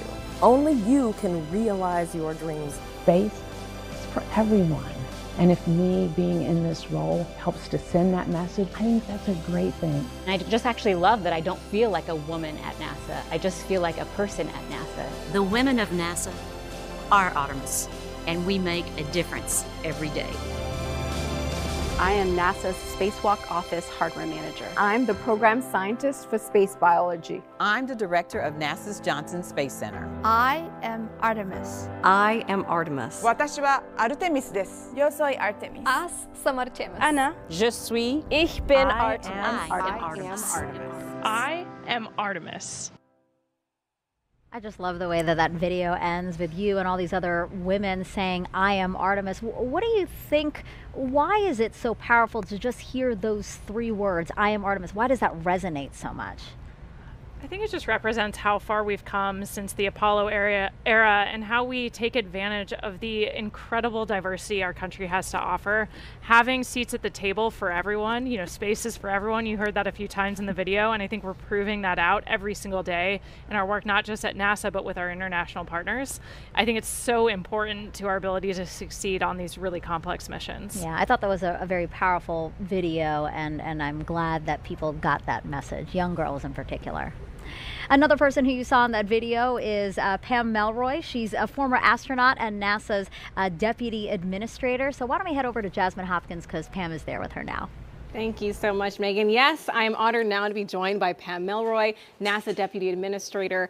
This is just a fantastic night. And we just saw that powerful video with you among so many of the great women here at NASA. What is so important about us now being ready to send, you know, the first woman, the first person of color to the moon? Yeah, I loved watching that video. Just inspires me. So many of those women are my friends, but also they're just such fantastic engineers and scientists and just so many roles at the agency. I've always thought one of the strongest teams that you could ever find is a family, and families have men and women, and so our teams are stronger, I think, when we have that balance and that diversity. So that was exciting. But for me, I was a part of the Apollo generation, and I was very inspired by, you know, Neil Armstrong and Buzz Aldrin and Mike Collins on Apollo 11 and all the Apollo astronauts. I just cannot even imagine the inspiration, though, for a little girl. I mean, it never occurred to me that I wanted to be an astronaut, but of course there were no women astronauts then. I think what's going to happen now with the Artemis generation is that that first woman and the first person of color is just going to have a huge impact on the next generation. Right. We are just watching with bated breath, and I know that it's going to mean so much to little kids to look up to them. And we understand, too, this is a huge, when we launch Artemis, it's going to be a global accomplishment. We have the Artemis Accords, which are helping us make sure we explore peacefully. Can you tell us more about those? Yeah, it's really important, actually, especially because unlike in Apollo, where it was actually just a few countries that had the capability to go to space, now those capabilities are proliferating throughout the world. And so what we do with the rocket is really important, and how we go is just as important. And how we go is as teams and with our partners, and with a sense of the responsibility that we have as we go out into the solar system to do it peacefully for scientific purposes and responsibly. Right. Pam, you have a great sense of teamwork, and this is definitely not our first time. There's a lot of things that go into testing out a first-time vehicle. There's actually dynamic activity going on right now. So how does this first flight test of SLS compare to other first times, with Shuttle or with Saturn V before that? Well, I can do even better as a test pilot, right? So there's a history there. In fact, the amazing thing about this is, so first flight of a first aircraft, you actually taxi it out to the end of the runway and then run down the runway and come back and check all the data. And then you might take off once and go around the pattern and come back and land. This is a little bit like taking off and going to fly a full mission on your very first flight of an aircraft. And so everything has to be right. So this compares it's very similar to the experiences that all new rocket developments have, where, it's not just about learning the hardware, that's a big piece of it, but it's also about gelling that team together and your procedures and how you're going to deal with issues that come up, because they will come up. They always come up. Exactly. And you have that experience as a test pilot, but also as a former astronaut. In that video, we saw you getting your induction into the Astronaut Hall of Fame, which is pretty cool. So what is your perspective, or what advice do you have for the Artemis astronauts, those ones that are going to maybe set foot on the moon? Oh, well, they don't need my advice. I'd love to elbow them out of the way and go to the moon too. But they are fantastic. I'm so proud of all of our astronauts. I was just talking to Jessica Watkins, who just came back on Crew 4. This generation is prepared, ready, and excited. And I think they're really excited that we're putting science front and center in the Artemis program too. We're going to learn so much about the solar system from the moon, and even about the Earth. And so I think the astronauts are really excited about doing that hands-on science, and they are ready to go. Right, I know they're ready to go, and maybe you are as well. But Artemis I is just the beginning. Then we have Artemis II and on. We're learning so much. What do you think about this forward movement that we're making right now?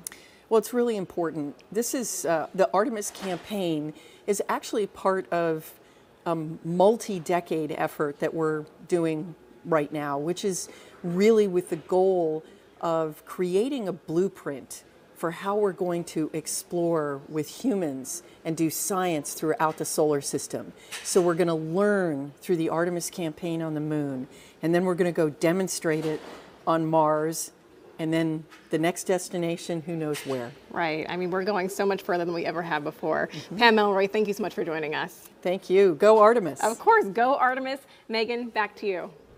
Thank you both for that interview. Now, teams over at NASA's Johnson Space Center are also monitoring today's launch attempt. So why don't we go back over there with Leah to tell us what's going on over there. Thanks, Megan. And you're right. Teams here in Mission Control Houston continue to monitor today's events. Again, they will really kick into action once we have liftoff, and they'll remain on console all the way through splashdown. But quickly, I have to show you something, a little show and tell. It makes me feel like the coolest kid in school. I've got a moon rock here. I hope you can get a good shot of it. It is from Apollo 15, 1971. And when it was brought back to Earth, it was part of a larger rock. In total, it was 21 pounds. This is is, of course, a smaller section of that. But we're looking forward to the Artemis program and being able to go back to the moon so that we can continue to gather these kinds of samples, but this time at the lunar South Pole. We've never been there, and we've never brought samples back from that area, so we're really excited to see what might differ in those samples and the ones that we have here. Now, of course, we've got a whole laboratory of scientists that are able to study all of those samples. We just opened some up for the first time earlier this year, so that we're able to test with new technology everything that we can learn about these samples that we brought back now 50 years ago. So hopefully within the next few years, we're bringing some new ones back to use that same experimental process on and tell us a little bit more about the moon. But just had to show this off. Apollo 15 moon rock. We're looking forward to having some Artemis ones here at Johnson Space Center. And with that, I will send it back to you at KSC. You were a cool kid before you even had the moon rock, so.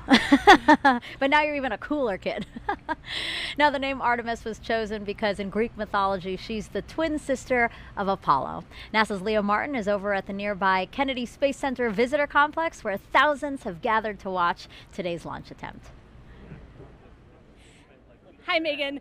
I'm actually joined here tonight by a very special group of guests here from Stennis visiting Kennedy Space Center. Why don't you tell me, Ryan, what it is that ties you to tonight's launch? So we were lucky and privileged enough to be able to test the core stage of the SLS rocket that's going to launch today. We got to green run, which is a full duration hot fire. It's a very historic time for us at Stennis. It was so exciting to be a part of. It was 7 years of hard work by a lot of really great people. And Jack, sorry about just so excited to be here to see it. And Jack, you were actually telling me that you know firsthand, how much work has gone into tonight's launch. What does it feel like to be here tonight, seeing the rocket fully integrated on the pad, ready to go? Man, I'm just incredibly grateful to be a part of this history and just really excited to see this thing launch. And Barry, you were telling me that you know also firsthand, the adversity that these teams have overcome to be here tonight. Do you have a word of encouragement, anything that you'd like to say to the teams all across the United States right now, both at Kennedy and at JSC, who are just sitting in these seats ready to get the rocket launched tonight? Sure. Persevere. I mean, it's hard work, but it's so well worth it. We spent many hours doing the testing and trying to get ready for this moment, and I think we've forwarded that information to those guys, and we also give them the encouragement to continue on, so we know they can do it. Thanks so much, Barry, and I think it would be great if just on the count of three we can give them a great big go Artemis. 1, 2, 3. Go Artemis! Back to you, Megan. That was amazing.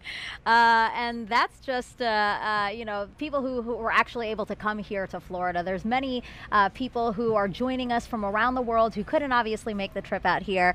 So let's take a look at some of those watch parties there. Here's Space Center Houston. It's the visitor center over for Johnson Space Center in Houston. And you can see a lot of people there after hours because you know that visitor center is closed right now. People are waving. I love it. Wow, look at that. Whatever that is, it's awesome. Amazing. I don't think I've ever noticed that when I'm at Space Center Houston. Maybe it's new. I know, but yeah, just look at that crowd. It's really fun to see, again, all these people who are captivated, young and old, by today's launch attempt and the beginning of the Artemis program. I know that they're probably looking at the clock and wondering when we might see the launch today. So lovely to see all those people.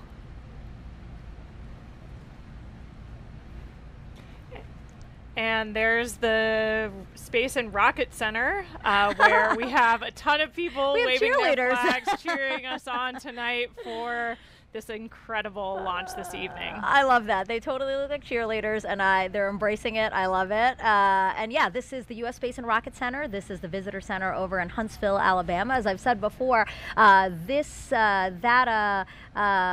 Marshall Space Flight Center there is super instrumental in what the Artemis program is doing. They contributed a lot to the mission, so it's nice to see everyone there. And then here is Airbus in Bremen, Germany. company. So Airbus is the main contractor for the European Space Agency, and together the company and ESA, they provided the European Service Module, which is an important part of the Orion spacecraft. So we have quite a bit of people there. A more reasonable time over there in Germany. It is 7 a.m. So I'm going to say Guten Morgen to them.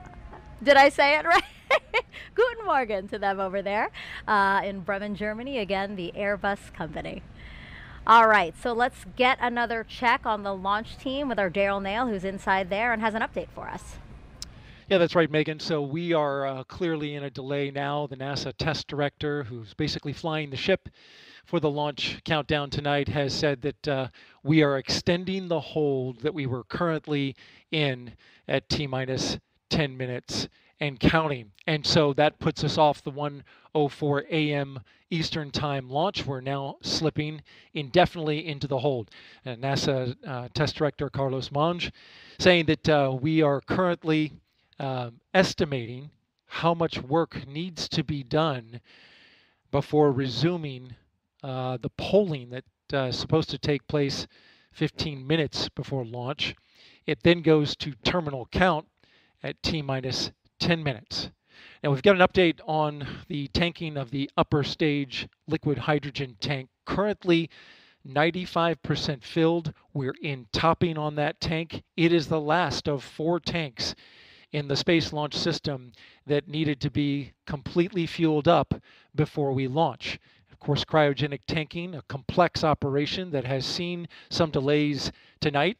We had a roughly hour delay after a replenish valve on the core stage liquid hydrogen side required hands-on work by a Red Crew team that went out to the launch pad and tightened down some bolts on the valve and got it fixed before leaving the launch pad, and then launch team verifying that that work was complete. Now currently we're awaiting some work with the range. The 45th Space Wing, which oversees the range here and makes sure that the airspace and the ocean out over the flight path is clear, and also has the responsibility to destruct the rocket should it go off track. They have been working on some issues with their equipment and sending a flight termination signal to the rocket. There is testing that must happen with the flight termination system that was delayed by a bad Ethernet switch. Switch has been changed out, and now the range is looking to start testing their connectivity to the rocket in order to preserve that safety function that they are responsible for. So again, we are slipping now indefinitely into the launch window. We're awaiting the launch team to evaluate just how much time is required to complete the work to get this rocket ready to launch. And of course, when we have a new T0 for you, we'll report that out right away. Megan, back to you. Daryl, thank you so much. As NASA prepares to explore the moon, here's a look at the spacesuits and tools that will help us to do that.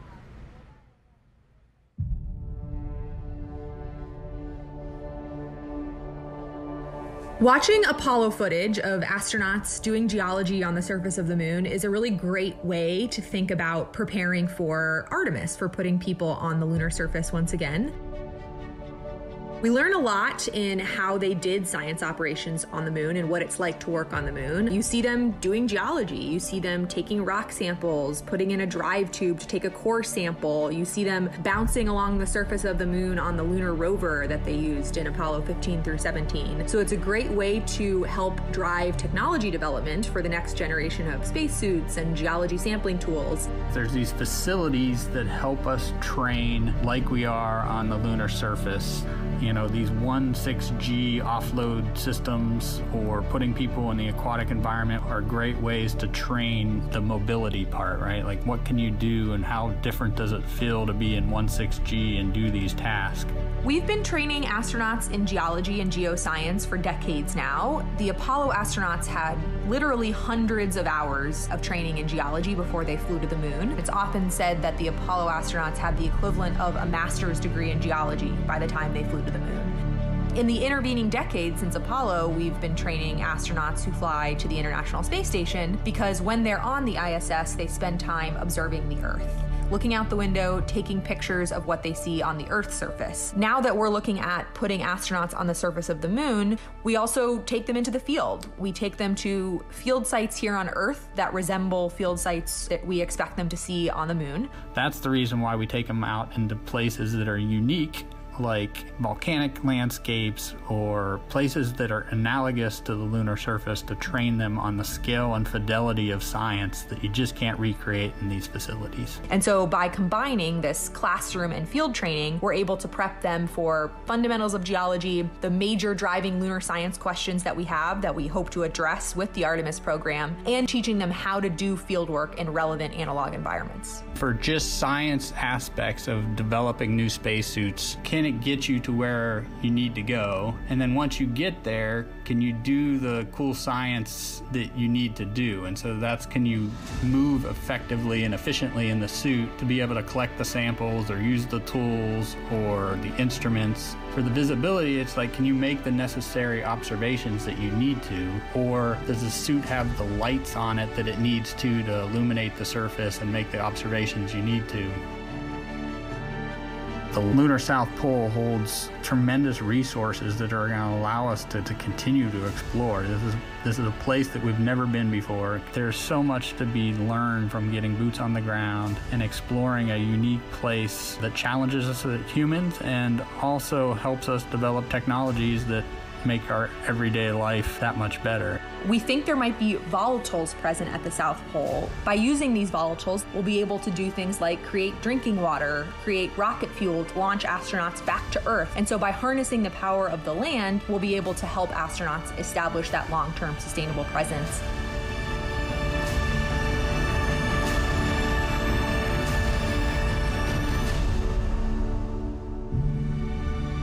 It's human nature to explore. Pushing our boundaries and exploring our universe is, I think, just one of those things that's just stuck in our human nature, and that we need to do it in order to understand the world around us, including our Earth and our solar system.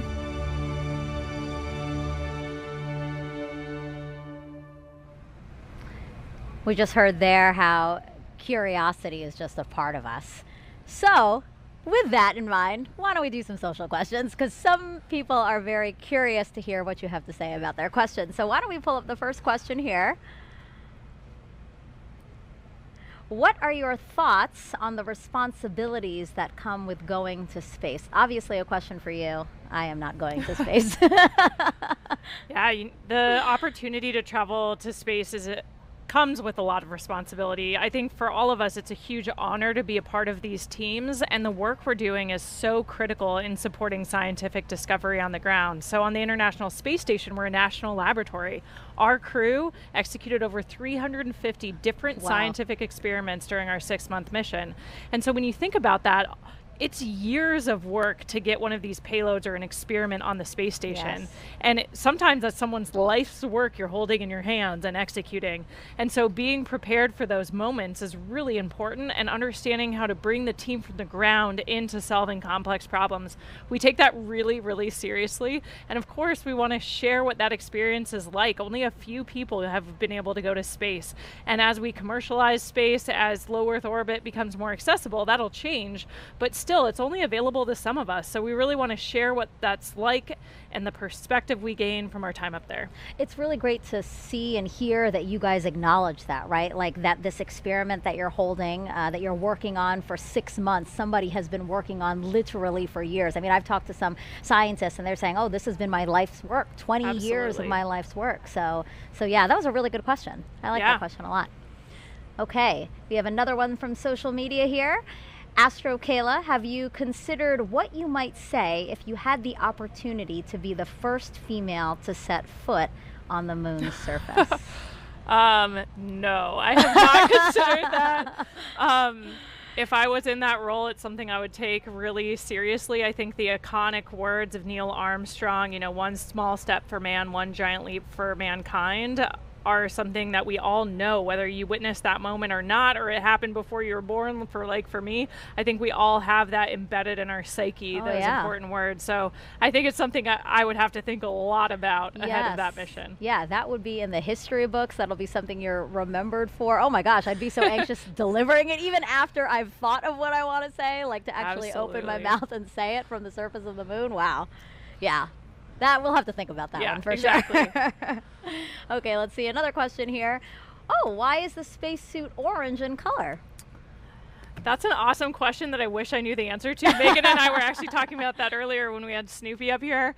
It's a continuation of the same suit that we used during the shuttle era, and I was kind of hypothesizing that maybe it's to help forces if for some reason when we landed in the water we had to get out of the capsule for some reason, it would be easy to see us. But that I'm gonna have to take a phone a friend on that one, I think, to know the real answer. I'm sure somebody will be commenting on social media right now with what the real history behind the orange suit is. I'm trying to think about it too. I'm thinking, does it have anything to do with SLS being orange because of the foam match insulation? Your vehicle. Yeah, why not? Maybe it's that. I don't know. I don't know. We got stumped. That was our first one that we got stumped on. Do we have another question? All right. If you could name one of the moon's craters, what would you name it? Oh man.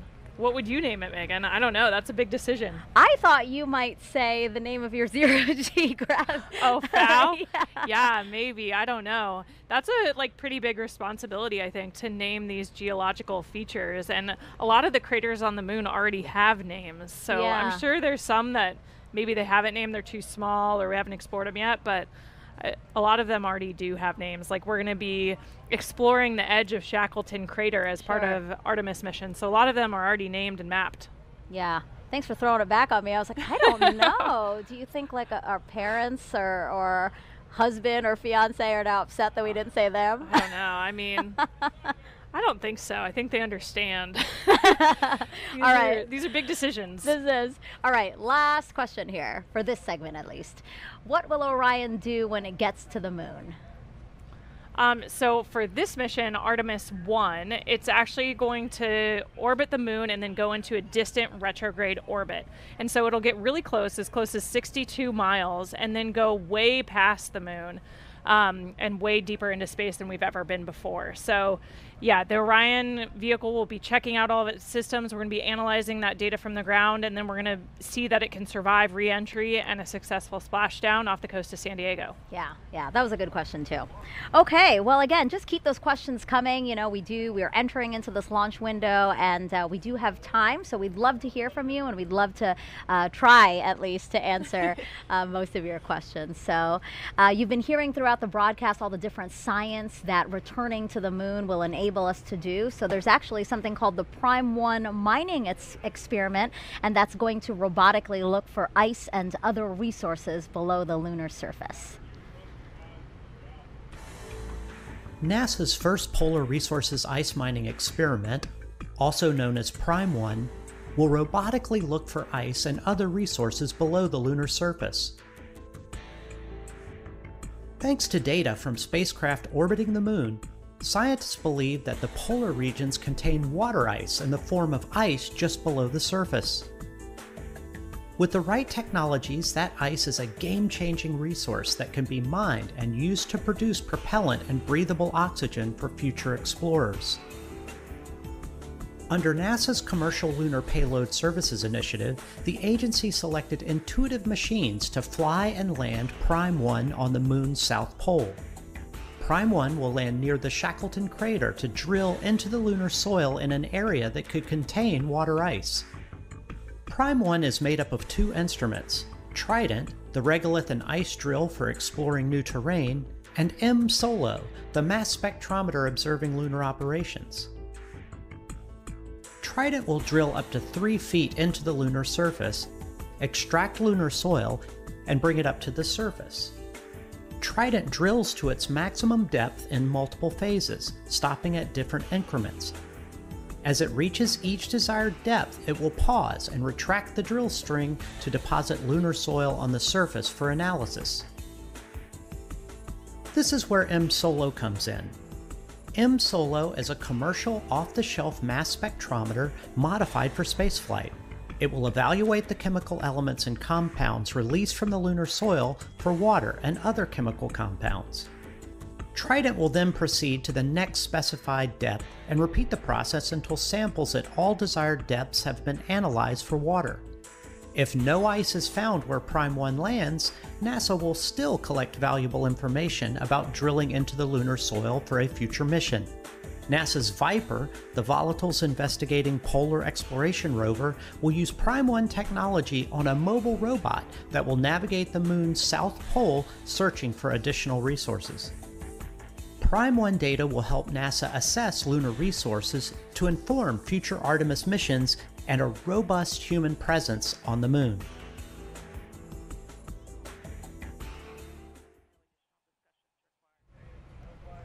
So we are still awaiting a new T0 for today's launch attempt, but for more on what to expect when we launch for this first day, let's go to NASA's Dan Hewitt. He's inside our Apollo Saturn V Center at the KSC Visitor Complex. Hey, thanks, Megan. Everybody, welcome back to the moon board. There's a lot of people here in the complex. I just heard a woo-hoo. People are getting in and out because we have a great view of launch when it's going to happen, and it's going to happen today. But that launch is just the first step in the Artemis I mission. So let's look at what's ahead for this historic first flight. As we just said, launch is step number 1. Those 4 RS-25 engines throttle up, followed shortly after by the 2 solid rocket boosters igniting, sending SLS and Orion skyward. Now on our way uphill, we'll have a number of jettison events. You'll be able to see things coming off of the SLS rocket. One of the most visual ones will be these 2 solid rocket boosters. Now they'll expend their propellant a little over 2 minutes into the flight. They will separate. We'll see them flare off onto either side, and then the core stage continues to fire. We're also going to see the launch abort system come off the top. Once you get high enough in the atmosphere, it's no longer required. You could actually do aborts using engines on Orion and its service module. I will also note that on the launch abort system, it's got those 3 solid rocket motors. The jettison motor is active. The abort and the attitude ones are not for this flight. We don't have people, so we're not flying a fully active abort system. We also have 3 fairings that are there to protect Orion, the service module and the crew module, as we're flying up through the really dense parts of the Earth's atmosphere. Next up, we'll hit core stage separation. So we've got 4 main engines. We'll hear MECO, main engine cutoff. Those engines will shut down, the core stage will separate, drop away. It's eventually going to splash down in the ocean. And that hands over the propulsion duties to this, our upper stage, the Interim Cryogenic Propulsion Stage, or ICPS. Its first job is to execute what's known as a perigee raise maneuver. So the perigee is the lowest part of your orbit. You have a perigee, that's your low part, and an apogee, that's your highest point. We're going to raise up the perigee, and that's going to actually put us in a nice circular path around the planet. And while we're there, that gives us time to check out Orion. We're flying it in space for the second time, the first time in this fully integrated stack with SLS. We'll be able to look at all of Orion's systems, make sure those solar arrays are capturing the sun's energy and turning it into electrical power for Orion's systems, make sure the communications are working, all of our guidance, navigation, and control. That is your time to make sure you have a healthy spacecraft before you do something that is going to send it to the moon. And that's next up on our list. That's the trans-lunar injection. For today's launch profile, that's going to be a firing of about 18 minutes of that single engine on the upper stage. Now that engine optimized for a vacuum, it's producing about 24,000 pounds of thrust. So it's a pretty big engine, and it's doing that because we need enough energy to be able to send our payload, Orion, beyond low Earth orbit and send it on a path to head out to the moon. Now after that burn is complete, ICPS separates. It's going to do what's called a disposal burn. So it's going to send itself on a path from Earth around the moon and slingshot out into what's known as a heliocentric orbit. So it's going to completely leave the Earth-Moon system and go into orbit around our sun. But after it separates, propulsion duties get handed over to this, the European Service Module, and it's got a couple of different engines that it's going to be using, and we're going to be testing those out just on day 1. We're going to do what's called the Outbound Trajectory Correction Burn 1. And we'll do a couple of these trajectory corrections as we're flying out to the moon, but that first one is that first critical test of this large engine, the orbital maneuvering system engine. That's the one that has the most thrust, generating about 6,000 pounds of force in a vacuum, and that's what's going to be doing a lot of our maneuvers, or giving us that pushing power as we do these maneuvers around the moon to enter into what's known as distant retrograde orbit, or DRO. And that's this dotted line that you see around here. Now we call it distant basically because of the distance we're away from the moon. We're about 40,000 miles, a little bit less, off the lunar surface. And then we call it retrograde because the moon orbiting planet Earth in this direction, going in a counterclockwise fashion, we're going to be entering into a clockwise orbit around the moon, opposite retrograde. Now to do that, we're going to get in close, we're going to dip in off the lunar surface. We're going to be about 80 miles, 80 statute miles off the lunar surface as we do this outbound powered flyby. Again, the major thrust coming from that orbital maneuvering system engine. After we do that, we'll do a final maneuver to actually go into that distant retrograde orbit, that DRO. Now, why DRO? Why are we not just going around the moon and coming back on like a free return trajectory, which we did on some of the Apollo missions?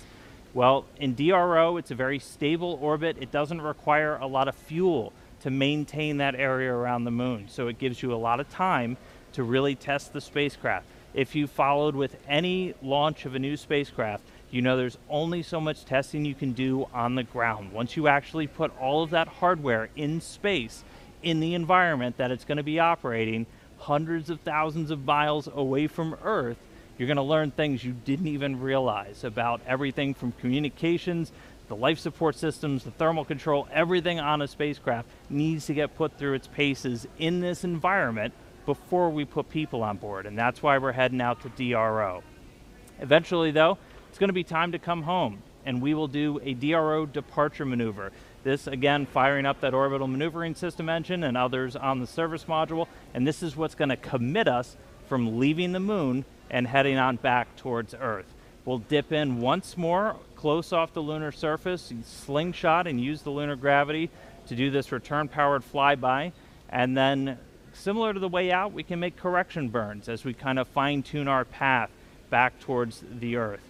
And then it's time for re-entry. A couple of things happen before that. One of the really critical ones, spacecraft separation.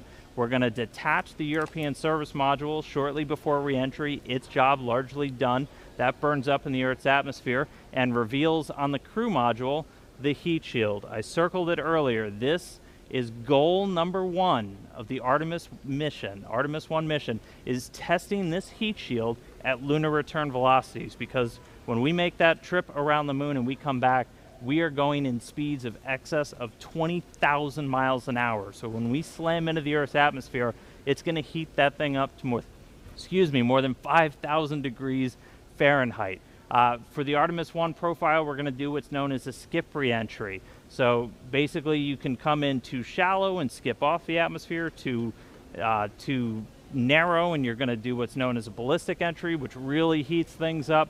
We're going to do kind of a mix where we're going to skip once off the atmosphere, and that we're still going to get the heat, but that helps to reduce some of the G loads on the crew.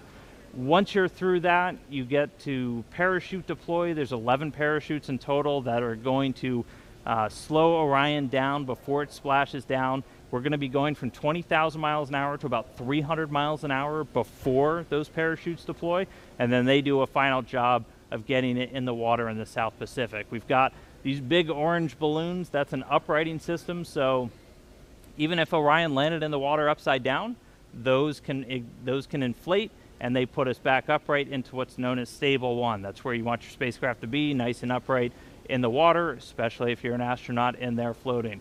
Now, we also have a large U.S. Navy ship with a big bay that's going to basically come up and swallow Orion into its deck, and you've got a couple of other assets in the area to help recover hardware, the forward bay cover, parachutes, things like that. But that's scheduled to happen 26 days after a launch today. So that's 26 days from liftoff here in Florida around the moon to a splashdown in the Pacific, and that will be the first mission in the Artemis program, the farthest we've ever sent a human-rated spacecraft in history, and just the first step before we put people on board. So That's a look at everything still to come. We're counting down to that launch. I'll send it back over to Megan and the team at the host desk, guys. A very comprehensive look at that. Thank you so much, Dan.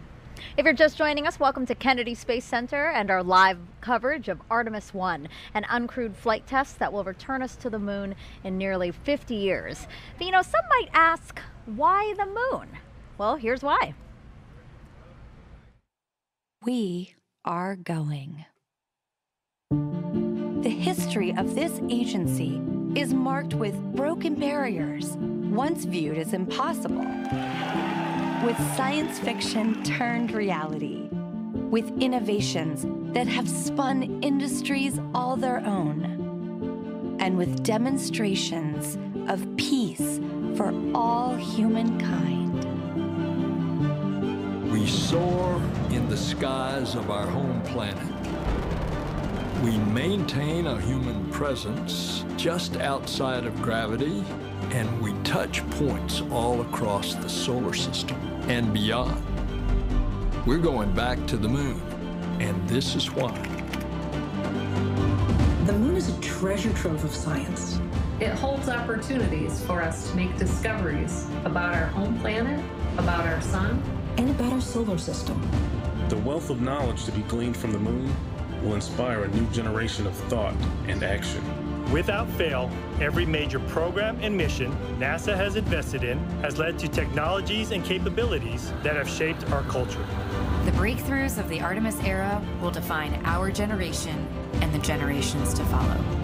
The tens of thousands of jobs associated with propelling us to the moon today are just the beginning of a lunar economy that will see hundreds of thousands of new jobs develop around the world. This is not an ambition of one entity or one country.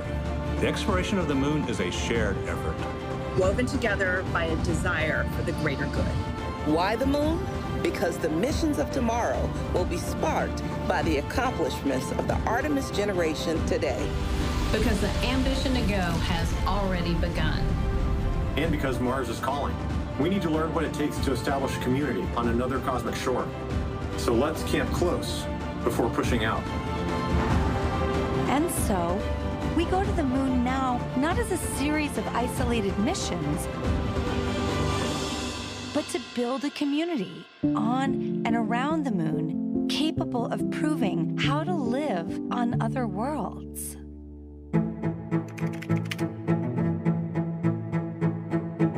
We'll use the lessons from more than 50 years of peaceful exploration to send a new generation to the lunar surface to stay. We will anchor our efforts on the lunar South Pole to establish the Artemis Base Camp, positioning us for long-term science and exploration of the lunar surface. We will prove what it takes to assemble a complex ship in deep space.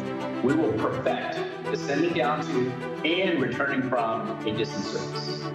We will learn how humans can survive and thrive in a partial gravity environment. With improved spacesuit designs, mobile habitats, and with reconnaissance robots pre-positioning and relocating supplies. We will learn how to utilize the resources we find on these other worlds, starting with finding water ice and purifying it to drinkable water. And refining that into hydrogen for fuel and oxygen to breathe. We will establish fission power plants on the surface of the moon, capable of supporting a growing community of efforts. And we will expand the logistics supply chain to enable commercial and international partners to resupply and refuel deep space outposts. None of this is simple or easy, but nothing in our history ever has been. The Eagle has landed. You got a bunch of guys about to turn blue. We're breathing again. Thanks a lot.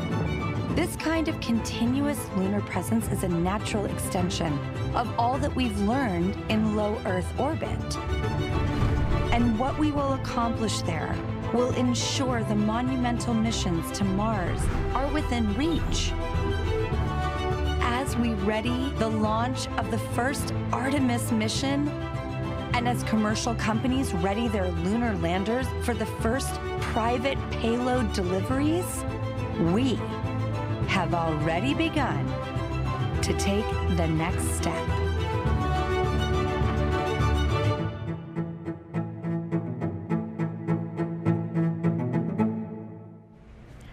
Throughout this launch broadcast, our NASA's Leah Martin has been introducing us to people over at the Kennedy Space Center Visitor Complex who have come out for hopefully the maiden voyage of Artemis I. People from near and far, young and old, just really excited to hopefully see this historic flight. So now she's joined by somebody else who has a really interesting story. Leah, tell us about it.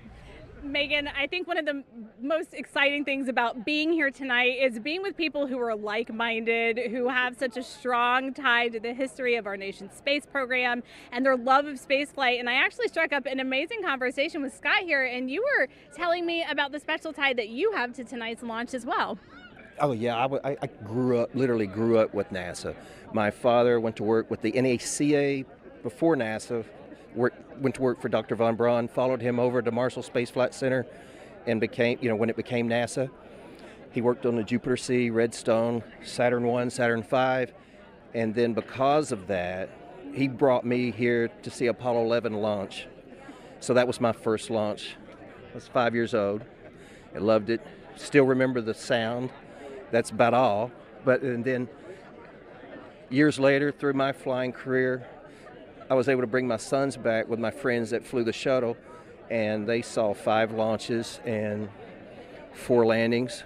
But basically, I wanted to be here. I was here for the first moon launch, the last moon launch back when Uncle Gene Cernan, our family friend, went to on Apollo 17. So I wanted to be here for this because it's kind of in our family, in our blood. And hopefully I'll be around for the next one when we go and land again. So that's incredible. So you have NASA actually in your DNA, grew up with the program. Yeah. I knew most of the German scientists. The kids sat in our lap, Dr. Ernst Stirlinger, and my father flew with von Braun because he was a general aviation pilot as well. So they'd get off work and fly. And they were in Life magazine together, National Geographic. So it was fun. I literally knew Al Shepard, all the Mercury, Gemini, Apollo guys, and it was an honor. I would have loved to have been an astronaut, but I went a different route, but I can still come here and see them. We can, and we're so grateful, so thrilled to see you here tonight, and so excited that you will be able to actually compare the last launch and the sound of the last one with the one tonight. It's absolutely going to rock the sky. I want it to be even louder. I want to feel it. Yeah. Thanks so much for joining us tonight. It's been an honor to meet you, and Megan, we're going back to you. Leah, thank you so much for sharing that. That was such a fun story. Here we are now at Space Center Houston. This is a live look inside of the visitor center there. Lots of people hoping to see the launch today. I love this guy in the front with his NASA shirt representing. And again, just seeing children and young and old, just all these people who feel captivated and are excited about our next giant leap into deep space. So glad to have them here. Oh my gosh, I love this. Yeah, the team in Marshall and Huntsville there is always ready for their shot, waving their flags. They're super pumped. That's the home to the SLS program office, so they have a dog in the fight tonight, seeing Artemis launch for the first time. Is that an inflatable astronaut in the center? Do you see that? I think somebody is dressed up as an astronaut. Look at that. Yeah, they're representing. Ready to go. I love this. Yeah, I'm so glad that they're there. Again, these visitor centers are closed to the public, but the people there decided to hold a watch party, and look, that's our exciting friends to in see. Germany are ready for us this time. I know, they clapping. anticipated the delay. They look pumped and ready to go. So these are employees of Airbus. Airbus is the main contractor for the European Space Agency, and together they provided the European service module for the Orion spacecraft. So really, we should be applauding them. They shouldn't be applauding. Thank you so much, guys, for your contribution to the program, and can't wait to see Orion and SLS launch. Okay, so now let's head back over to Daryl Nail over with the launch team so we can hear any updates about a new T0. Yeah, Megan, thank you. And a clearer picture is starting to emerge as the launch team now reports out that they only have a few minutes left of work to do before they're ready to pick up polling. And we're also hearing that some of that polling, which kicks off with the mission management team, is also now just about 3.5 minutes away. Now, we are currently still in that hold. But the launch team, NASA's test director, is continuing to move the team forward. We've wrapped up work on the upper stage and the lower stage. You're looking now live inside firing room 1, where launch director Charlie Blackwell Thompson is overseeing her launch team. We've had a number of delays that have put us off the T0, but we are starting to track to a T0 close to around a quarter till, top of the hour. But we do need to have some polling that takes place. I'm pausing now because I'm listening in to the teams as they communicate.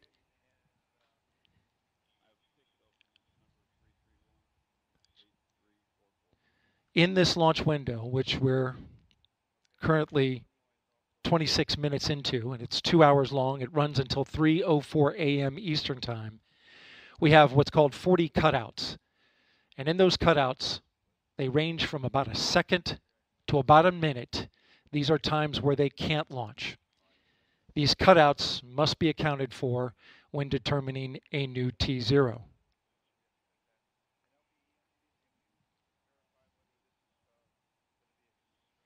The upper stage of the rocket, which was the last to get ready and configured, just recently the team cycled the liquid hydrogen valves, which is required,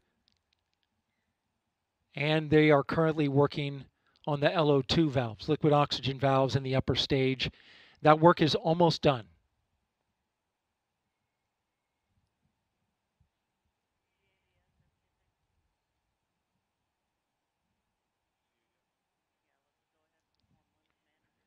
We are now a minute and a half away from the poll of the mission management team, which is several minutes before T-minus 15 minutes.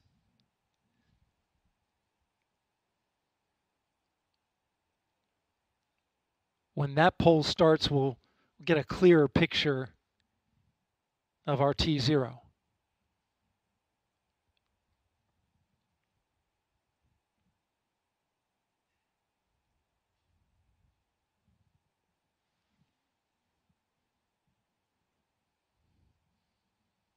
NASA's test director has informed the launch team to all switch to a common communication channel. It's called 232. And what this means is that the entire launch team is now on one channel, and all future communication will happen there. Whereas there are many channels. Now they reduce it down to one.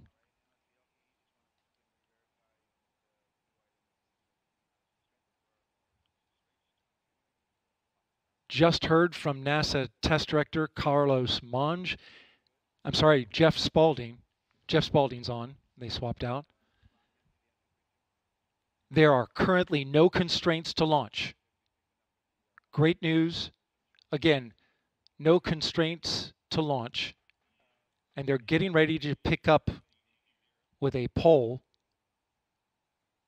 to determine readiness for launch.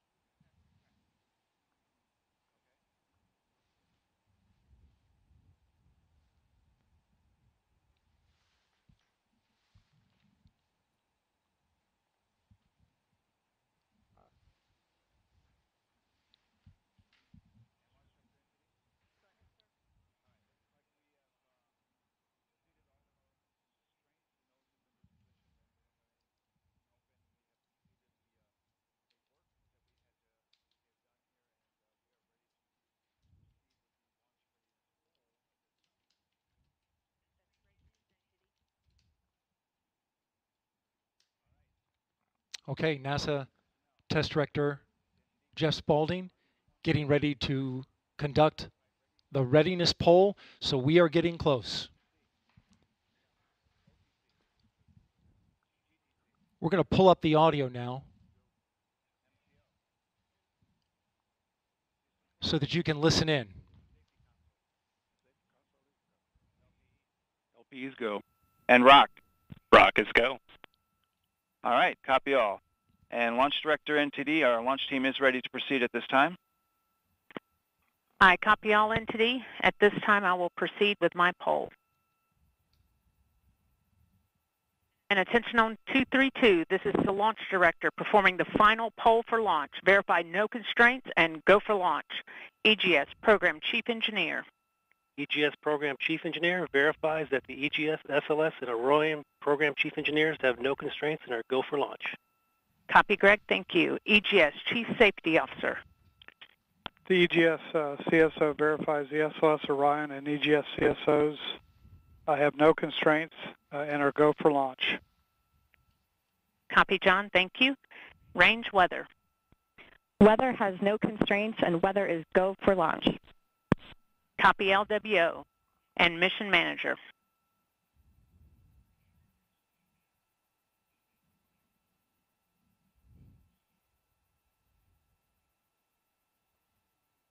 And Mission Manager, Launch Director. Launch Director, Mission Manager on 232. The mission management team has been polled. You have a go to proceed with terminal count and launch of Artemis I. I copy all. Thank you. And NTD, Launch Director. Go ahead, Launch Director. Yes, sir. On behalf of all the men and women across our great nation who have worked to bring this hardware together to make this day possible, and for the Artemis generation, this is for you. At this time, I give you a go to resume count and launch Artemis I. Copy, Launch Director, and thank you. All right, we do have a couple of steps to configure, and then we will be ready to resume the clock. CVSE, NTD. CVSE here. Initiate recording of Orion cameras at this time. In work. R, NTD. RSR here. Perform the booster ignition SNA arm rotation enable. NDT, RSR, booster ignition SNA arm and rotation enable is complete. And I copy. Thank you. Okay, so there you heard the poll from Launch Director. Early.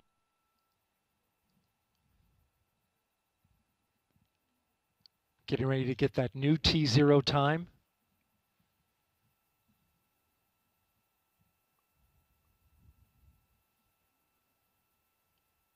The poll that you heard was the NASA Test Director's poll. And all right, and we have verified no cutouts at this time. And all personnel, we are going to resume the clock. GLS, you can resume the clock on your mark.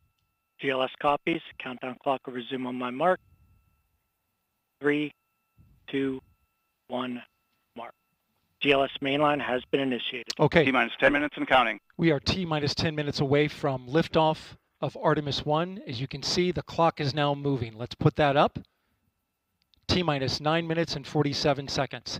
The L-minus 15 poll complete. Show 06:47:44 is the new liftoff time. Affirm. Okay.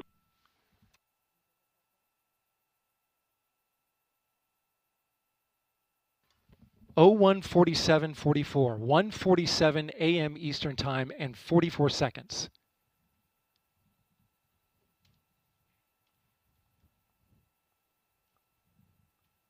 We went straight into terminal count.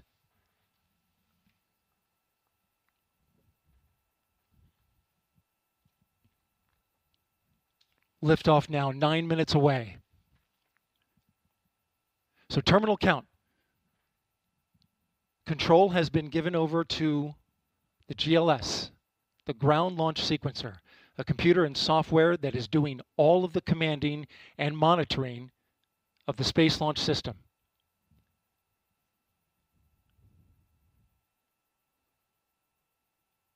We'll hear callouts from the GLS operator, Alex Pandalos.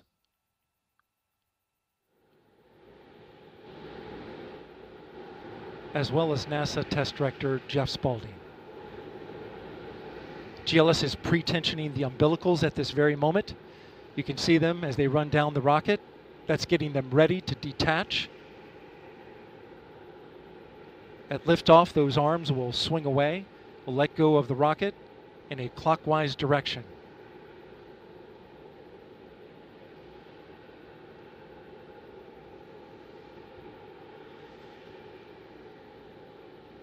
T-minus 8 minutes and counting. The GLS is performing up to 100 commands per second, including configuring ground systems for power transfer to the rocket. GLS is turning on cameras, recording video inside and outside the crew module to collect data for engineers. Purging the aft skirt booster with high flow nitrogen. Clear out any hydrogen gas that may be there.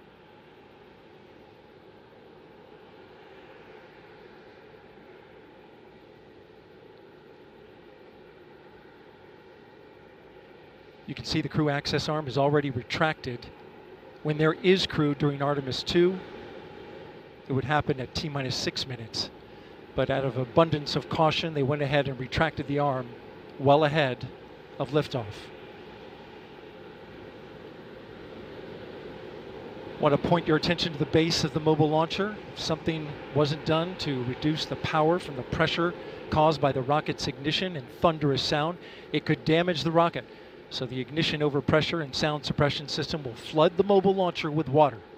You'll see that sequence start at T-minus 17 seconds. Now coming up in less than 30 seconds, the ground launch sequencer will start bringing the high energy systems online, starting with core stage pressurization.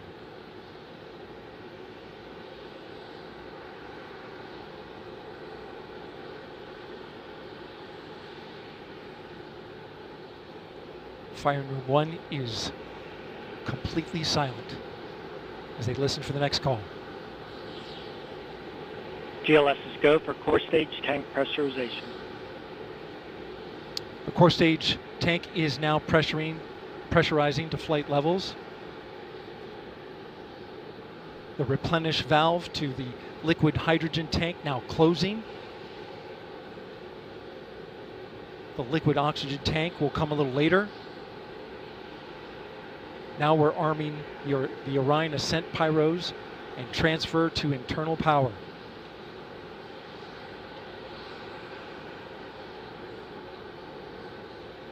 The launch abort system, or LAS jettison motor, is now armed. On this flight, the abort motor is inactive because there is no crew on board.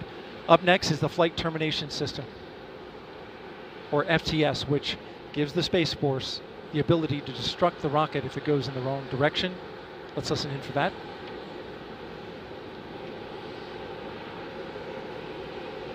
GLS is go for FTS arm. The flight termination system is now armed. Coming up at 4 minutes and 40 seconds, a big moment. This is where the RS-25 engines and their bleed go to high flow. It's been a little tricky to dial in. GLS is go for LH2 high flow bleed check.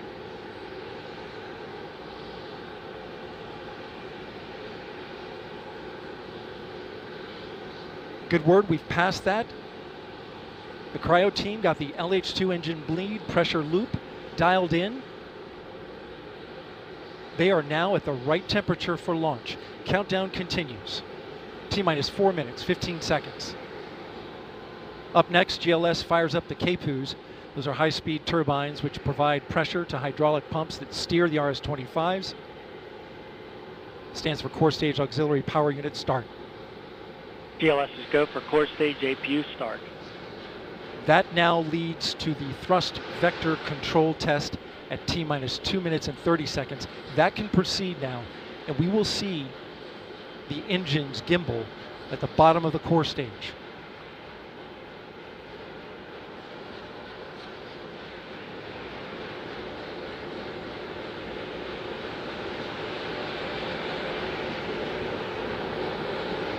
At T-minus 3 minutes and 10 seconds, you will hear the go for purge sequence 4.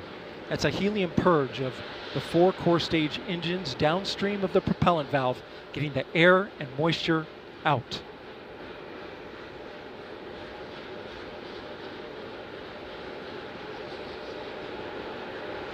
GLS is go for purge sequence 4. And in just a few seconds, GLS will close the core stage LOX vent, liquid oxygen. The white vapor cloud caused from the super cold gaseous oxygen condensing the water in the atmosphere will disappear. You see it coming out there now. And there it goes, it's closed. LOX vent closed, pressure rising in the core stage LOX tank to flight levels. Coming up in 15 seconds, look for that thrust vector control actuator test. Engines will gimbal.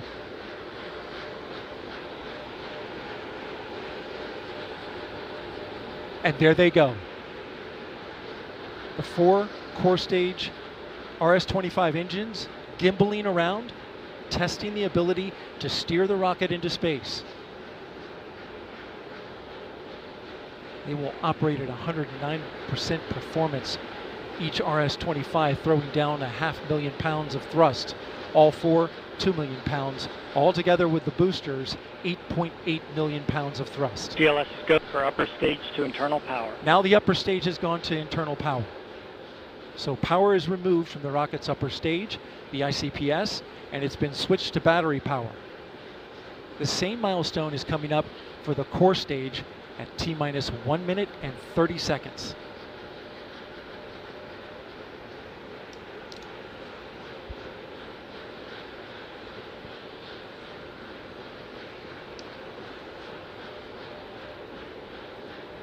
GLS is go for core stage to internal power.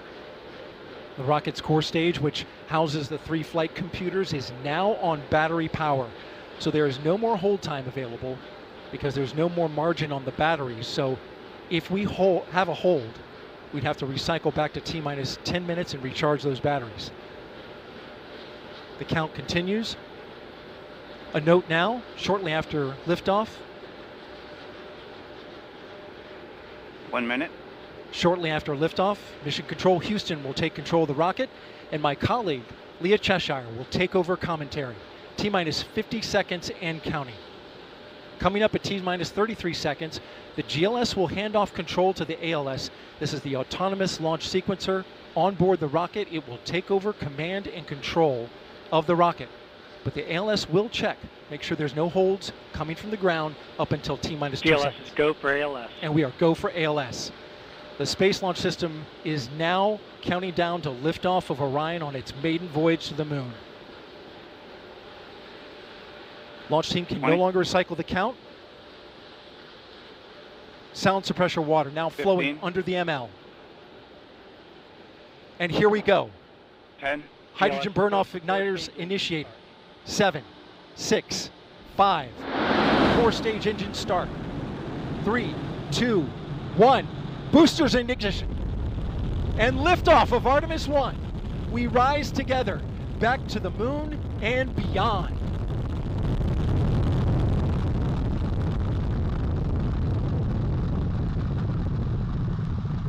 All 4 RS-25 engines on the core stage and 2 solid rocket boosters now propelling the vehicle at 128 miles per hour. Hearing good control on the roll from teams in Mission Control Houston. All good calls so far. Now 30 seconds into the flight of Artemis I. First milestone will be for the vehicle to pass through max Q at about 1 minute and 9 seconds into launch. This is the greatest period of atmospheric force on the rocket.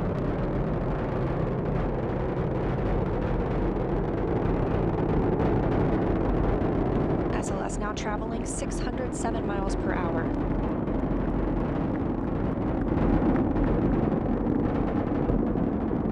You're looking at 8.8 million pounds of maximum thrust. Quiet here in the loops in Mission Control.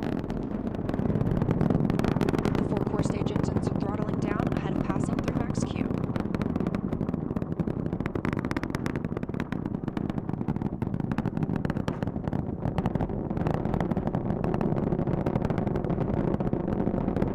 Now 1 minute, 21 seconds into the flight, traveling at 1,420 miles per hour. 4 core stage engines are back at maximum thrust. The next major milestone will be for the solid rocket boosters to cut off and jettison about 2 minutes and 11 seconds into the flight, so about 30 seconds from now. Again, quiet here in Mission Control Houston as teams continue monitoring the flight of Artemis I. We're now 16 miles downrange from the launch pad at Kennedy Space Center, traveling over 2,800 miles per hour.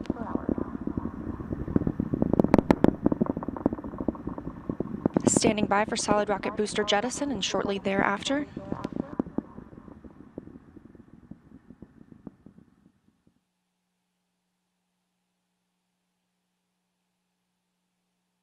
Confirmation that the solid rocket boosters have separated these 177-foot boosters. Now the core stage continues to power the flight of Orion, all 4 RS-25 engines firing, traveling over 3,400 miles per hour, 46 miles downrange. 2 minutes and 36 seconds into the flight. Hearing nominal calls here in Mission Control Houston. We've still got 4 good engines on the core stage. Next up, we'll be looking for the service module fairing to separate. This is 3 15 by 15 foot fairing panels, providing structural support, protecting the service module. Those will separate at about 3 minutes and 11 seconds into flight, and very shortly thereafter will be followed by the launch abort system separation. Just over 3 minutes into the flight of Artemis I, now traveling over 4,060 miles per hour, 83 miles downrange. We just had confirmation that the service module fairing has separated.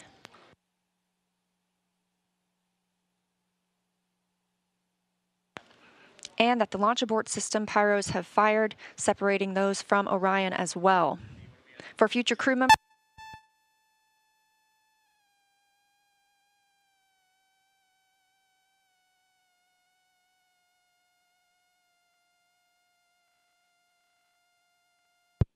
we just heard the call for 3 engine press, meaning if SLS were to lose an engine at this point in the mission, we could still achieve a nominal mission.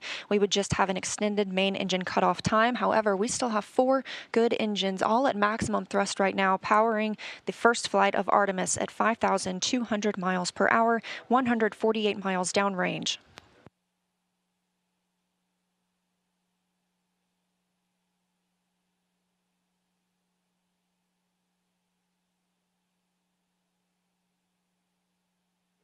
We're 4 minutes and 16 seconds into the flight of Artemis I. So far, we've had a clean ascent. We saw those solid rocket boosters jettison about 2 minutes and 11 seconds after liftoff. Shortly after, we had the service module panels fairings separate, as well as the launch abort system. The launch abort system was inert for this flight, except to perform this separation. Those 4 core stage engines will continue to fire and power the flight of Artemis I, now traveling over 6,800 miles per hour, 229 miles downrange. Booster flight controller reports that the engines are looking good.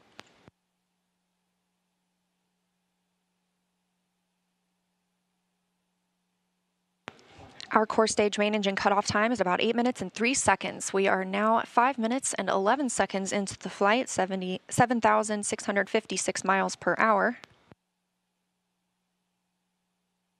Again, 4 good core stage engines, those 4 RS-25 engines. The last time those core stage engines flew, they were taking space shuttles to orbit, and now with upgraded capabilities, they're launching the future of human spaceflight.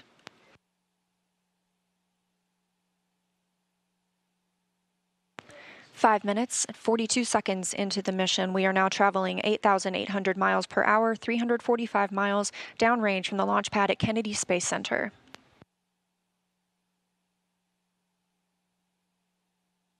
Again, we are anticipating core stage main engine cutoff at about 8 minutes and 3 seconds.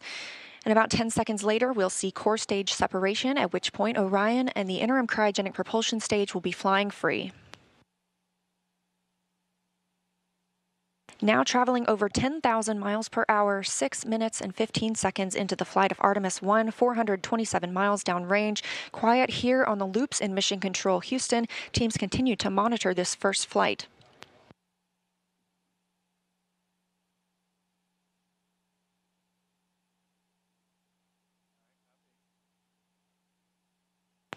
About a minute and a half now until that core stage main engine cutoff time.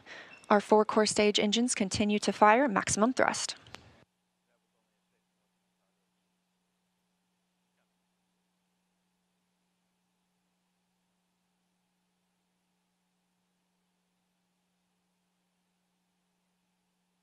Coming up on 7 minutes since launch today, now traveling over 12,800 miles per hour, 563 miles downrange. Again, still quiet here in Mission Control, Houston.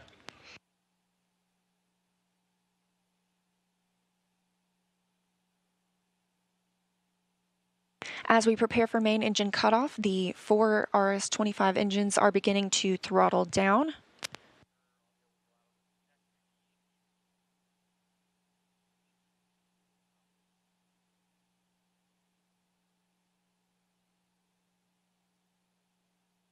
"30 seconds now until core stage main engine cutoff. All 4 engines continue to throttle down.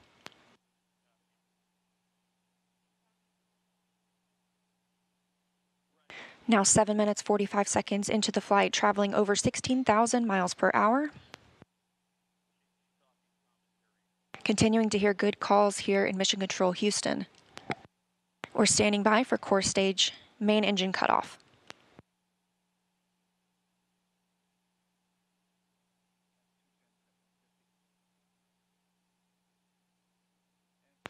And we have confirmation of core stage main engine cutoff. Orion is now in Earth's orbit. The flight dynamics officer reports that we have a nominal main engine cutoff.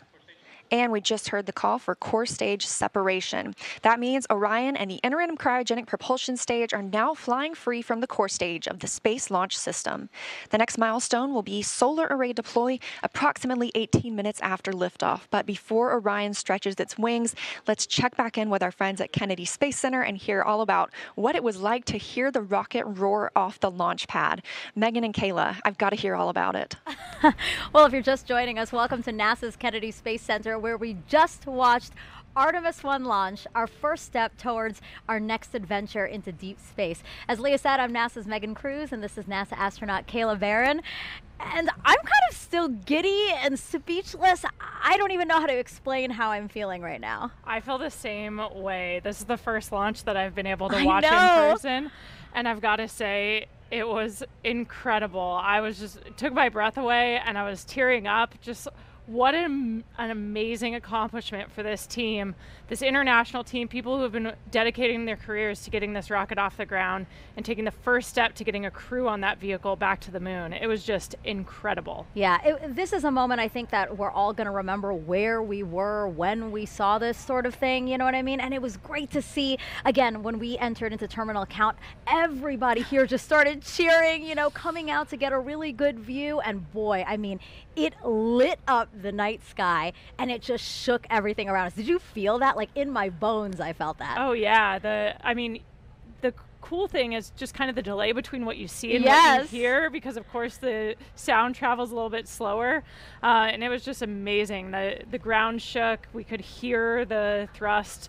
pushing that rocket into space. 8.8 million pounds of thrust. Yes. It's incredible. It was amazing to see here live in person. How does it compare? So this is your first launch on the ground. How does it compare to your launch when you're in the capsule soaring towards space? I mean, equally emotional, I think. Yeah. We train for everything, and so when we're in that capsule waiting for launch, we're just running our procedures. You could almost, you know, trick us and say that we were in the simulator and it wasn't real, but like in that moment of liftoff, when the thrust builds underneath you, like we saw it today, it's just hard not to be overwhelmed by the emotional experience, the excitement, the joy of that moment. It's incredible. Yeah, I think we can't say it enough. This team really deserved this moment. They've been working so hard for this moment. When I heard that we got into terminal count, it was, I felt a sense of relief and excitement for them that I think everybody here did. You know, we really wanted them to succeed. We really wanted to see the launch today. And wow, I will never forget this. Me neither. It was an incredible experience to be here and see that happen. Yeah. Was there anything that was particularly surprising to you? Again, this is your first launch. You know, what were you expecting?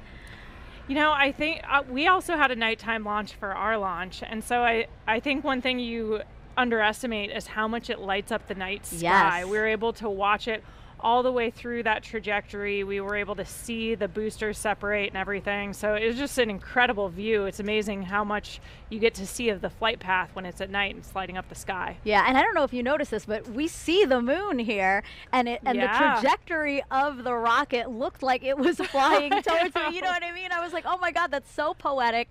It's so beautiful. I'm so glad we launched today. Yeah. Wow. Congratulations to the team. It's incredible. We're going to head over to Daryl, who was at the launch team. Daryl, you got to count us down through that, through liftoff. I mean, how was that being in the launch control center with them? Well, Megan, it was something else. I got to tell you, you're looking live inside the firing room where Charlie Blackwell-Thompson is about to address her team after a whole lot of hard work and preparation to get to this moment. Let's stand by and listen to her now. Comm check. But you can't hear it in the room. Can you guys hear me? No. Hey, Jeremy, can you turn something on the air for the microphone? The press site can hear me, but The room can't. The room can't. You can hear me? Because the guys...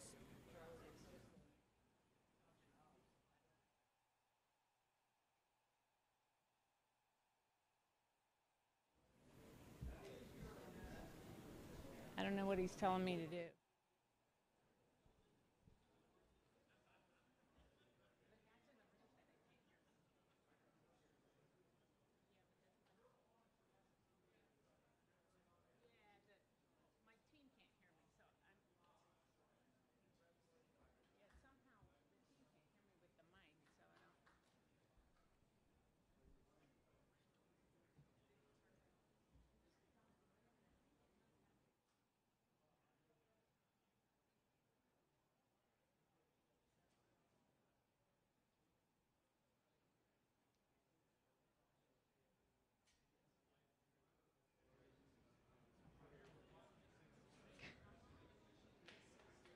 He's here.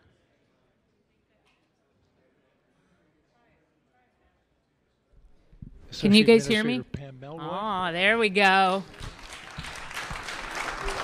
Is he ready for me?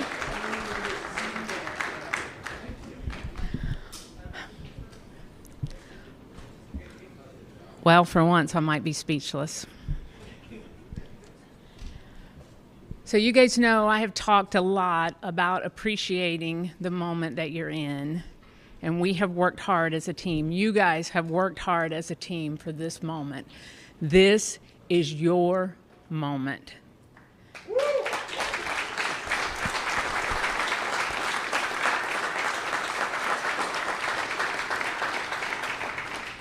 It is not by chance that you are here today. So I want you to look around at this team and know that you have earned it. You have earned your place in the room. You have earned this moment. You have earned your place in history. You were part of a first. Doesn't come along very often. Once in a career, maybe. But we are all part of something incredibly special, the first launch of Artemis.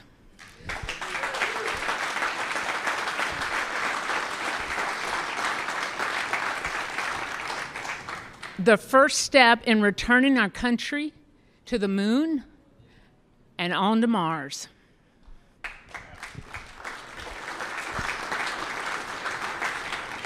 What you have done today will inspire generations to come. So thank you. Thank you for your resilience. You know, I said at the pre-test briefing, the harder the climb, the better the view. We showed the Space Coast tonight. What a beautiful view it is. So congratulations.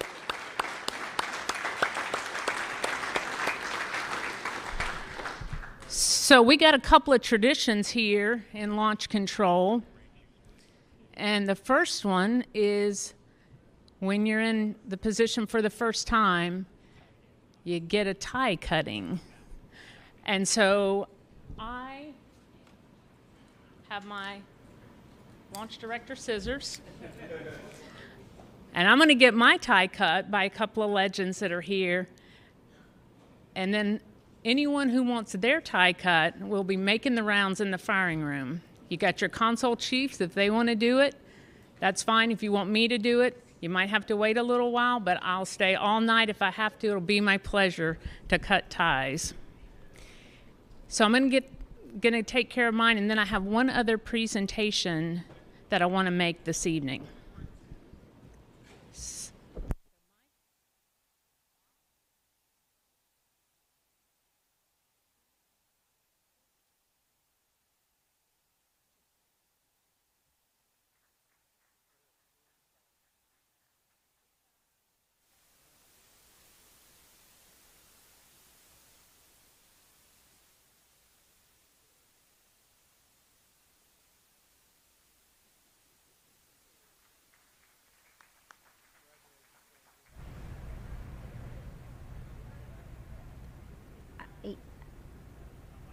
This is Charlie Blackwell Thompson, Artemis I launch director. She just got her tie cut. That is a tradition here at NASA. We just got to hear her talk to the team, and one thing that really stuck out to me that she said is that they've really earned their place in history. We're coming up on solar array deploy. Let's go on to Leah. Thanks, Megan. And yes, we're here in Mission Control Houston, still monitoring the Artemis I mission and the first flight of Orion atop the Space Launch System. So far, we saw successful liftoff at 1:47 a.m. Eastern Time, all the way through separation from the core stage. We now have Orion and the interim cryogenic propulsion stage flying free.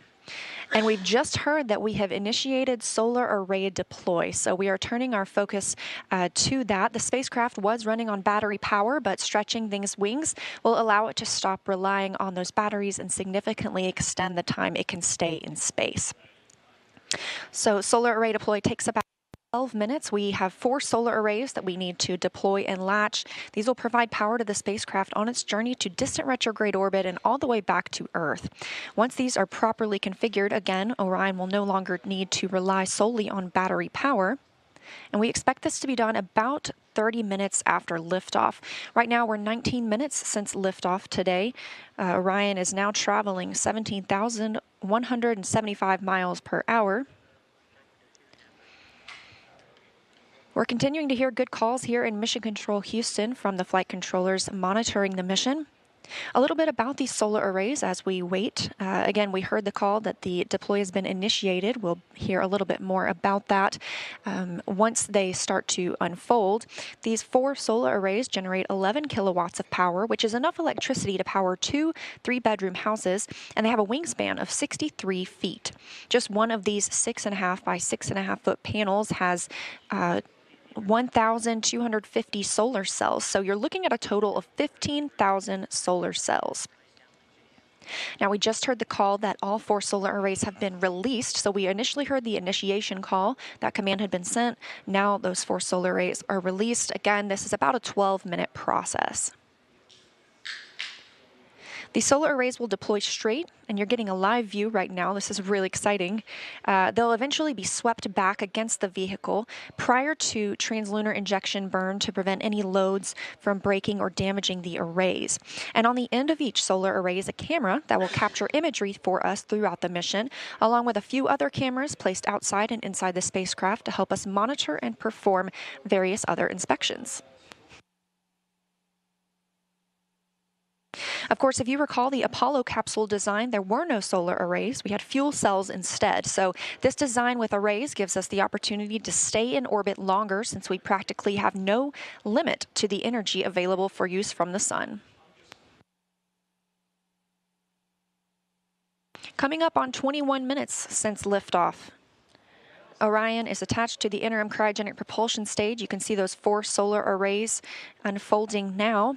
And again, Artemis I is a flight test. It's paving the way for a sustainable presence at the moon. Looking forward to the future, Gateway will be our space station in lunar orbit. And we have some similarities and differences in the solar arrays unfolding right now on Orion and those that'll be on Gateway. So like we're seeing now, these are deploying autonomously. The Gateway solar arrays will as well.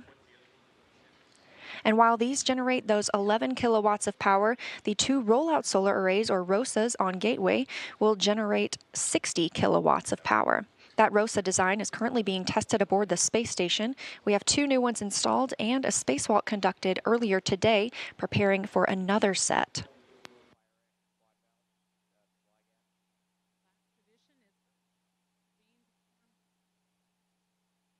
Coming up on 22 minutes since liftoff today, Orion and the interim cryogenic propulsion stage traveling over 16,800 miles per hour.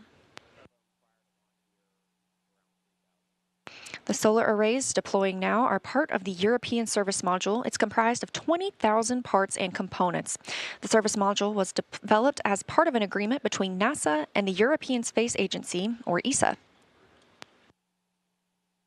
This is the first time NASA is using a European-built system as a critical element to power an American spacecraft.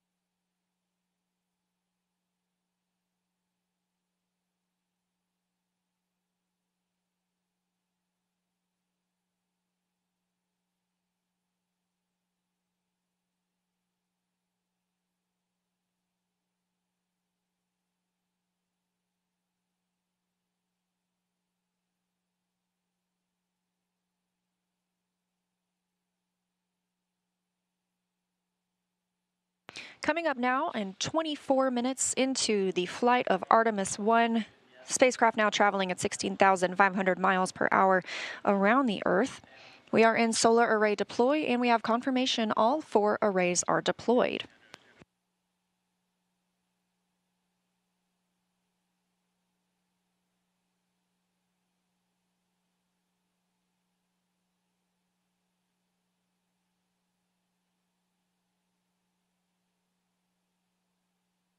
Coming up in a little less than 30 minutes is the perigee raise maneuver.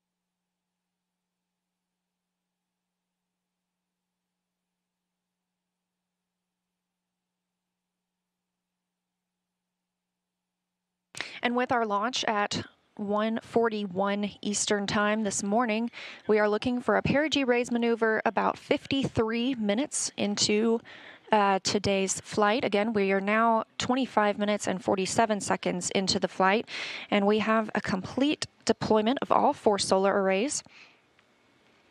Orion's journey to the moon continues as planned. Again, looking forward to that perigee raise maneuver.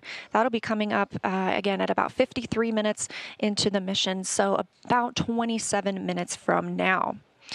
During the perigee raise maneuver, the interim cryogenic propulsion stage will use its RL-10 engine to lift the lowest point of Orion in Earth's orbit. The current orbit is more of an oval shape than a perfect circle, and this burn will raise that point closest to Earth and make the orbit more circular. This will also include a checkout of Orion's systems and any adjustments to the solar arrays.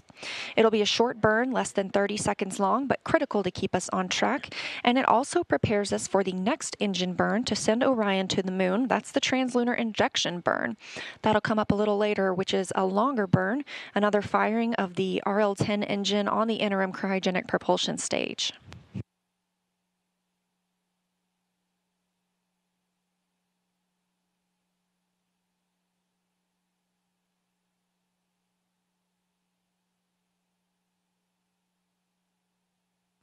We caught a glimpse there of those solar arrays, and with all 4 solar arrays properly deployed, Orion's journey to the moon continues, and we've got more operational updates coming up shortly, but for now, I'm going to toss it back to Megan and Kayla at Kennedy.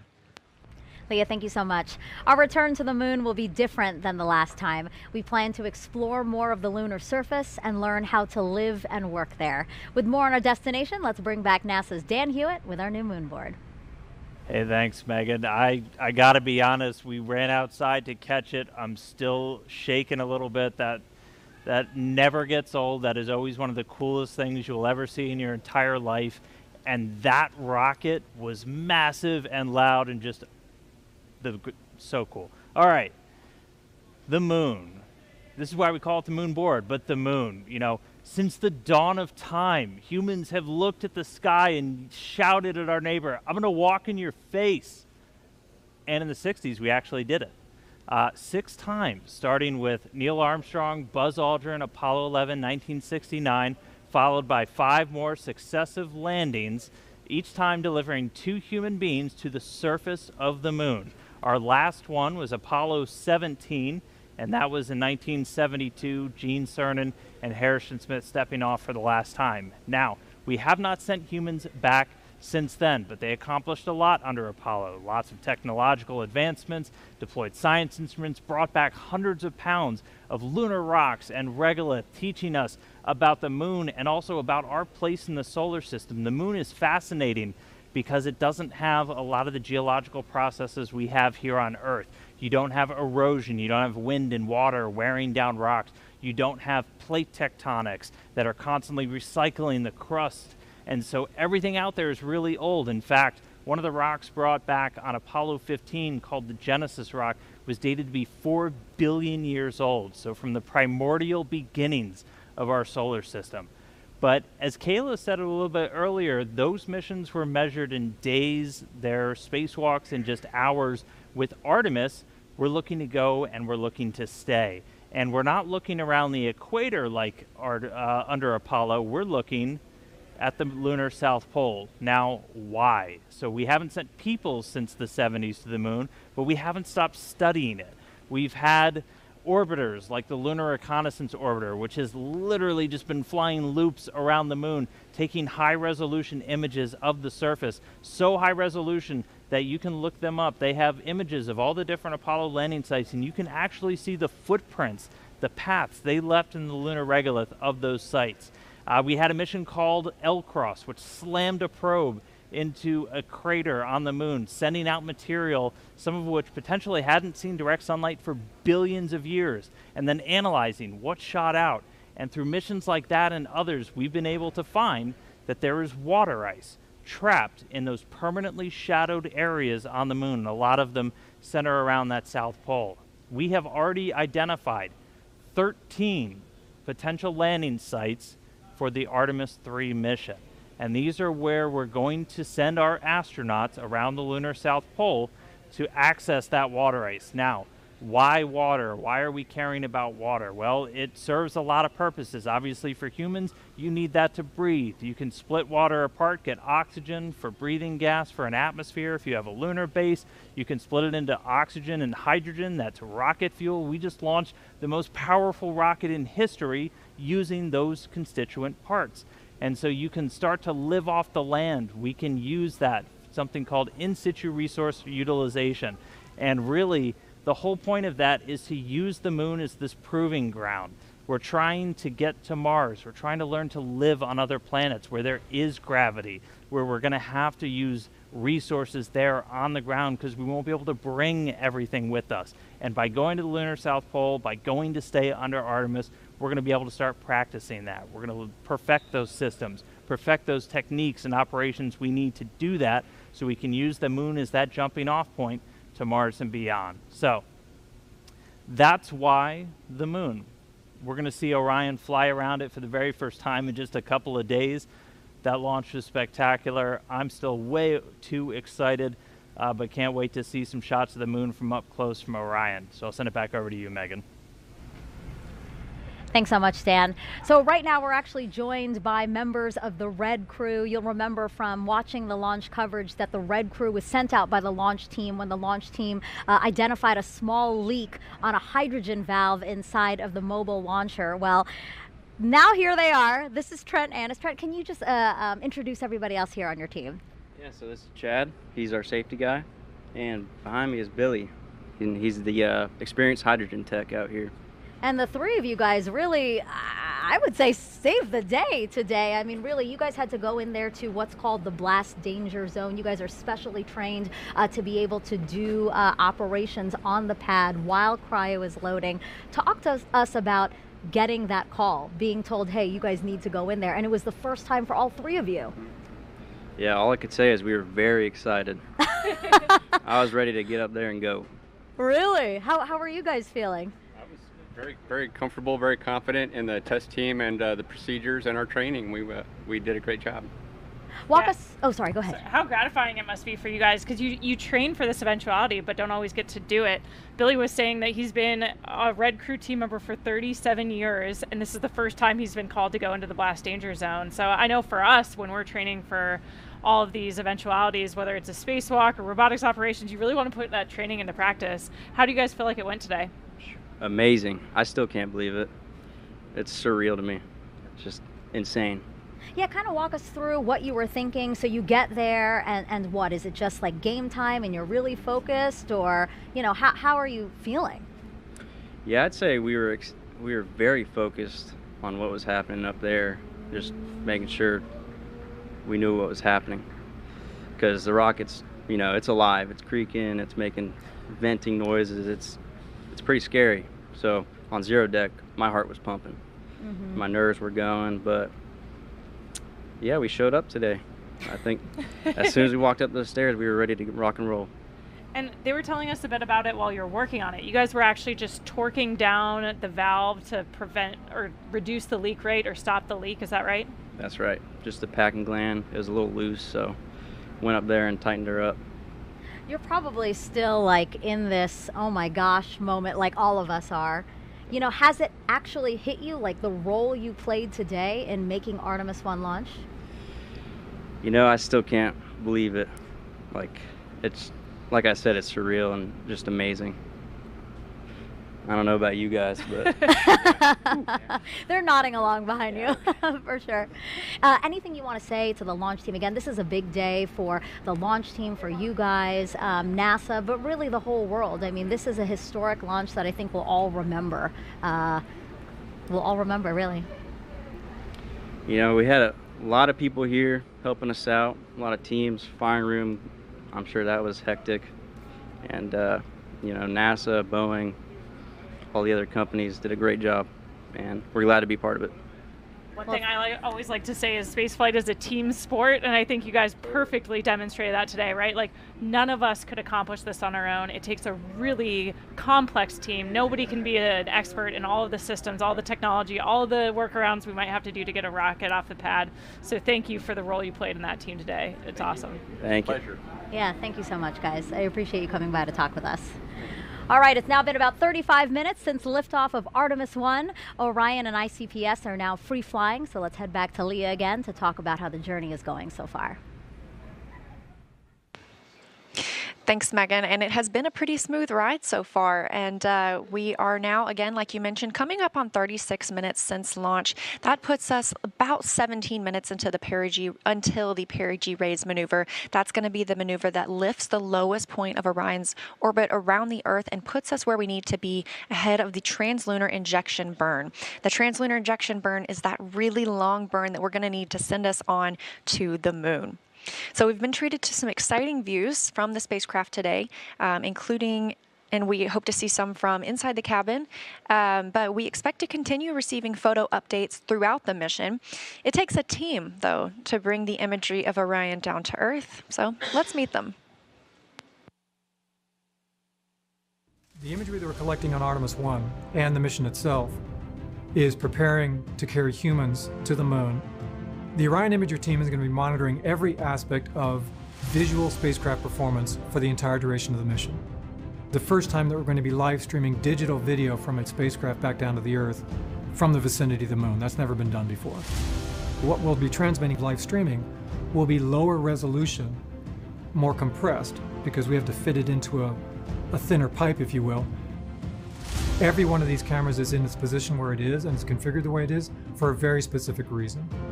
We're going to be monitoring anything that we can see with the cameras for spacecraft performance. The imagery teams at NASA are composed of dozens and dozens of very highly trained, very specialized people, engineers, technicians, analysts.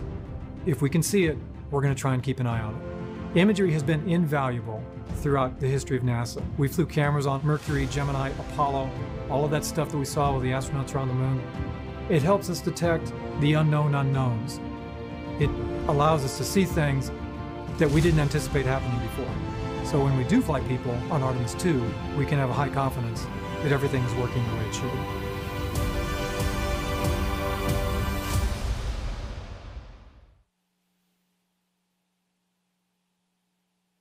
I love getting a look at those teams that we don't normally see, like the red team that Megan and Kayla just got to interview. A really big thanks to them and everyone that made this liftoff happen tonight. So we are going to toss it back to Megan and Kayla now at KSC. Again, we're about 15 minutes away from perigee raise maneuver. Thank you, Leah. Yeah, we wanted to take us back into Orion and talk about some of the science that's being enabled by Artemis I today. So inside of Orion are 10 of these. So they're called CubeSats because they're tiny satellites. Essentially, they're the size of the shoebox when they're folded down, but then once they're deployed, they're opened up. They have solar arrays, things like that. That's when it gets a lot bigger. Now, these are called secondary payloads for this mission. Kayla, can you talk to us about what secondary payloads are? Yeah, it just really means that it's not a primary objective of the mission. We're not relying on the success of these CubeSats for overall mission success. It's kind of a bonus payload, right? A chance to deploy these satellites that have different sensors on them and collect some awesome data to support other research objectives. Yeah, and I know battery life was a concern for some of them, but all 10 were deployed, and scientists, I'm sure, are eager to see what kind of information that hopefully they'll be able to get. And they're just some of several research projects on this flight that will help gather data about the moon and more. Artemis I is paving the way for us to explore deeper and deeper into space. I think Artemis I is significant on so many levels. It is a new frontier to do science. So the primary objective is to test the Orion spacecraft integrated with the Space Launch System. And it is designed to carry out the boldest of the bold missions. But it's more than just learning how to travel in space. We're taking a lot of cool science along with us on this first mission to the moon. So as NASA plans to go back to the surface of the moon and then onto Mars, we want to spend more time there, and that's riskier business. So the more we learn about the moon itself and the environment where we'll be operating, the better we can prepare. We have 10 CubeSats we call secondary payloads, which are small scientific spacecraft of their own that will each be conducting their own scientific mission. All of these payloads in some form or fashion will help us going forward. They are going to be studying the moon. And they're going to help us understand what is the moon made out of, what types of rocks, what types of regolith, what types of ice, what's mixed in with water that might be present. One of them actually is going to attempt to land on the moon. They're going to be studying the sun. Understanding and studying the space environment or the space weather. Some different propulsion systems. These novel ideas will ultimately turn into the technology and the systems that we want to use going forward. There's a lot of cool things going on between all these CubeSats that make up our secondary payloads. Additionally, inside the Orion, we'll be flying an experiment to study space biology. Space biology is where we study the underlying changes changes that Earth-based biological systems undergo when they're in space. Or basically, how does life respond to the space environment? The level of ionizing radiation that you experience when you go beyond the Van Allen belt, so you go beyond the protective magnetic sphere that we have around us, you then get exposed to higher levels of ionizing radiation. So we are flying several space biology experiments. We will take a series of materials, plant seeds, fungi, the yeast cell, algae, and ride along the trip. And then when it comes home, we can analyze how they responded to that environment. This research will help us thrive in space. It will help us to go further and stay there longer. In addition to space biology, we'll be learning about how to make astronauts more effective in the Orion in the future. An example of that is something called the Callisto Technology Demonstration. Lockheed Martin built the Orion spacecraft for NASA, and we'll be flying a secondary payload that's a demonstration payload called Callisto. So we took the technology from Amazon for Alexa and the WebEx technology from Cisco, and so we built a digital assistant, if you will, the custom space-qualified Alexa. Alexa, how does the life support system work? Orion's life support system is the environmental control and life support system oracles. And so this payload is a demonstration mission to show how astronauts in the future could use this technology as an innovative user interface. So there you have it.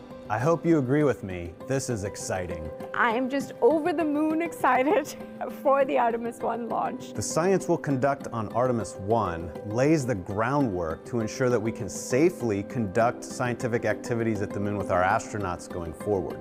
This really is the stepping stone for us as we take that next giant leap in space exploration. So a lot of great science also happening on the International Space Station. I got to speak with astronauts Jessica Watkins and Samantha Cristoforetti while they were still on board about the research there that will benefit future Artemis missions. Jessica, Samantha, your primary job on the space station is to maintain the orbiting lab and conduct science experiments, more than 200 before Crew 4 returns home. Jessica, can you tell me about one of the experiments that will help return us to the moon with the Artemis program? We do a lot of experiments where we are looking into developing new technologies that will enable us to go further into the solar system. And one of those technologies was the AstroRad experiment. Radiation is one of the challenges that we face when we think about going further into the solar system. And so this vest is an option for providing the crew member with protection. And then one of the mannequins on Artemis I, launching here later this month, will also be wearing the vest. We'll get a sense for its effectiveness on board as well. Samantha, I know that you've been doing a lot of work to test how we would grow crops in space. What crops are you growing on Space Station right now, and what's unique about them? Indeed. Actually, right next to us as we are talking to you, we have a little space station vegetable garden. It's called X-Root, and in a few weeks it will be full of fully grown, hopefully tomatoes and carrot plants. I don't have much of a green thumb, I must confess, but when I harvested those plants and I could really like breathe in all that smell, even if there is no soil, it still has that smell that you would associate on the ground with walking, through a vegetable garden after a rainy day, when there is that moisture in the air, and that was just so pleasant after such a long time living away from any kind of natural environment. It was very, very pleasant for me. If it makes you feel any better, I also do not have a green thumb. So what about water? How are you testing critical life support systems like water to hopefully help us stay off Earth longer than we ever have before? Sure, yes. So we kind of use the tagline that yesterday's coffee becomes today's coffee. So there's a process by which we can filter our urine, and so we are at the point now where we are able to recycle about 96% of the essentially of our water on board, and are continuing to test new technologies to get even closer to the 98% utilization rate that we'll need for the moon in particular. Samantha, what are you most excited about for Artemis I? Seeing that gigantic rocket take off, and I think it will be just a sign of all those great things to come. Jessica, you could one day walk on the moon as part of the Artemis program. How does that make you feel? The idea of being able to explore the surface of another planetary body, especially for me as a geologist and a planetary geologist specifically, is just super exciting. All of the science that we're going to be able to conduct from the surface of the moon. Jessica, Samantha, thank you so much. And before you go, I'd love to see a flip.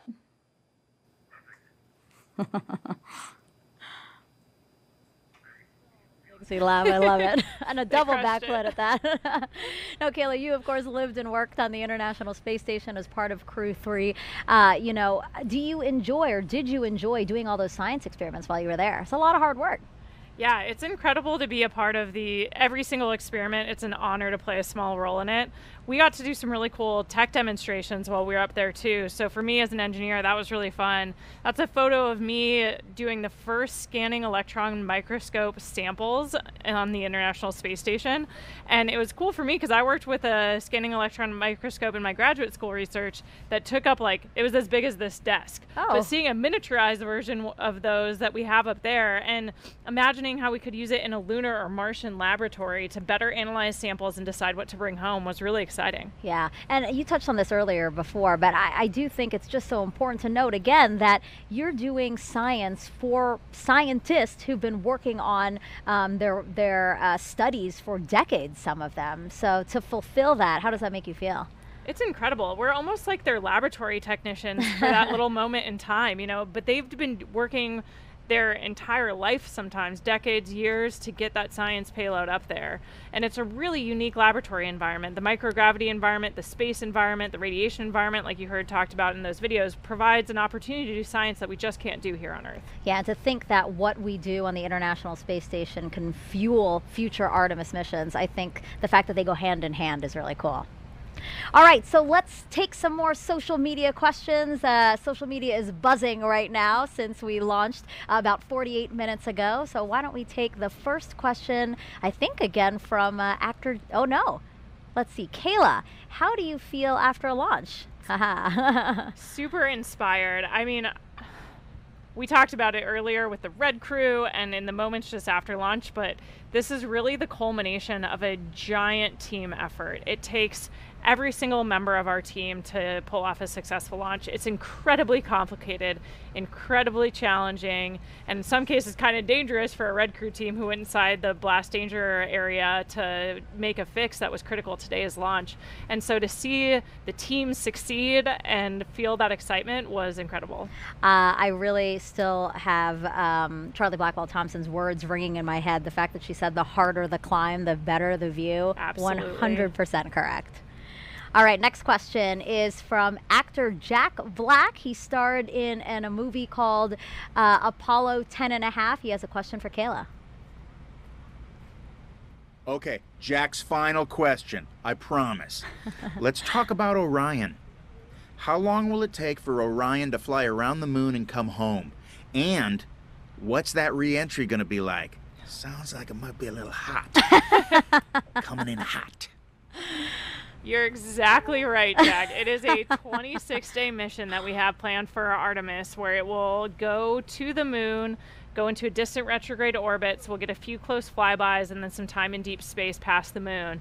And then, yeah, that re-entry is going to be something else. It's going to be 5,000 degrees Fahrenheit, super hot.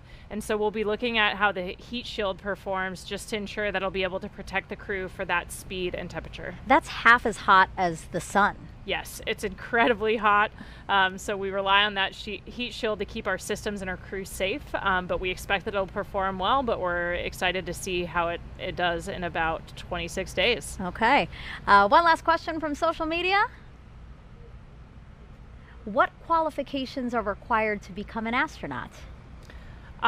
You have to study STEM. You have to have a master's degree or higher in a STEM field. But besides that, we're looking for people who are awesome team players. So there's a lot of different roads to become an astronaut. We seem to be getting a lot of questions about how people themselves can become astronauts. I think that's really cool that we might see and inspire, again, people who might think about becoming astronauts. Absolutely.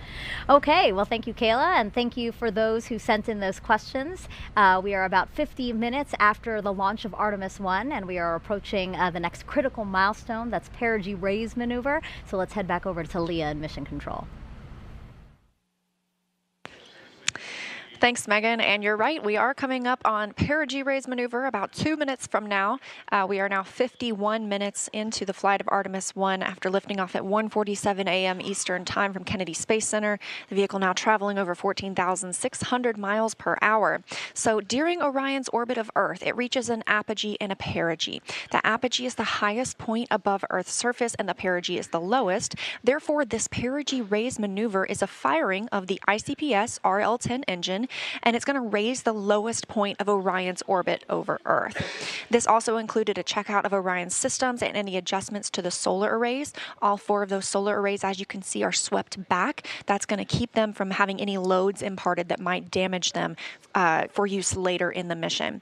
This also, the perigee raise maneuver, will put us in the proper position for the translunar injection burn. That's that really big and long burn that we need to send us to the moon.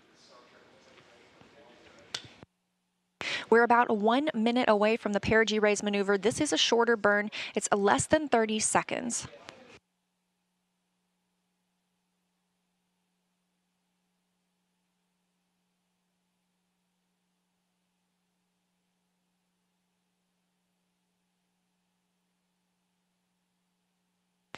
About 45 seconds until the perigee raise maneuver.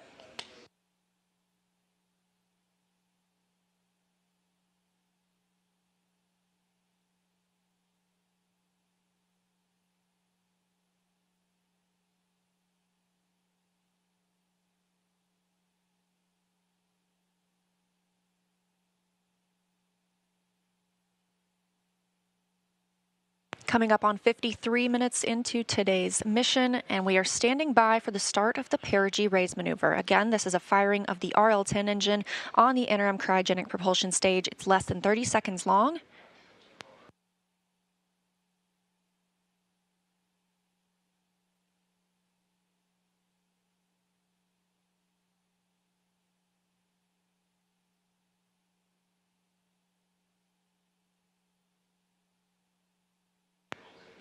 And we have confirmation of perigee raise maneuver ignition and full thrust. This is a live view from the spacecraft. Again, a really short burn. We're standing by for the cutoff.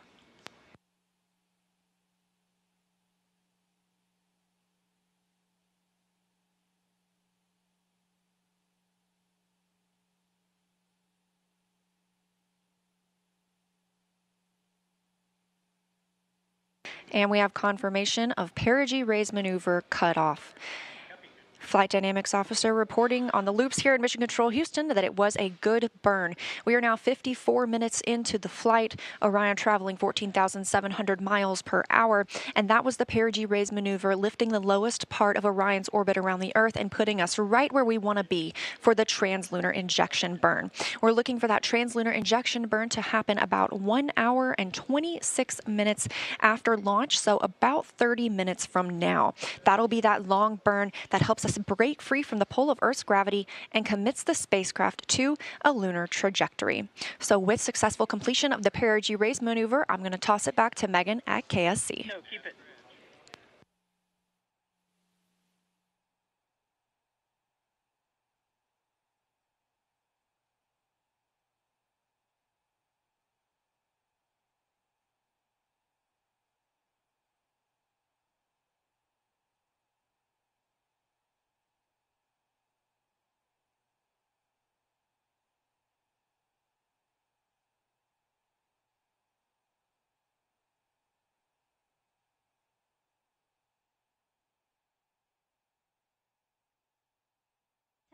I hope you didn't miss it, but if you did, we have a quick replay of the launch here. Sound suppressor water now flowing under the ML. And here we go. 10. Hydrogen burn-off igniters initiated. 7, 6, 5. 4-stage engine start. 3, 2, 1. Boosters in ignition. And liftoff of Artemis I. We rise together back to the moon and beyond.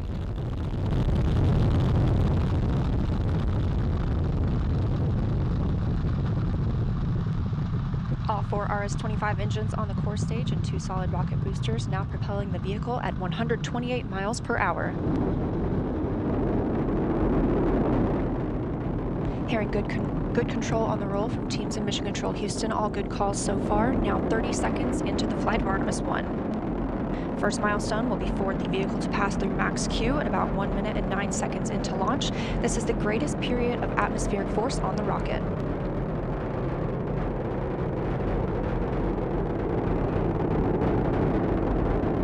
SLS now traveling 607 miles per hour.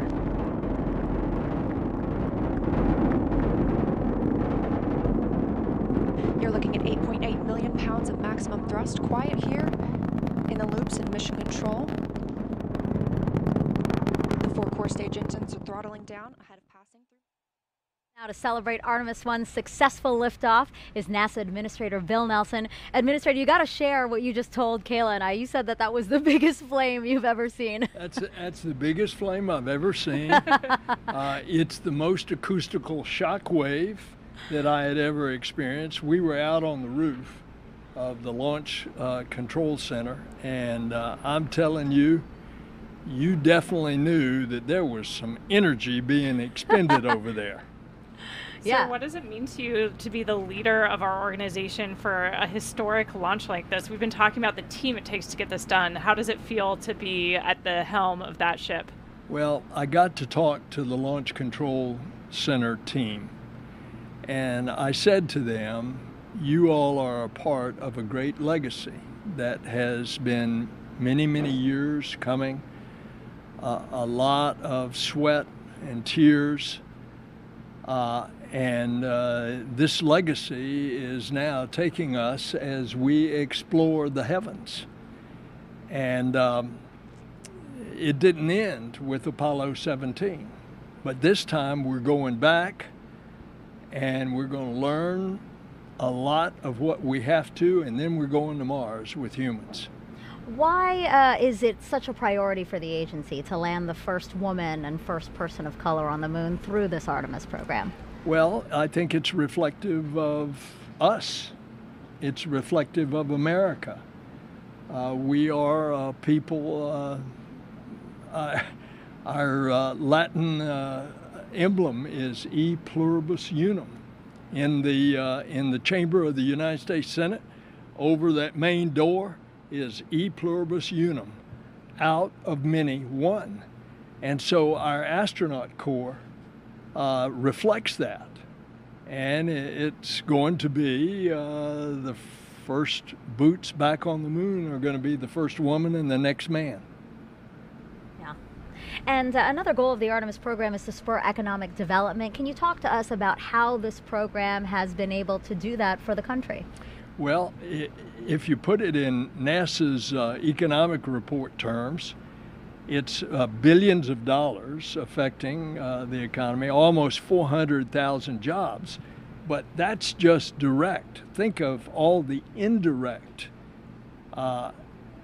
expenditures that are causing the economy to rise and more jobs. For example, what you guys are doing on the station, a lot of your research. Take, for example, the pharmaceutical research.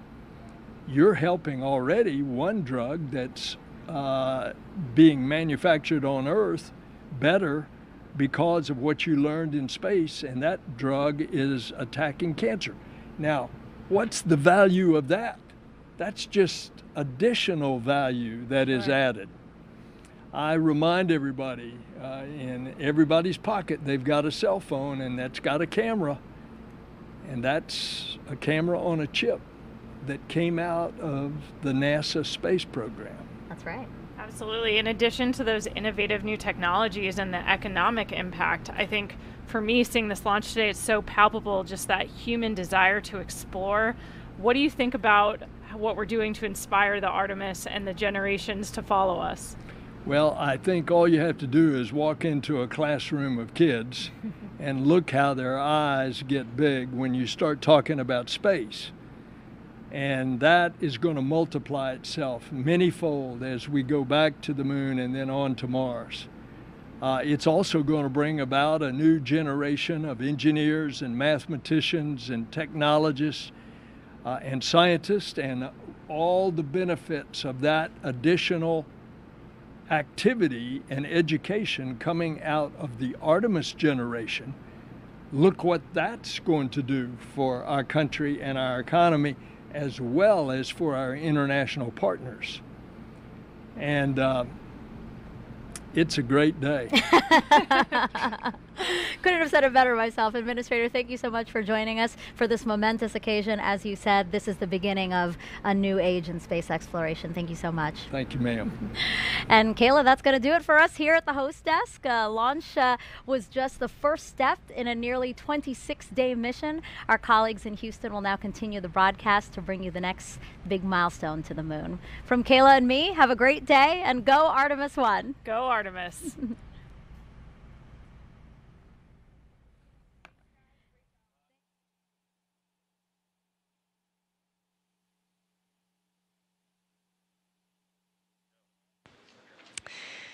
And we had a great ride to orbit today. We are now 1 hour and 2 minutes since we launched the Artemis I mission. Orion is traveling with the interim cryogenic propulsion stage, now almost 15,000 miles per hour. We recently saw the perigee raise maneuver. That's where we lifted the lowest point of Orion's orbit around the Earth, and it puts us in the perfect position to prepare us for translunar injection burn coming up in about 25 minutes.